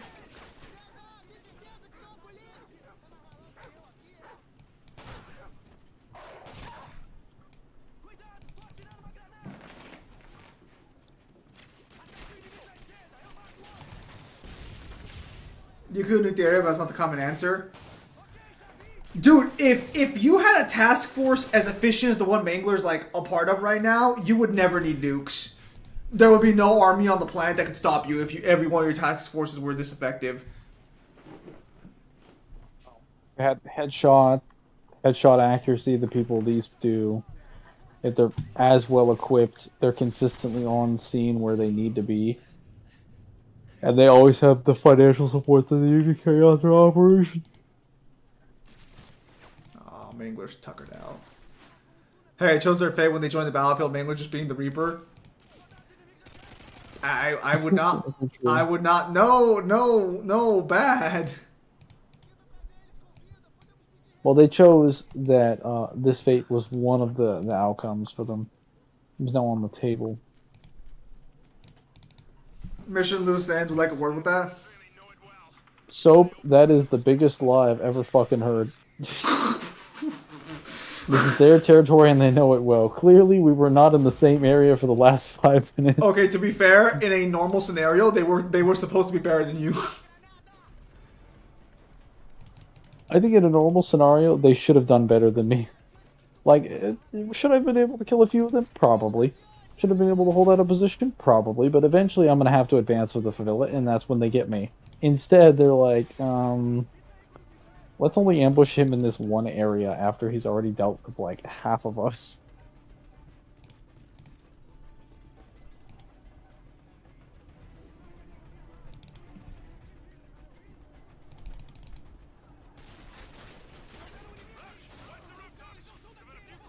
Oh, yeah. I hate this part of the favela mission. What's wrong?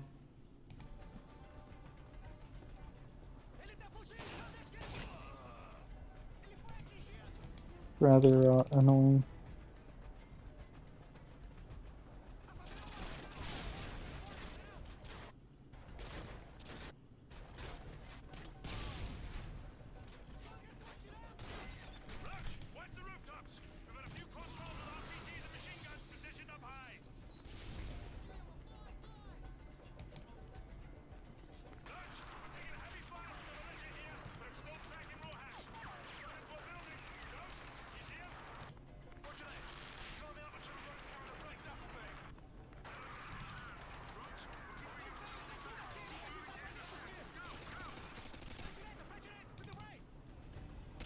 Oh, he cooked a grenade.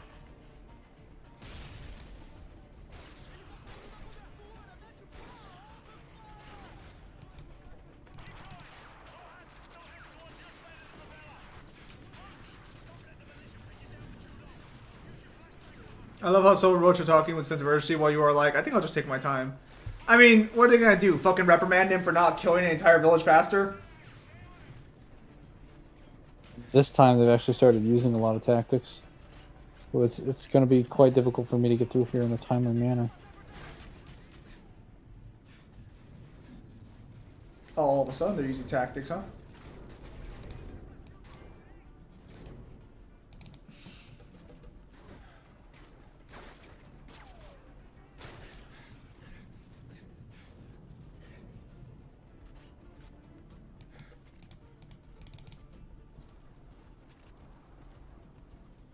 What the fuck?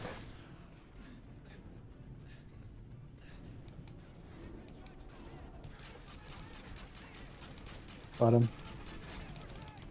That's not months until P5 comes out. Yes, you're telling the truth.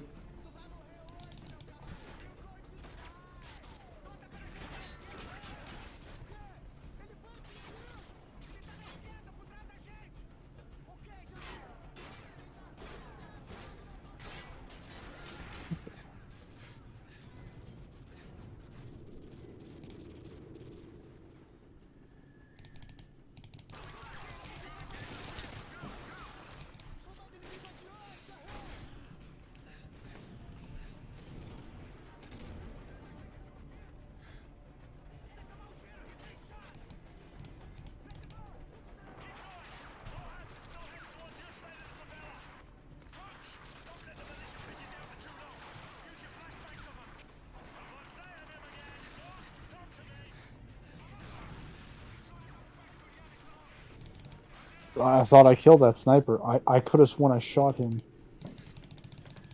Oh, it seems you didn't.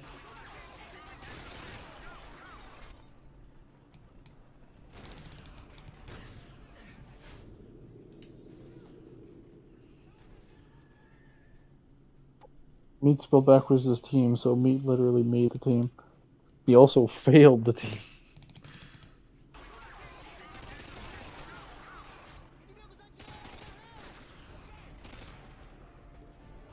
Alright, now he is dead. You saw it. Headshot. Doing it finish P3 fast, so you're gonna have to hit even more when you play P5. That is true. Was Makarov in World at War or Black Ops? No, he was in technically Modern Warfare 1, but that was like kind of retroactively retconned after the fact. Yeah, he wasn't in there in the base version. He was made in there after the remaster.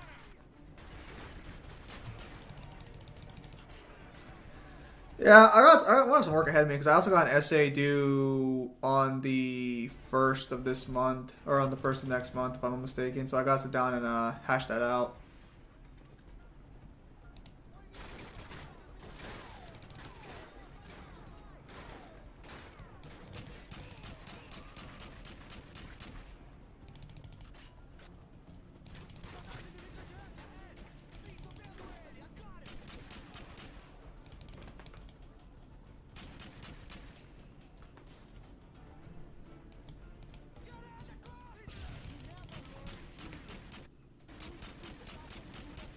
Modern Warfare 2 back on Modern Warfare 1. Yes, because Modern Warfare 3 shows that Modern Warfare 3 retroactively retcons the Yuri inclusion, which the so funnily enough, the actual remastered versions of the games do actually have Yuri show up in the airport. For those of you who are aware, Modern Warfare 2 remastered? yes, in Modern Warfare 2 Remastered, because in Modern Warfare 3, you find out that Yuri was at the airport where Makarov obviously did no Russian. He was part of his team, and he tried to stop him, and then Makarov shoots him. Yes. And so what ended up happening was in the... actually, we'll heal. Yeah, so what ended up happening was fucking if you go to No Russian in the Modern Warfare 2 Remastered, what'll happen is you get this scene. If you stick around at the start of the airport long enough, you will actually see Yuri crawl his way out of the basement. Of the basement, yes, thank you. Can you kill him? No, he just passes out. Well, because you know fucking you fucking know that when fucking Makarov attacked the area, Yuri was there, he got shot, that's it. But so Yuri still tries, is Modern Warfare making it good? It's literally just Modern Warfare, just with new graphics.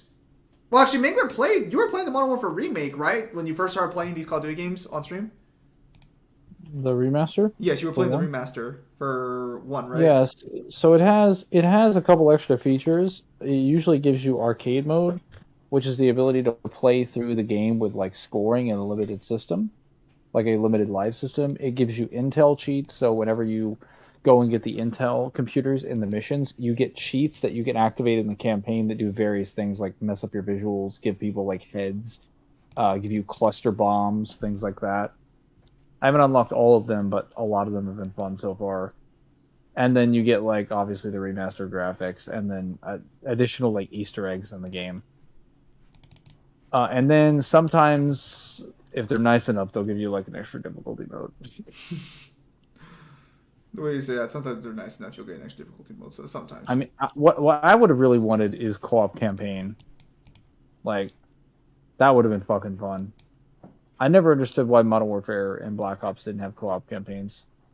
Like, why is BO3 the game that has co-op campaign? That's the one campaign we don't give a shit about. There are a lot of Black Ops 3 fans. Damn okay causing sexual, give people head. What the hell?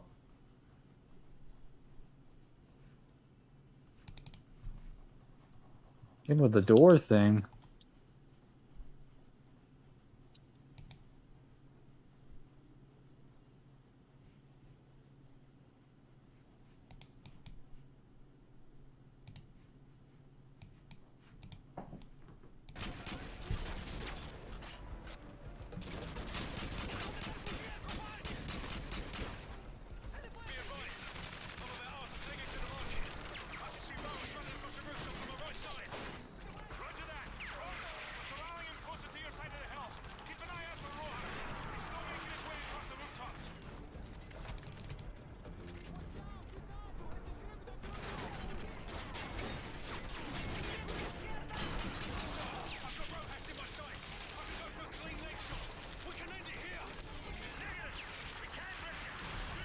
I love how everybody on this team is like super trigger happy to like shoot a target that they have to take alive. But to be fair, you said we got a clear shot, I think, at the leg, right? Yeah, no, he did, but he's just like, man, I can end it right here. Like, negative, we can't take the chance. I mean, would you not? I wouldn't. I'd try to take him alive. Well, you are taking him alive. You're just trying to shoot. Wait, didn't you already capture him to torture him, or did you capture his informant? Who was the guy who got stuck in the fucking basement, or like in the? Actually, fucking don't know now. Yeah, because now I'm questioning. We shot his legs out, and we subjected him to electroshock therapy. So if he actually did manage to escape, he couldn't have gotten this far. Okay, well, clearly someone got tortured for no reason. It's just some random guy on the street. I apologize for whoever that was.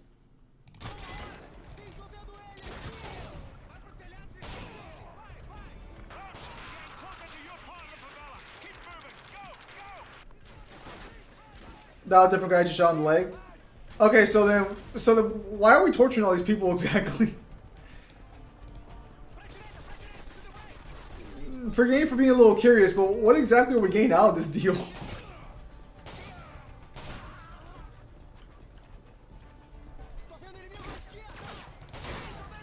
I'm just saying, there's a lot of torture going on here. That's all I'm saying.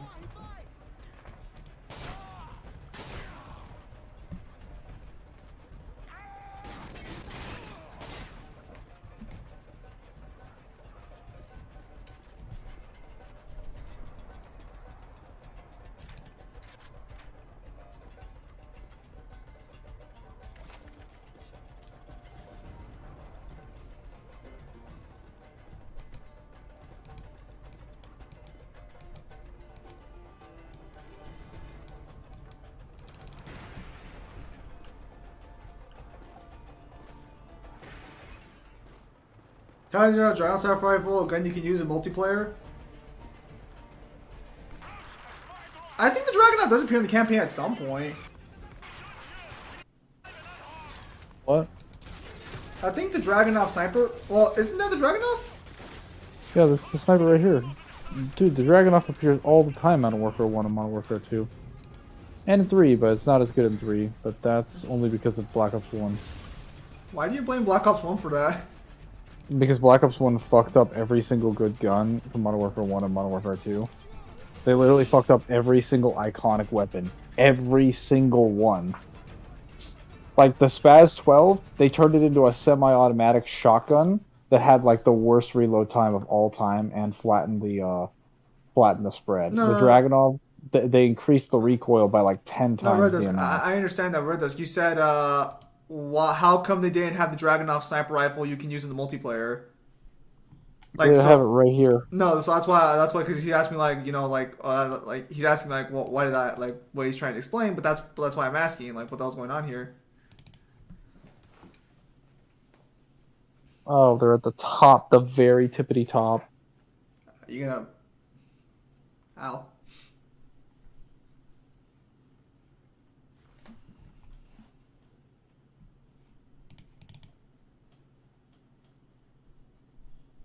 Shoot him? Understood.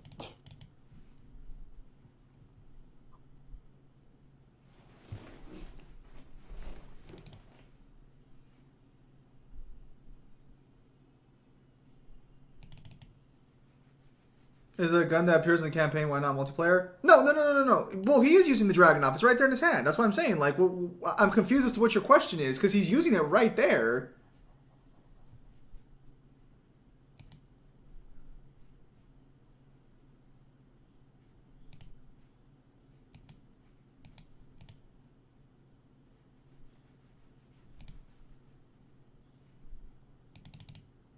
So apparently U.S. Homeland Security gave similar indicated terrorism and security researchers to research radicalization in video games. Seems reasonable to me. You fucking nut jobs need to be fucking examined.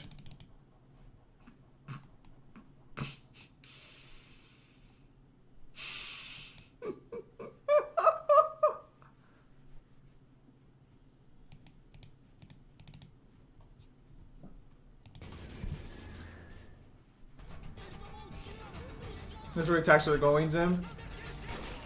No, my taxes are going nowhere. So if they have the Dragunov usable campaign, why is it not multiplayer? Is the Dragunov not Modern Warfare 2's multiplayer? It is. Hang on.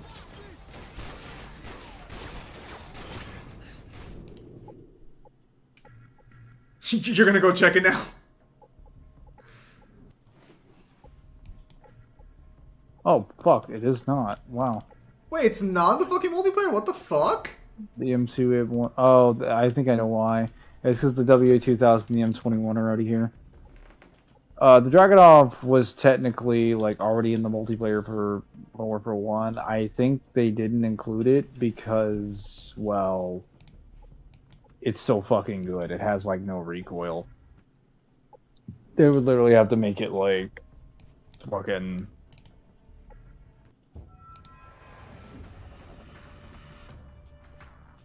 Also, yes, this is where Zim's taxes are going. It's technically where all of our taxes are going.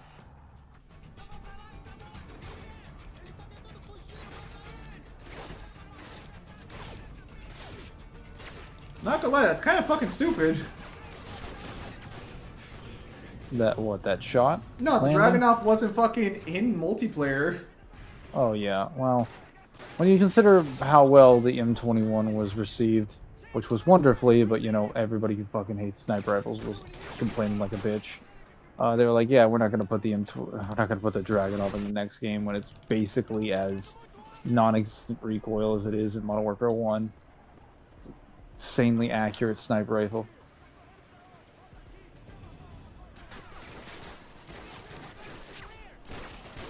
They thought quickscoping was not an issue, but no recoil was unbalanced. Like, look at this. Okay, so like maybe I should start up a game of Black Ops 1 to show you what the recoil looks like in that game, and you can make up your mind for yourself what they did in regards to it. Because I think it's pretty obvious. Very adamant against the recoil. I'm adamant against all the changes they made in Black Ops 1. Black Ops 1 is one of my more hated multiplayers. Really?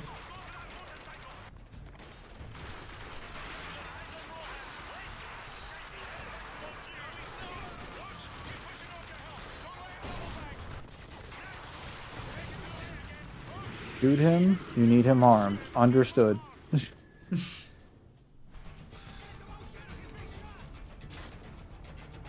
Neiman harm, sir, don't lie to me. That's a suggestion, right? That's not like an actual thing you want. Options, options. I understand.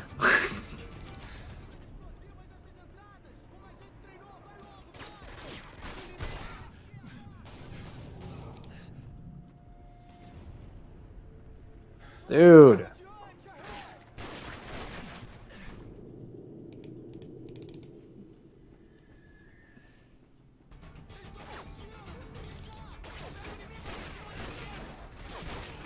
I'm really surprised, Mangler. You're kind of making them look like fucking morons out there.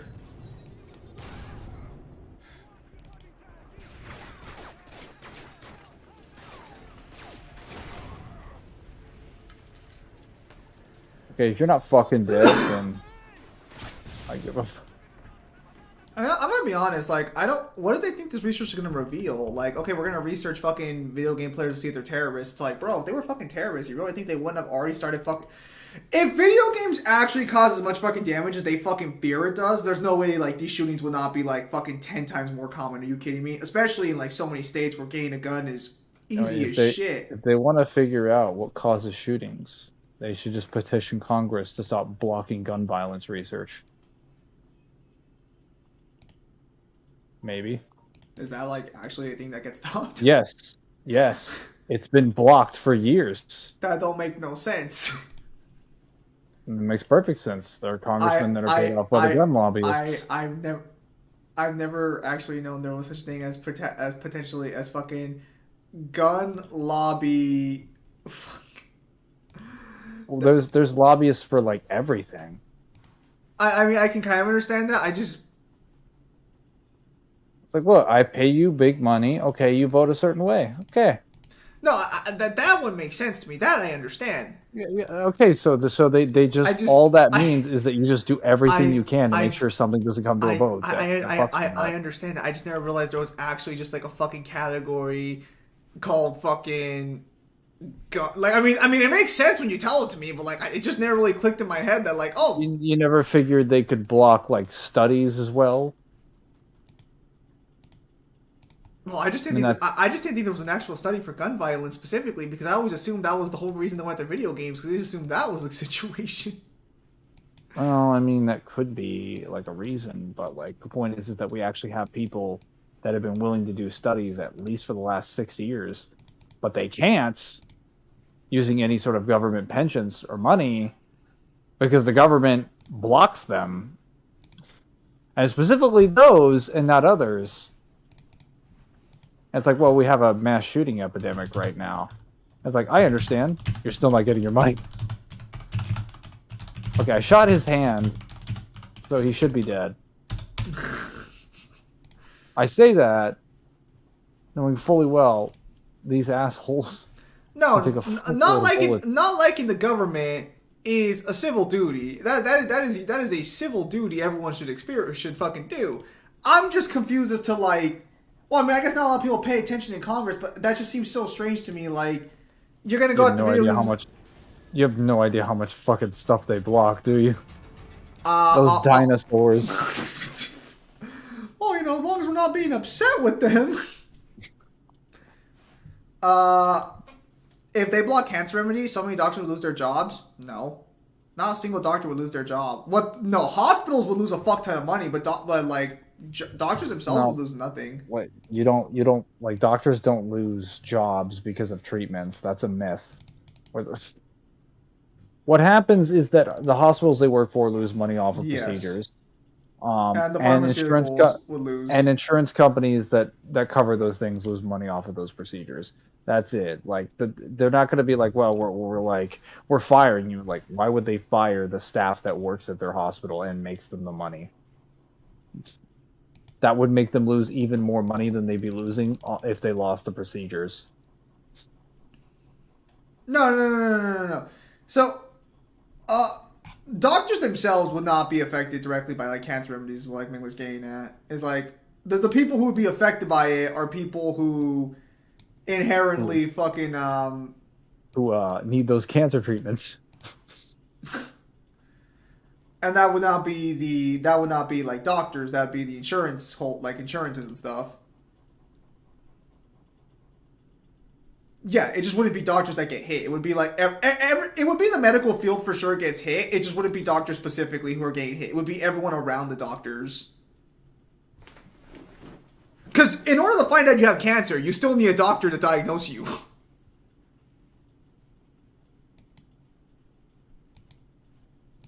Thank you for just sitting there. Like, you still need a doctor to know diagnosis. You still need a doctor to fucking check your fucking records. You still like doctors lose nothing from fucking from cancer remedies existing. In fact, they'd probably gain more benefit because they'd probably get more time off instead of having to worry about cancer patients coming in every 5 fucking minutes. You understand how the doctors use the DSM, right? Like, it's intended to be a handbook that helps them prescribe like medication and information, helps them learn more about their patients, helps them be more effective in their practice. If there's a cancer remedy or anything that could be added to that, or even it's like an outside reference, that makes their job 100 times easier. Because then they have like something that they can actually treat you. They have a plan, they have a timeline, they have a set of money, and they have like details that they can print and file in their system when they make a report. Yeah, because not only that, but that also prevents you know how I say this in the way that makes sense. That prevents people from getting a little crazy. Because it also helps diagnosis. I don't know if it helps diagnosis because first off, the DSM is that shit is old. Well, DSM-4. DSM-5 is not that old. Been out for like maybe 2-3 years. DSM-4 is old. I think it's like 10, 12 years. But the pharmaceutical companies will be the most hit as opposed to doctors. Yeah. Because at the end of the day, as much as I love capitalism, which unfortunately, the more I'm thinking about it, the more capitalism is not giving me my bullets for my Dragunov. Clearly, there's not a fair and balanced society. I don't know why, but why these people are wearing glasses when they have to aim down their sights because they can't see. I actually don't think a lot of their guns have like sights on them. Like some of them don't actually have like a proper sight. They have like a funnily enough, the Dragunov is a Russian weapon, and that is why he's not getting bullets from capitalism, because they don't support Russians. What, here? In the favela? The favela is fucking hella...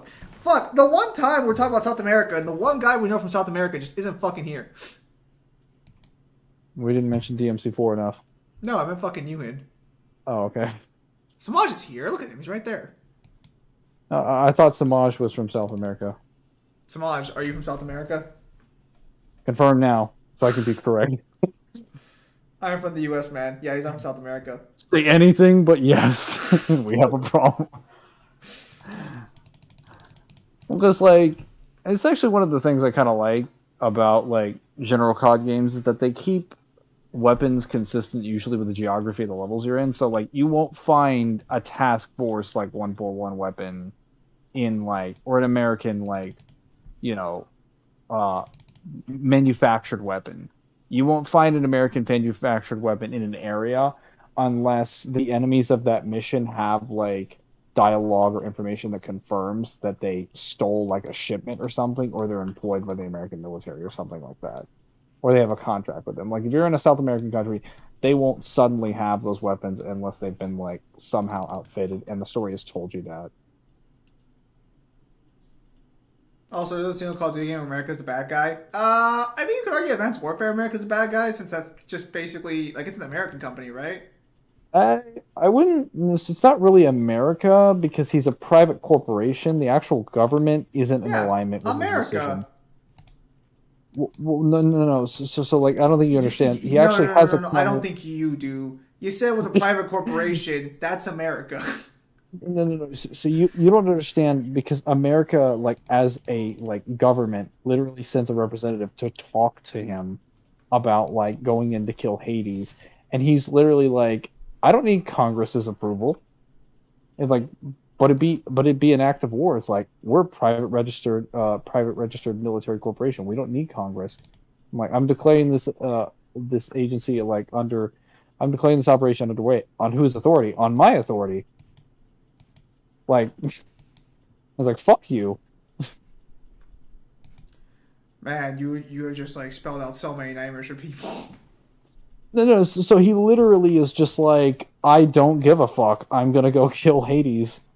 And it's like, would it be an act of war? It's like, yeah, if you were like a country, but I'm a corporation, which he's not exactly incorrect, but that kind of spells the difference that like the United States is not really involved in the events that's happening right there. Lies.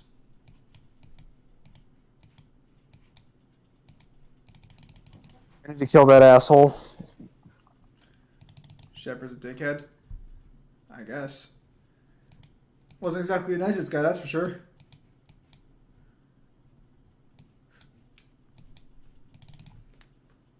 Although, to be fair, he did lose a fuck ton of men to a nuclear bomb that he could never have known about. The saddest part is that he never knew Makarov was the one that blew it up. I think that would have made the story far more dynamic. Devil just sent me the Pluto fight on Discord. I guess he's gonna want me to watch it again. Opinion later. Devil, how many times I gotta tell you this? To be fair, that is intended to be a reference for Pluto, not Dante. Pluto is the standard, not Dante. to be fair, I'll have to say it for myself. You know, we do disagree on things from time to time. We do, but you're not gonna come away with the assumption that, man, Dante really cleaned him out there.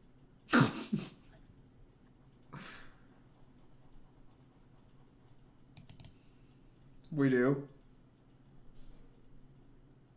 Indeed.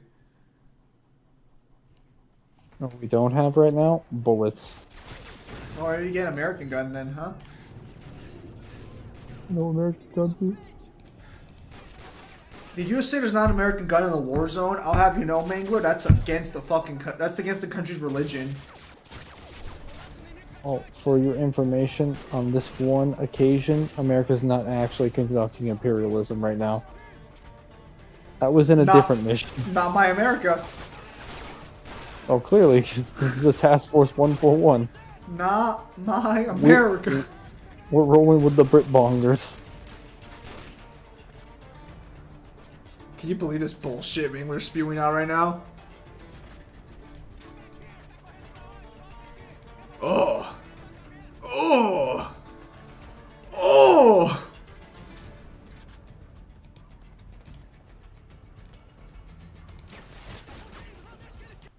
This is America. You want the freedom to use any gun you want. Honestly, with the exception of like fucking full-on assault rifles, we can basically use whatever gun we want. No, we can still use assault rifles technically. I don't consider semi-automatics an assault rifle, to be fair, when I'm saying assault rifle. You can just buy a bump stock or like a select fire module and then just make it like a fully auto. So like we can just buy fully autos that aren't fully autos in name only. A bump stock does not make you fully auto. It makes you shoot faster, sure, but it doesn't make you fully auto. I'm sorry, but like if your semi is like the Covenant carbine from Halo 4, you have a fully automatic weapon. That is like that kind of hair trigger is like you're like let's see how far I can push semi, and it's like if you can pump out like almost 10 rounds in a second, I'm sorry, you're basically a fully auto. And you have little to no recoil. Well, maybe not little to no recoil, but very little recoil to stop your like accuracy. Yeah, you're fucking fully auto, or you're basically begging the question.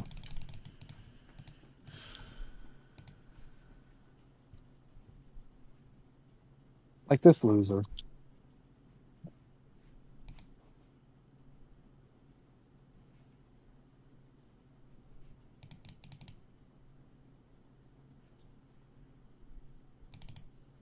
The Halo Carbine is the OG trigger finger weapon.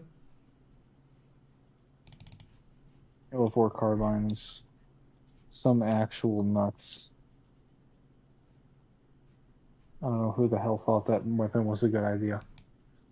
They're like, why don't we just take the Halo 3 Carbine and then give it like the best sight known to mankind and make it even faster and do better shield damage. It's very NPR, but just too chaotic to use.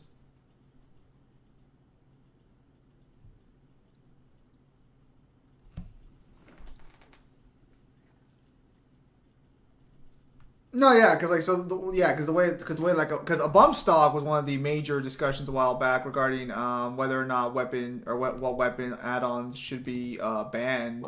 Attachments and modifications should be Yes, allowed. because a bump stock's just like, hey, prepare to not have fun. Prepare to die. Literally. Time to die.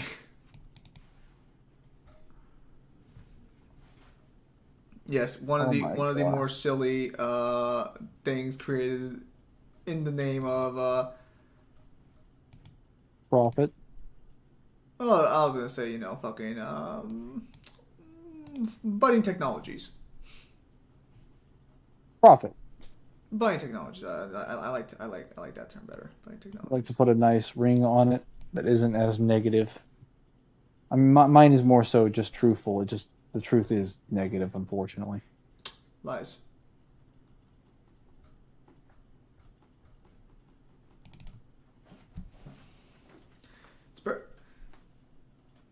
And then there was the one thing a while back. One of the bigger discussions a while back was something called the gun show loophole, which I'm pretty sure was fake. What? The gun show loophole.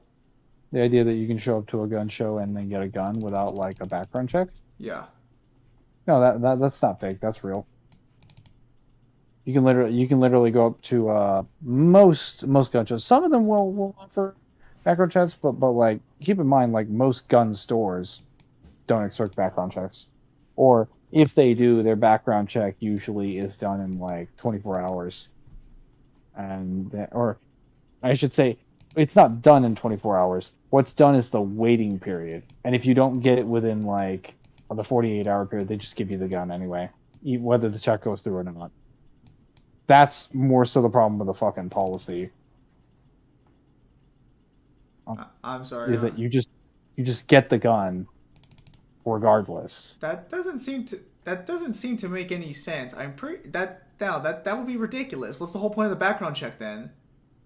To attempt it, but like keep in mind most states don't have like some states do have proper regulation regarding background checks, but there is no like federal universally enforced background check with like proper regulations because the gun industries would never allow that.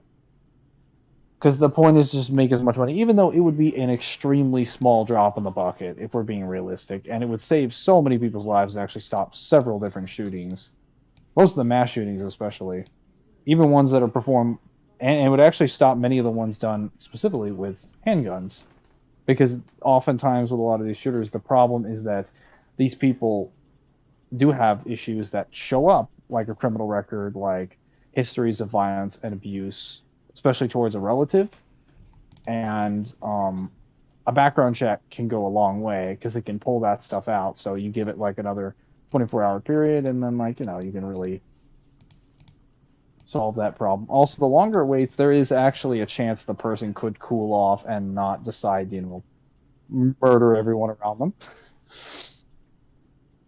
Fake news. There's also that in raising the age to have a firearms at 21.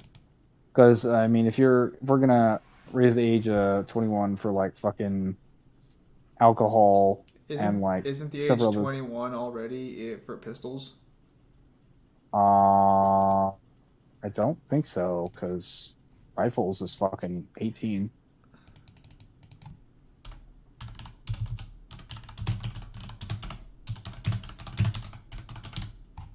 Also, it might be a state thing. I was going to say, I think I literally remember hearing that in California. Because I remember I was talking to someone about this. I thought it was stupid, but I think in California, it's in order to own a pistol, you have to have 21. And a license? No, you don't need a license. What the fuck? Like, you don't need a license to... I mean, you can just literally just have your state ID. Oh, yeah. No license, no background check. I mean, most states don't have a license, don't have a background check, don't have like an age requirement above 18. So you can basically be like wet behind the ears child that's pissed off at your classmates. You haven't proven to the state that you're even like responsible enough to have the firearm, and we have no background for what you're going to do with it when you get it. And then you just go shoot up the school You and do blow away all not your have a friends. lot of confidence in fucking people. I mean, I wouldn't be saying this if it didn't already happen like 1,000 times. If I was saying this and this was something that was like happening like once every 10 years, you'd be like, whoa, what are you talking about, man? Columbine was like 20 years ago. you know? But now it happens so often. I'm sure that one goes it's over like, with people. Well, with it's people. like we actually have an expectation of like a 5 something or like a 2, maybe even like a 5% chance of just dying if we go out to like a public place. Like we actually have an expectation as people that live in America. As fucked as that sounds, we have an expectation that that could actually happen.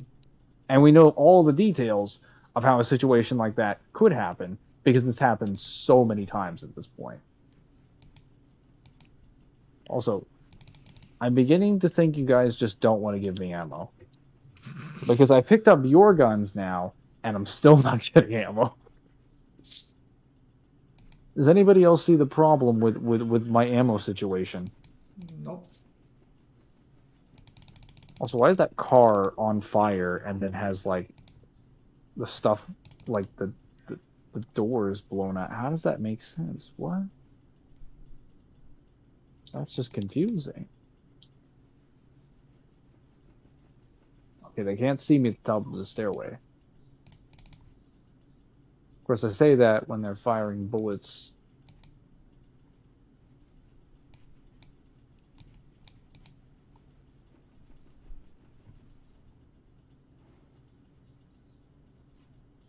Who is shooting me? Oh. There's a loser on the roof. Ooh, I'm done with my project. Oh. Nice. Okay. Oh, you shouldn't have done that, good sir. As a DMC relay challenge still a thing. Not for this stream, but I mean, yeah, I mean, it's still in the works as far as I know.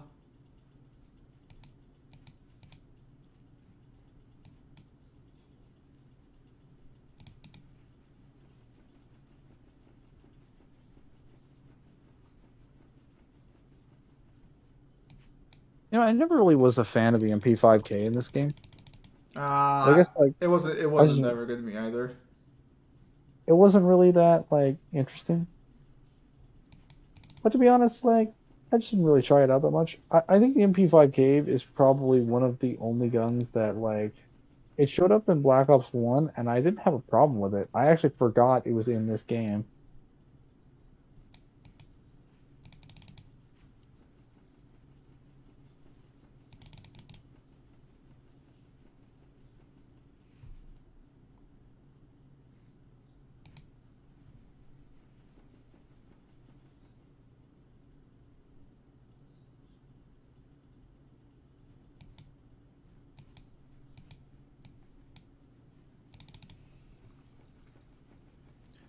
I say when certain guns didn't show multiplayer, especially when they have There's a couple other ones I think.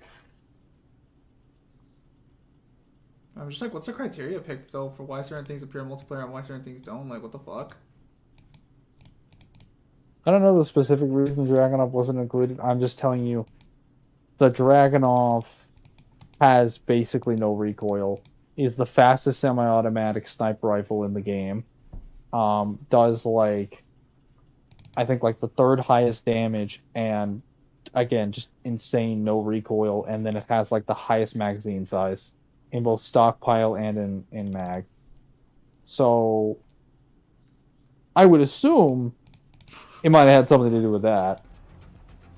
But that's my assumption. Yeah, because Modern Warfare 2 is so well known for its balancing. I'm just saying, if the Dragunov was where they decided to cross the line, I really have to question, like... I really have to question the idea involving, like, things like the Javelin. Like, how was that allowed? Literally created what was known as the Javelin glitch. The Javelin glitch, a thing of utter and pure beauty. To be fair, glitches are things that don't get play tested, so it's like you can't really blame like developers for leaving that in. No. I mean more like, why the hell would you allow the Javelin into the multiplayer at all? Just put in the Stinger in the ATV4 and the RPG, you're good. I mean, can we really get fucking can like we really like fucking get issues with them if like they again like who honestly would have thought the Javelin would have gotten that fucking busted? Oh, you found him. Got the package. Coordinates to find. Bollocks. The skies are clear. Send the chopper now. Command's got their head up their ass. We're on our own. Command doesn't have their head up their ass. Command doesn't want to send the chopper on purpose. Brendan was wondering, like, the reason Command is not responding to them is because Shepard is intentionally trying to find ways to get rid of Task Force 141. Because he knows they are going to, basically, you know. You really can't explain it because Shepard has no reason at this current juncture to be like a traitor at this point because there's no like he gains no benefit from it. So he does because they've already recovered the ACS module. But he doesn't have it yet. They're the ones who have it. No, he doesn't. But he has every reason to accidentally let the Task Force 141 die. Actually, no, they already recovered it because technically they had a. Sierra Delta, repeat. I'm looking at fighter jets over I-95. How the hell did they get through? Stand by, attempting to contact the nearest unit in that sector. I read you. This is 1st Battalion. I find it kind of funny that the satellite people are like, "What's going on, air traffic control towers?" Holy shit! They're fucking murdering all of us. That doesn't sound very just good. like, I'm reading them screaming over the I-35. How the hell did they get through? Dude, if I was working the air traffic control tower and I saw like jets and jets worth of like fucking, you know, private jets just flying in, all these paratroopers drop into the suburbs, I would probably be shitting my pants.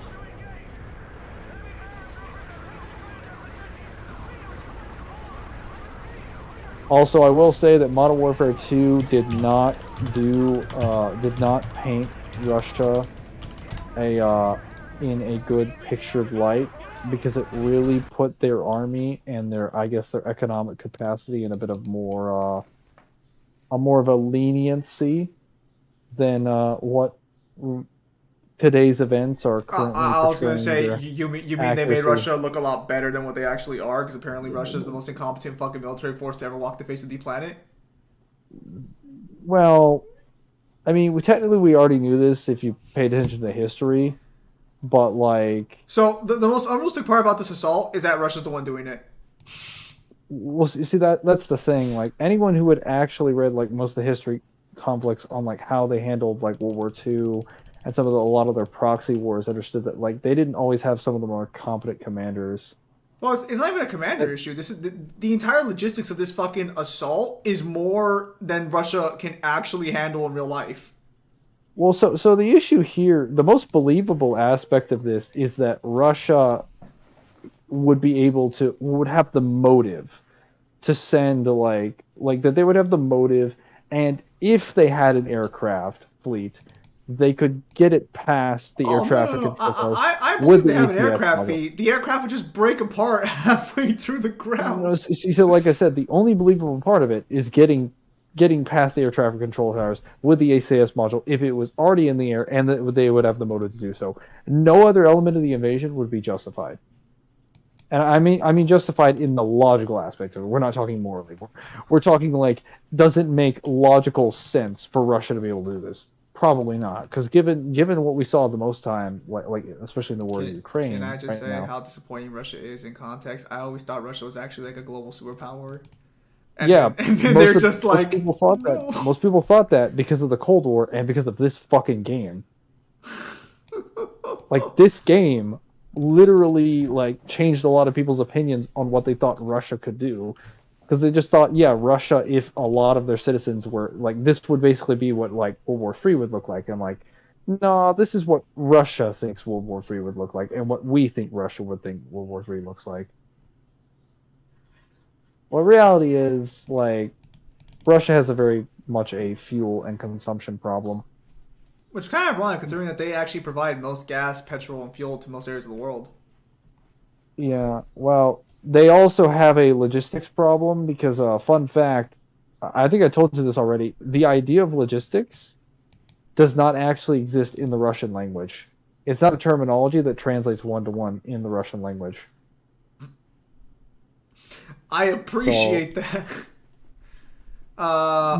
Hang on. Also, how would Russia be able to launch an invasion without any country catching wind? Because if there's a country that's out of the U.S., they would warn the U.S. about it. They actually wouldn't, and this is actually hinted at the start. Yeah. So this is kind of why I said like if it was all over the news for starters,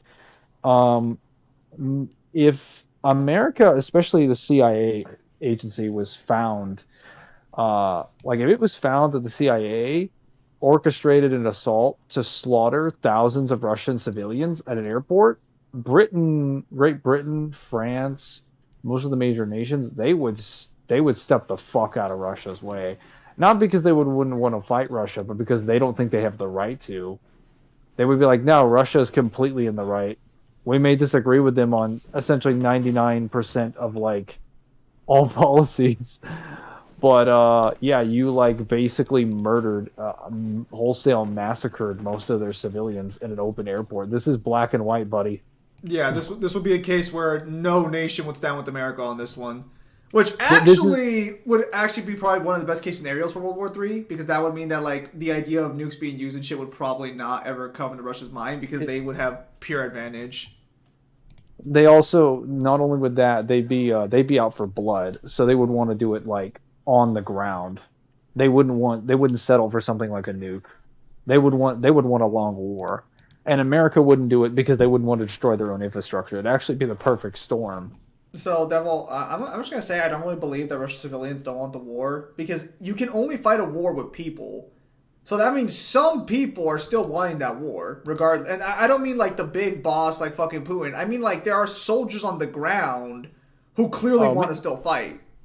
Many people definitely want that war. It's just, it's probably one of the more unpopular wars they've had. This is one of those really fucked up moments where, in honest to God hindsight, because a lot of people will tell you something like, oh, you know what, the only wars that have power are, the ones we give, it's like that. But Russia's war against the Ukraine is literally a perfect example to actually prove that is true. If, like, the people of Russia just didn't want to fight, congratulations. There is no war anymore. You can go home now.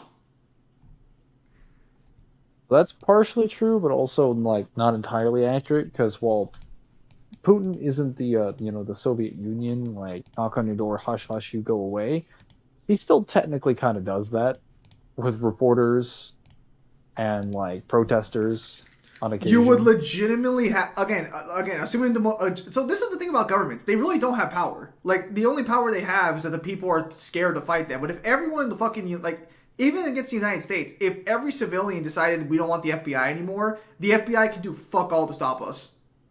We literally have too many numbers, and that's assuming the FBI would even try, like their own people even try and kill them. We're not organized. So okay, that wouldn't be practical or reasonable. I mean, nothing in life is reasonable. We're talking about a level of reason that we couldn't even possibly fathom here. I don't know, man. Funny thing about life, that shit kind of just happens. Wait. Did this guy just bring a full truck and then only like 2 guys got out? What the hell? Accurate Russian logistics? What? No, seriously, like I'm just sitting here like, where's the rest? Okay, there was a time in China where it was split between 3 kingdoms: Wu, Wu, and Shu. Wu and Shu were supposed to have an alliance to fight Wei, but since Wei was the one trying to invade them, 1 point Wu. Look, I'm just saying the idea that like all the people that like the people are against the war. I've never really been like. I mean, maybe it's true. I've just never really believed it because like you have all the power to stop the war. I think at least over a third of Russia is currently against it. Yeah, probably. That sounds more realistic than saying like, "Oh, the people are against it." No, they're Like, not. keep in mind, most of Russia doesn't even know there is a war right now. Like, they're actually like their current internet services and things are being controlled by their government. So a lot of them, much like China, have their information being extremely heavily regulated. Now, Hey, some of them are. hey, hey, hey! Do not talk about the CCP like that.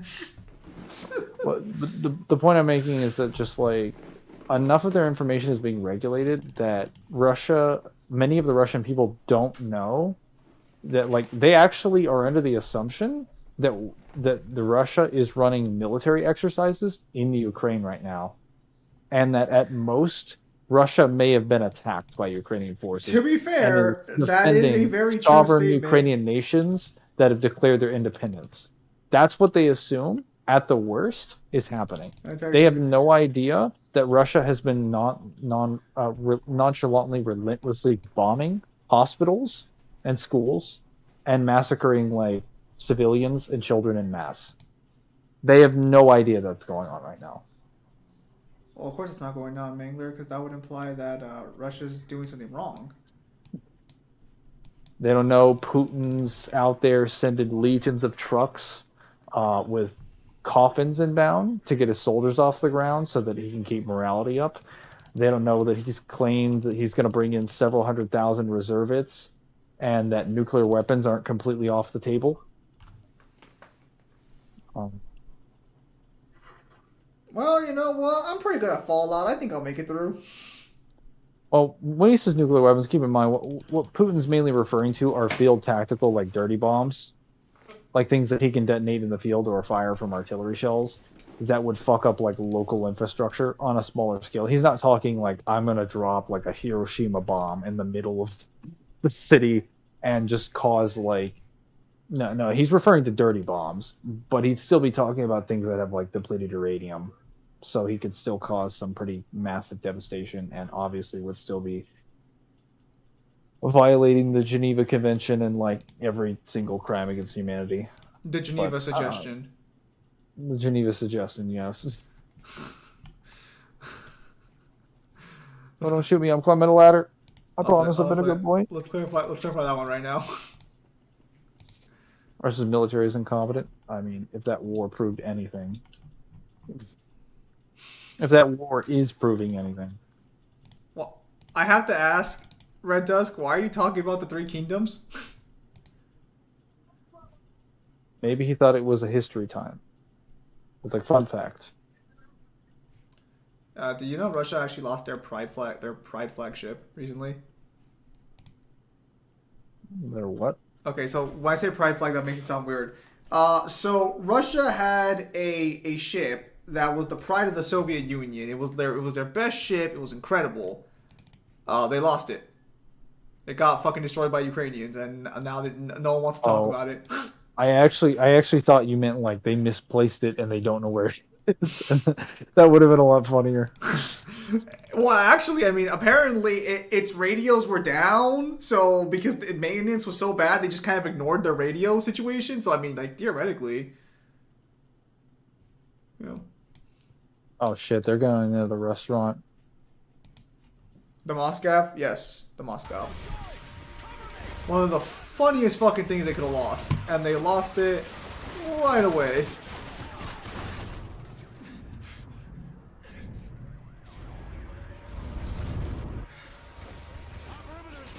Oh man. What's wrong?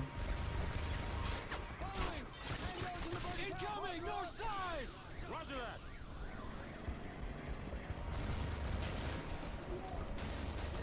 Choose the very line of who's right, who's shoe. What? Okay, hang on. Okay, so those time in China were rules for two kingdoms, we won't shoe.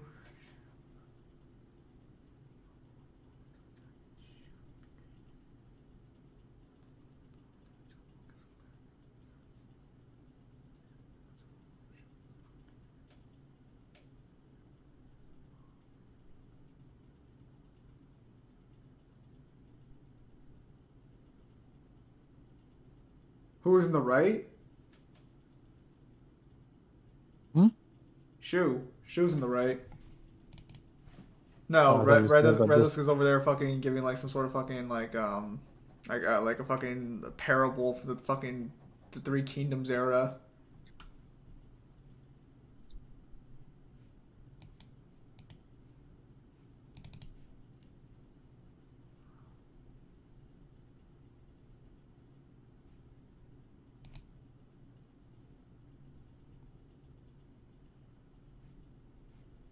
This entire mission is just like Homeland Security, which is then just survival mode.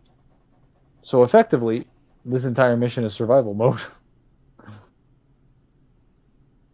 Sounds alright. Man, I had the wrong dub for the Kingdom lol. What the hell?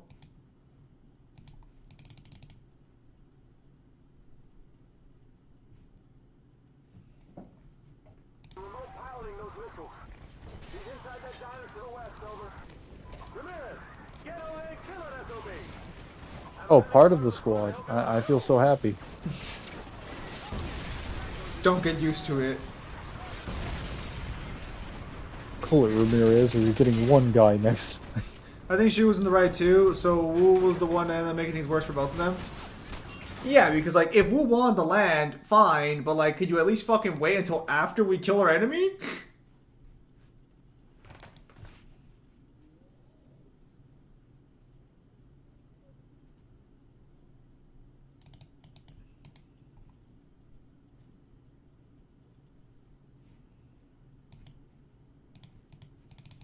I mean, yeah, like that's why they were able to bring it down, but like it was clear, like it didn't just fucking break apart on its own. It clearly got shot by a Ukrainian missile, which I think Ukraine actually confirmed.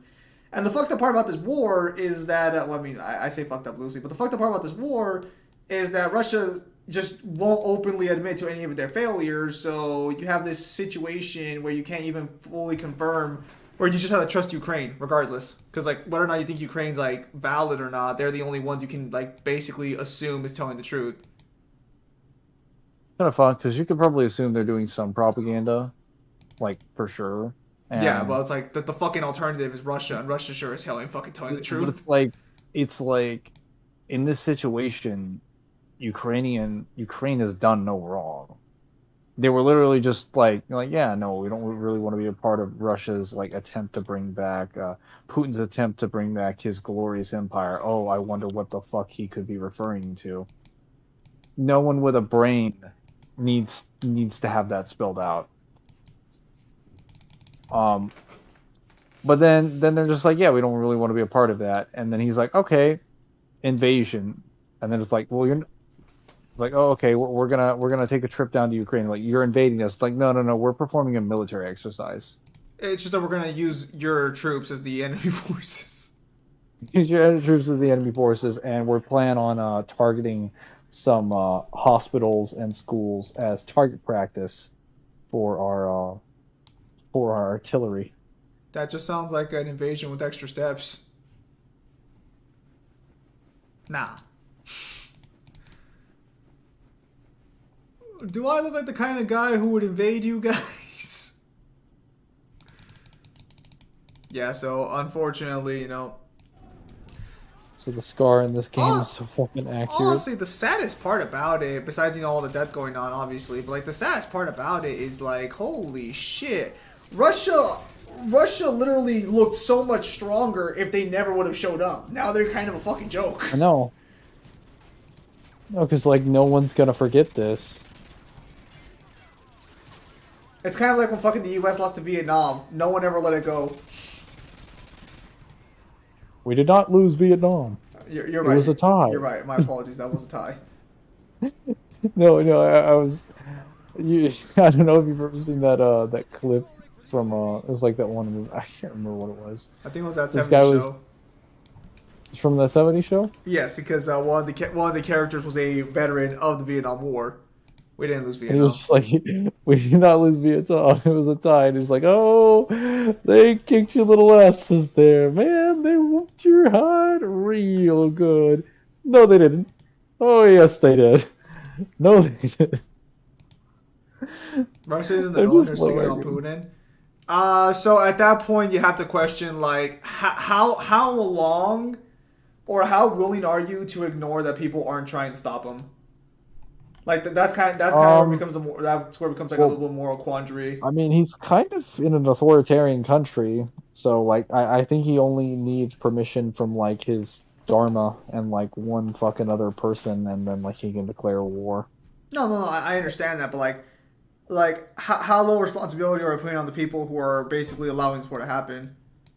I would assume like a lot, because they probably assumed he was gonna win.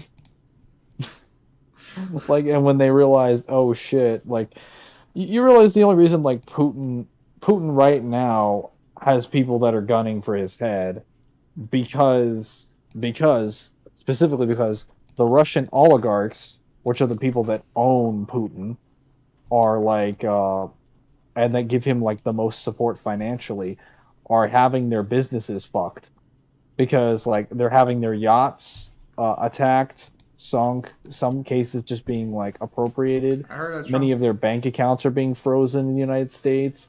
They're being like held up at Russian embassies. Like they're not, or U.S. embassies. They're not having a fun time.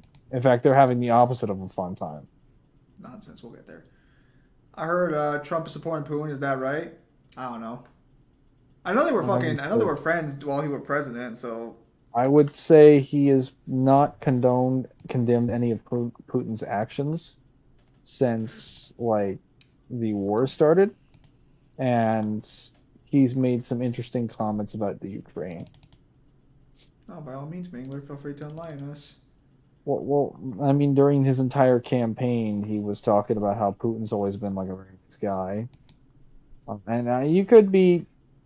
He's been very strong as a leader, and you could be. Oh wait, the controller. I was like, who the fuck? Who's yelling at me? You could say that like, hey, maybe he's referring to him in like a like a private manner, like a social one, but I'm pretty sure he's been addressing like his policies as well.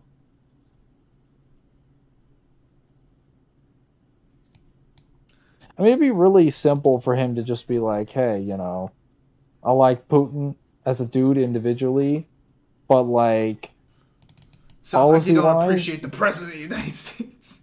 well, policy-wise, it was kind of fucked up.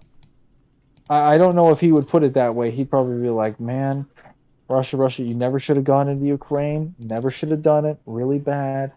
Bad idea. I wouldn't have done it. It's something.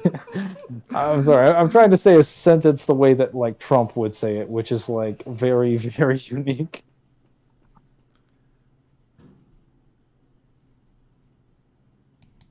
No, I'm not going to regroup. I'm going to keep firing this Predator missile because apparently it has run out of fuel.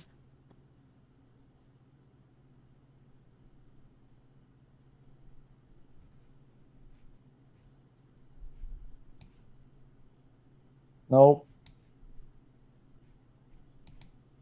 I'm sorry, Sergeant Foley, but do you not see these guys sitting out here? These are enemy targets, and I will deal with them as we deal with enemy targets. That's how they deal with By it. dropping Predator missiles on them. Seems a little violent.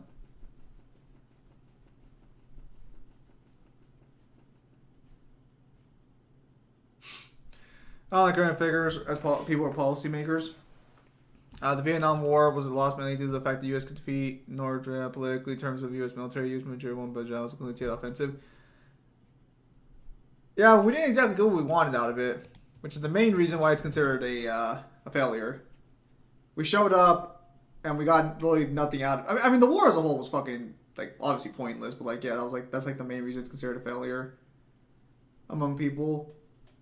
You know how we lost momentum in Vietnam, right? Like how we the reason we couldn't like take any ground. Well, that would imply we lost the Vietnam War, but we didn't do that. Of course. No. We left on good terms. Not the same thing. They have McDonald's now. They're happy.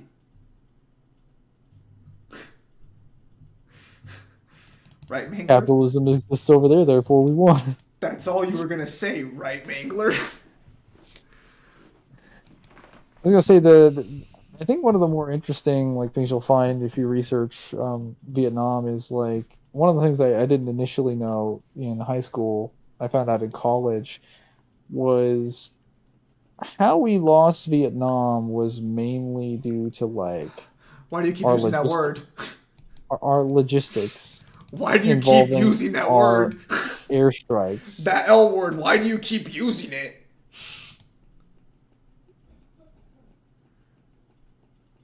Cover me, he says. When I have predator missiles. Oh, look at that. What if I just dropped a predator missile in through that?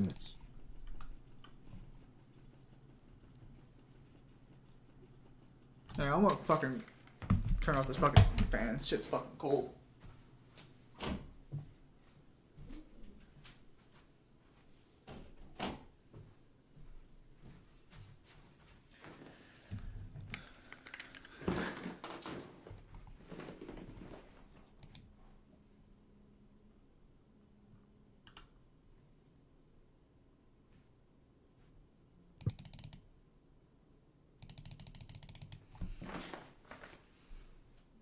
You just can't invade North Korea? Sounds alright.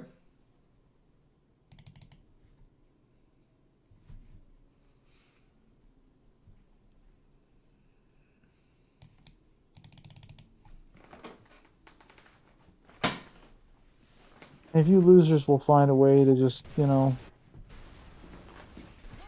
do your job, that'd be nice. JFK was last real liberal. Actually cared about his country. Unlike all these new people.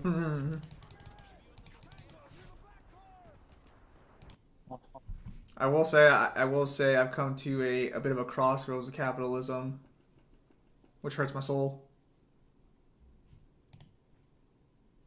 Okay to accept that things can have faults and that you want to improve them. Well, the problem is that I can't improve it. I mean, you can fix flaws with capitalism. Well, no, because like so I was watching a video talking about because I'm an open-minded individual, so I was watching a video called "Countering the Most Consistent Complaints About Socialism," and I was like, all right, let's hear this out. And he brought up some really solid points that kind of caught my attention. Number one, capitalism goes against automation and machines taking over jobs, which means that people don't get more free time, which means that people can't do more shit. Now, I don't like that. Yes.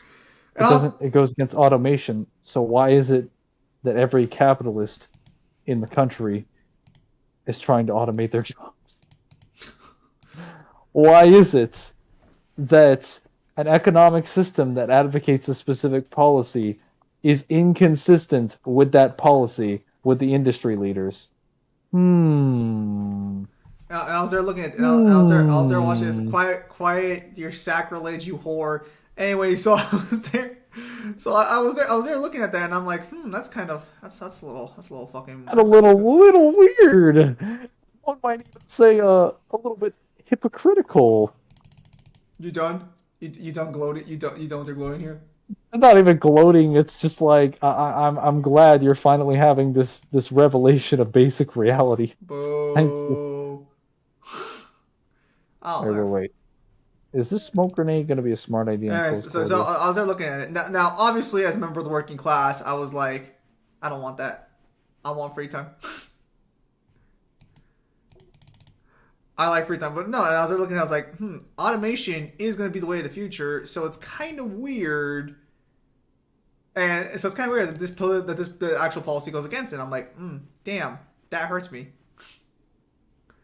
It's like, that hurts me because I know Mangler's just over there in the corner just being like, that's right, breathe it in. I mean, I accept automation is eventually going to be the future at some point. I'm just saying, like...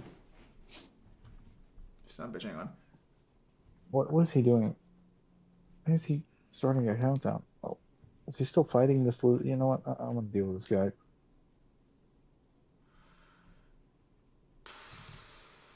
Are you guys going to become a problem? No. Did you hear the different freaking fast food eventually feels out of place? Well, you're not defending the fast food joint. What you're specifically defending is the location as a like a position to hold against the enemy. No, nothing's secure. I'm being shot in the back, you asshole. That's pretty scared me.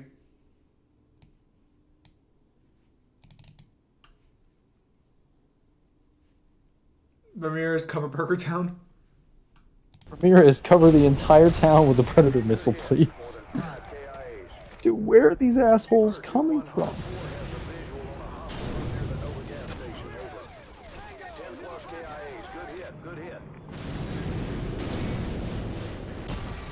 That's a direct hit, Hunter 2-1. Keep up the fire.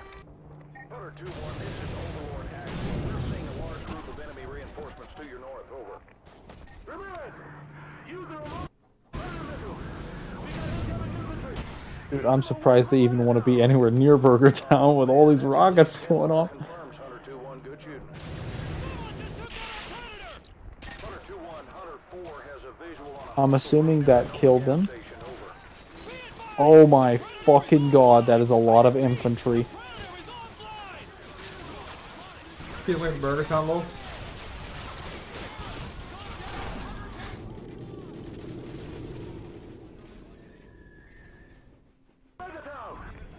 Oh man, that's at least 10 more confirms Hunter 2-1. Good shooting. Right. They took out a Predator, but I killed one of the groupings. So I cut their strength in half at least. The Predator is offline! I repeat, the Predator is offline! Did the Russians finally realize it wasn't a good idea to give us like a remote-controlled like UAV? Don't really think it was their choice to begin with, to be fair. It wasn't, but they finally realized, wait a minute, why is our UAV killing our own troops? Why has it been killing our own troops for the last 20 minutes?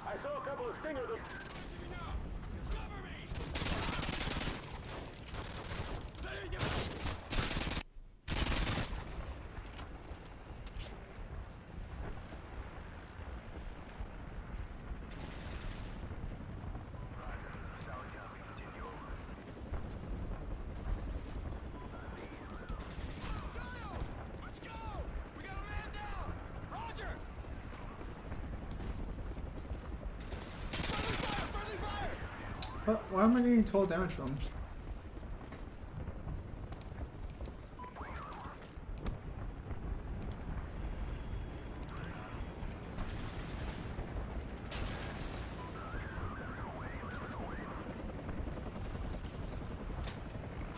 Also, Rush, is there time for a burger?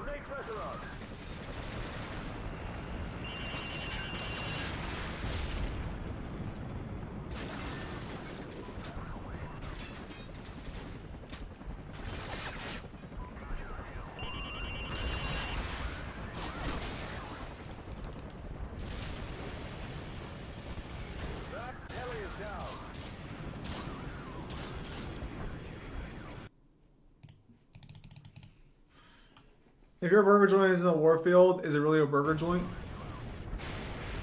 Very true. Hey man, sometimes people need burgers, even when in the middle of battle. Hunter 2-1 relay from Goliath 1. You've got an enemy helicopter loaded for bear approaching your area. Over. I would take down the hero, but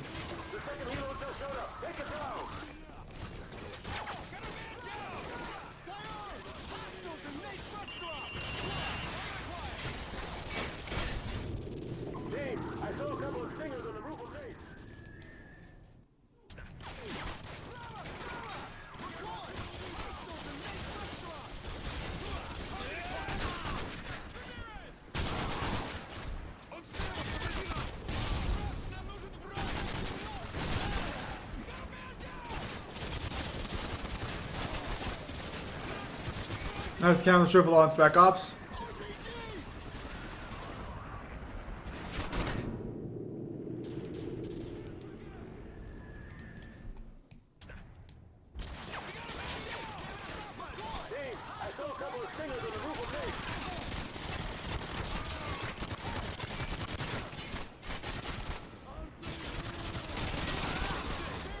This is cleared.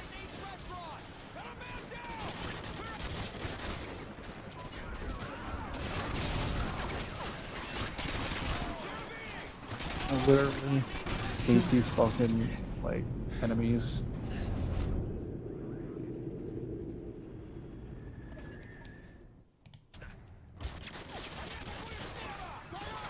I saw a couple of stingers on the roof of Mace.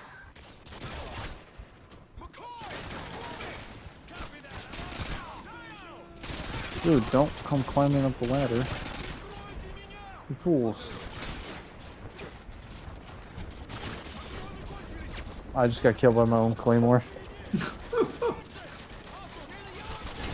I apparently didn't read the...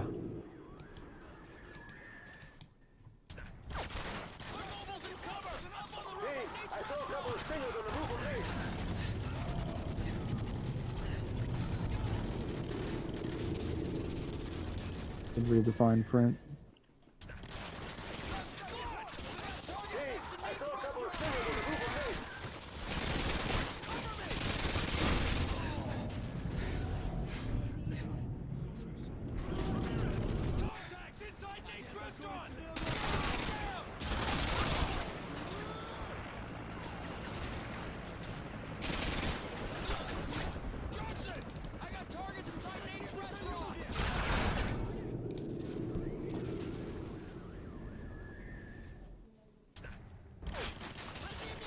Modern 2 Claymores did not play around.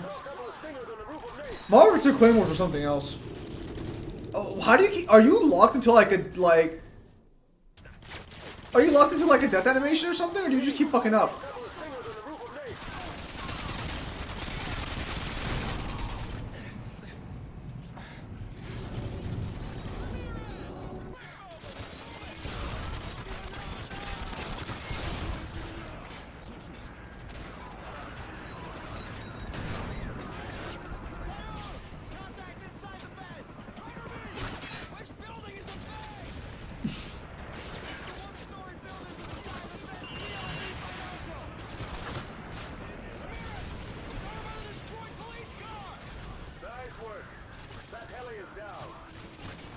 The fact that like they can even survive in these conditions is kind of absurd.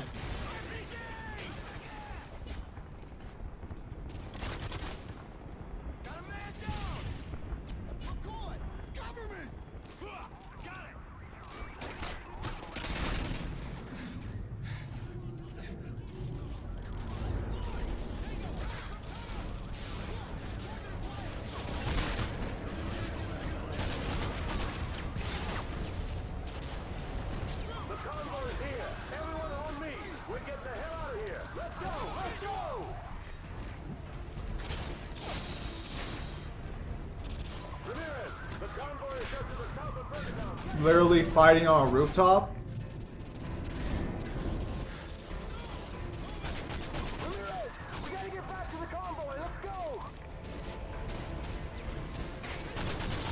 Virgil has better adaptation, so he'd be able to figure out her flying style first. Also, his healing factor literally just basically fucking extra flying style. You got the high ground. They have airplanes around them, and they have no support whatsoever. This is a terrible position to be in on every level. Also, how does Russia even have airplane, like helicopters moving in at all in this fight? That would have required a the Navy to fly in. Well, we do know that the Navy does get here because in Modern Warfare 3 we I think we assault several of their naval ports. Or their naval ships. Their carriers and subs when they arrive, I think, on the LA coastline. So, well, not the LA coastline, the East Coast.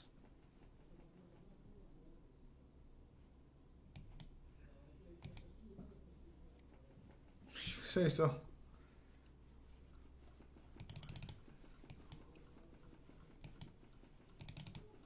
It makes it sound like we didn't just kill every single...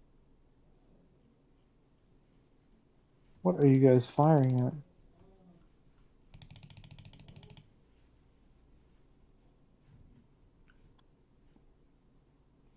What did we secure exactly?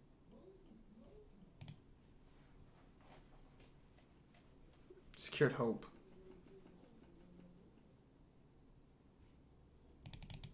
I would actually argue it's not a lucky day if your family's in Arcadia because they might just be dead.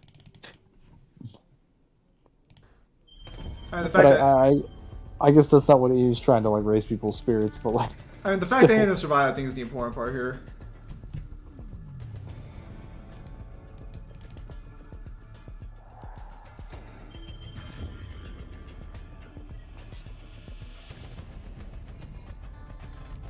We're sorry. All lines are busy at the moment. Please hang up and try your call again later. We can't get anyone on the horn. War has been drawn to the shores of the United States. Troops already stretched to the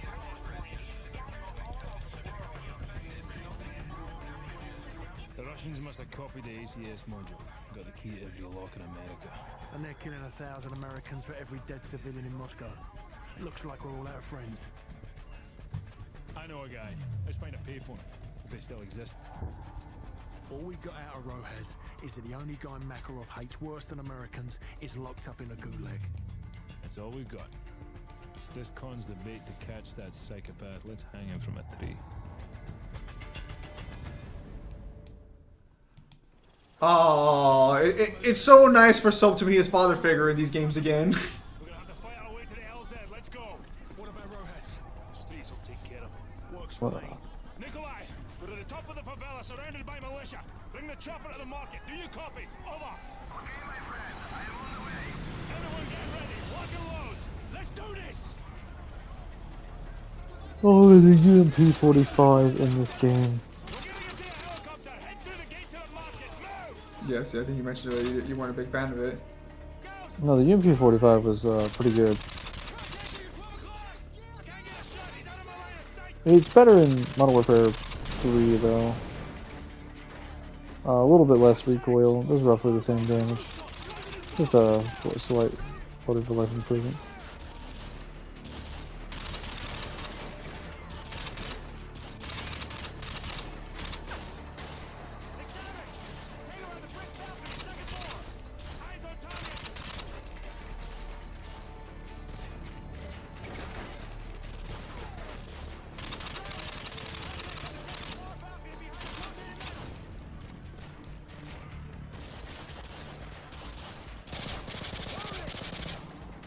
Tango's moving in low from the southeast. Because otherwise, that's just gonna knock them out first. Yeah, the Virgil wins.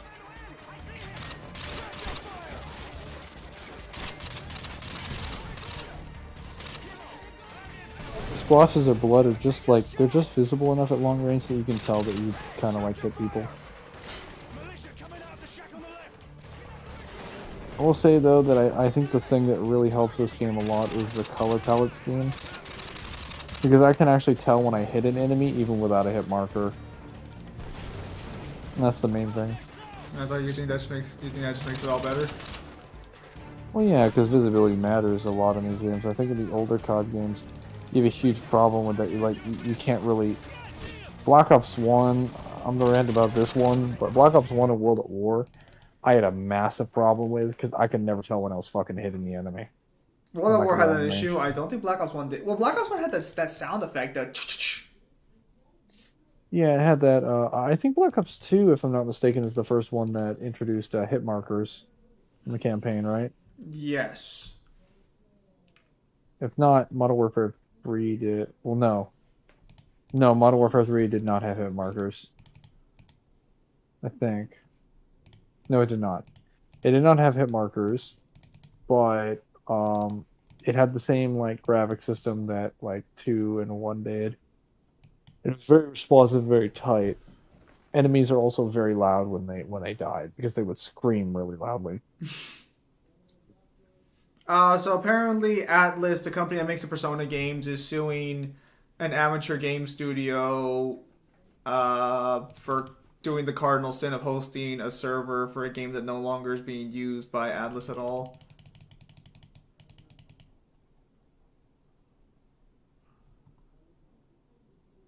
Sounds like a Nintendo move. I mean, that's what one was saying. Is like, it's like fuck, Nintendo shit. But then someone was like, no, not even Nintendo goes that far. That's wrong. Nintendo would definitely go that far. I know. Also, Melee, like literally one of the biggest phenomenons in like the fucking world. Like you can love it or hate it, doesn't really matter. Like it's been like not supported by Nintendo since after its release, since Brawl came out. So Nintendo loves shitting on old games that they made. The way you say it, it's like, oh, trust me, Nintendo has no issues there. I don't know. If they're not making money off of it, like an immediate like money stuff, then like it doesn't matter to them.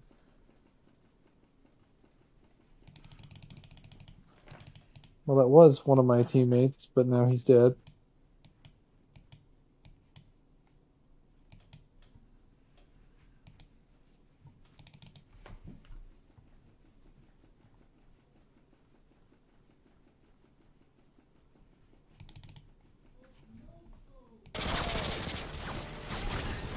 The chat.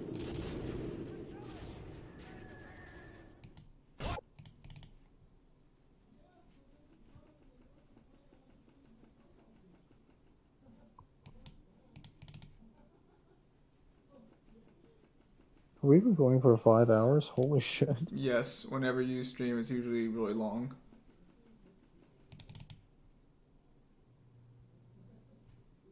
What are they talking about in the Discord chat? What do you mean? I'm getting out of it?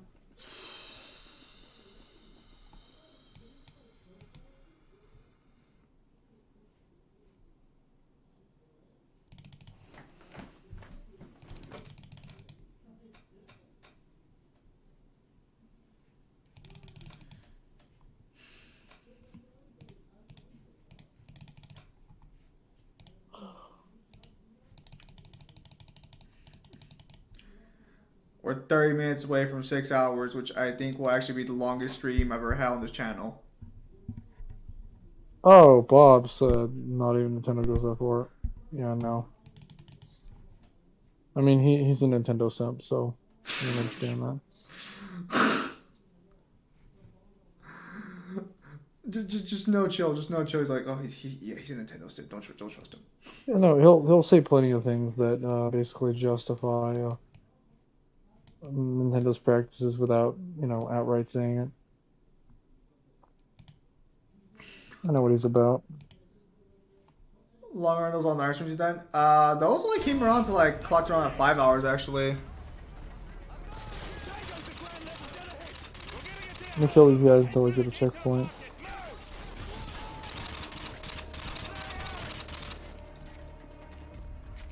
I've never actually used the right side here. Contact! Got mobiles on the rooftops, closing us far from the south! Tango's moving in law from the southeast!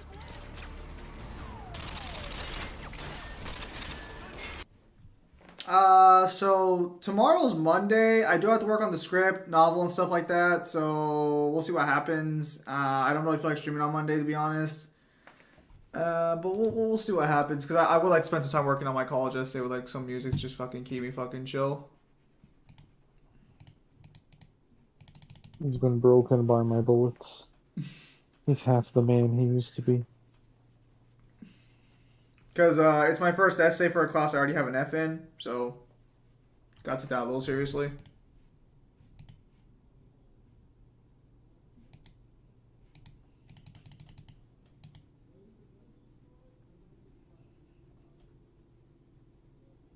If you need to put streams aside for a week or two, that's fine. I'm in no rush. Oh no, the essay's due by the end of the week. Oh. No, I mean, like, I just want to, like, get the... So, I mean, it's not due till Friday. I just want to get the rough draft done tomorrow. It's only a 2-page essay. It's not long, but I don't want to, like, rest on my laurels on it because I can't trust this teacher at all.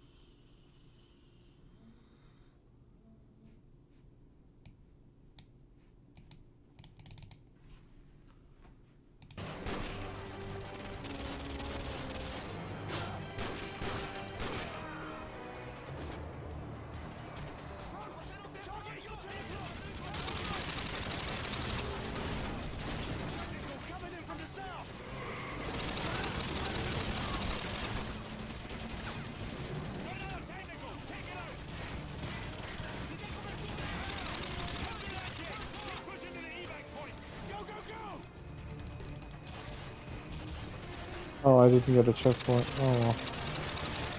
I'm so tired right now. On Act 2 already?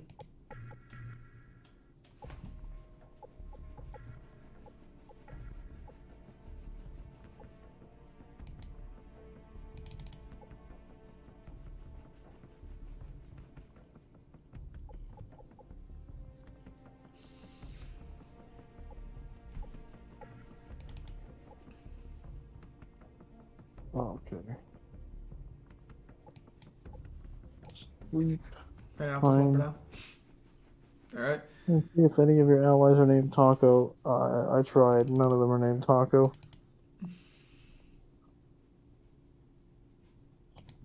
Oh, Sugar.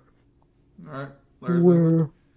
I'll go ahead and end the stream there as well, since this was mainly, since we were there long enough. So with that said, ladies and gentlemen, thank you guys for your time as always. Have a nice day. I'll see you guys on next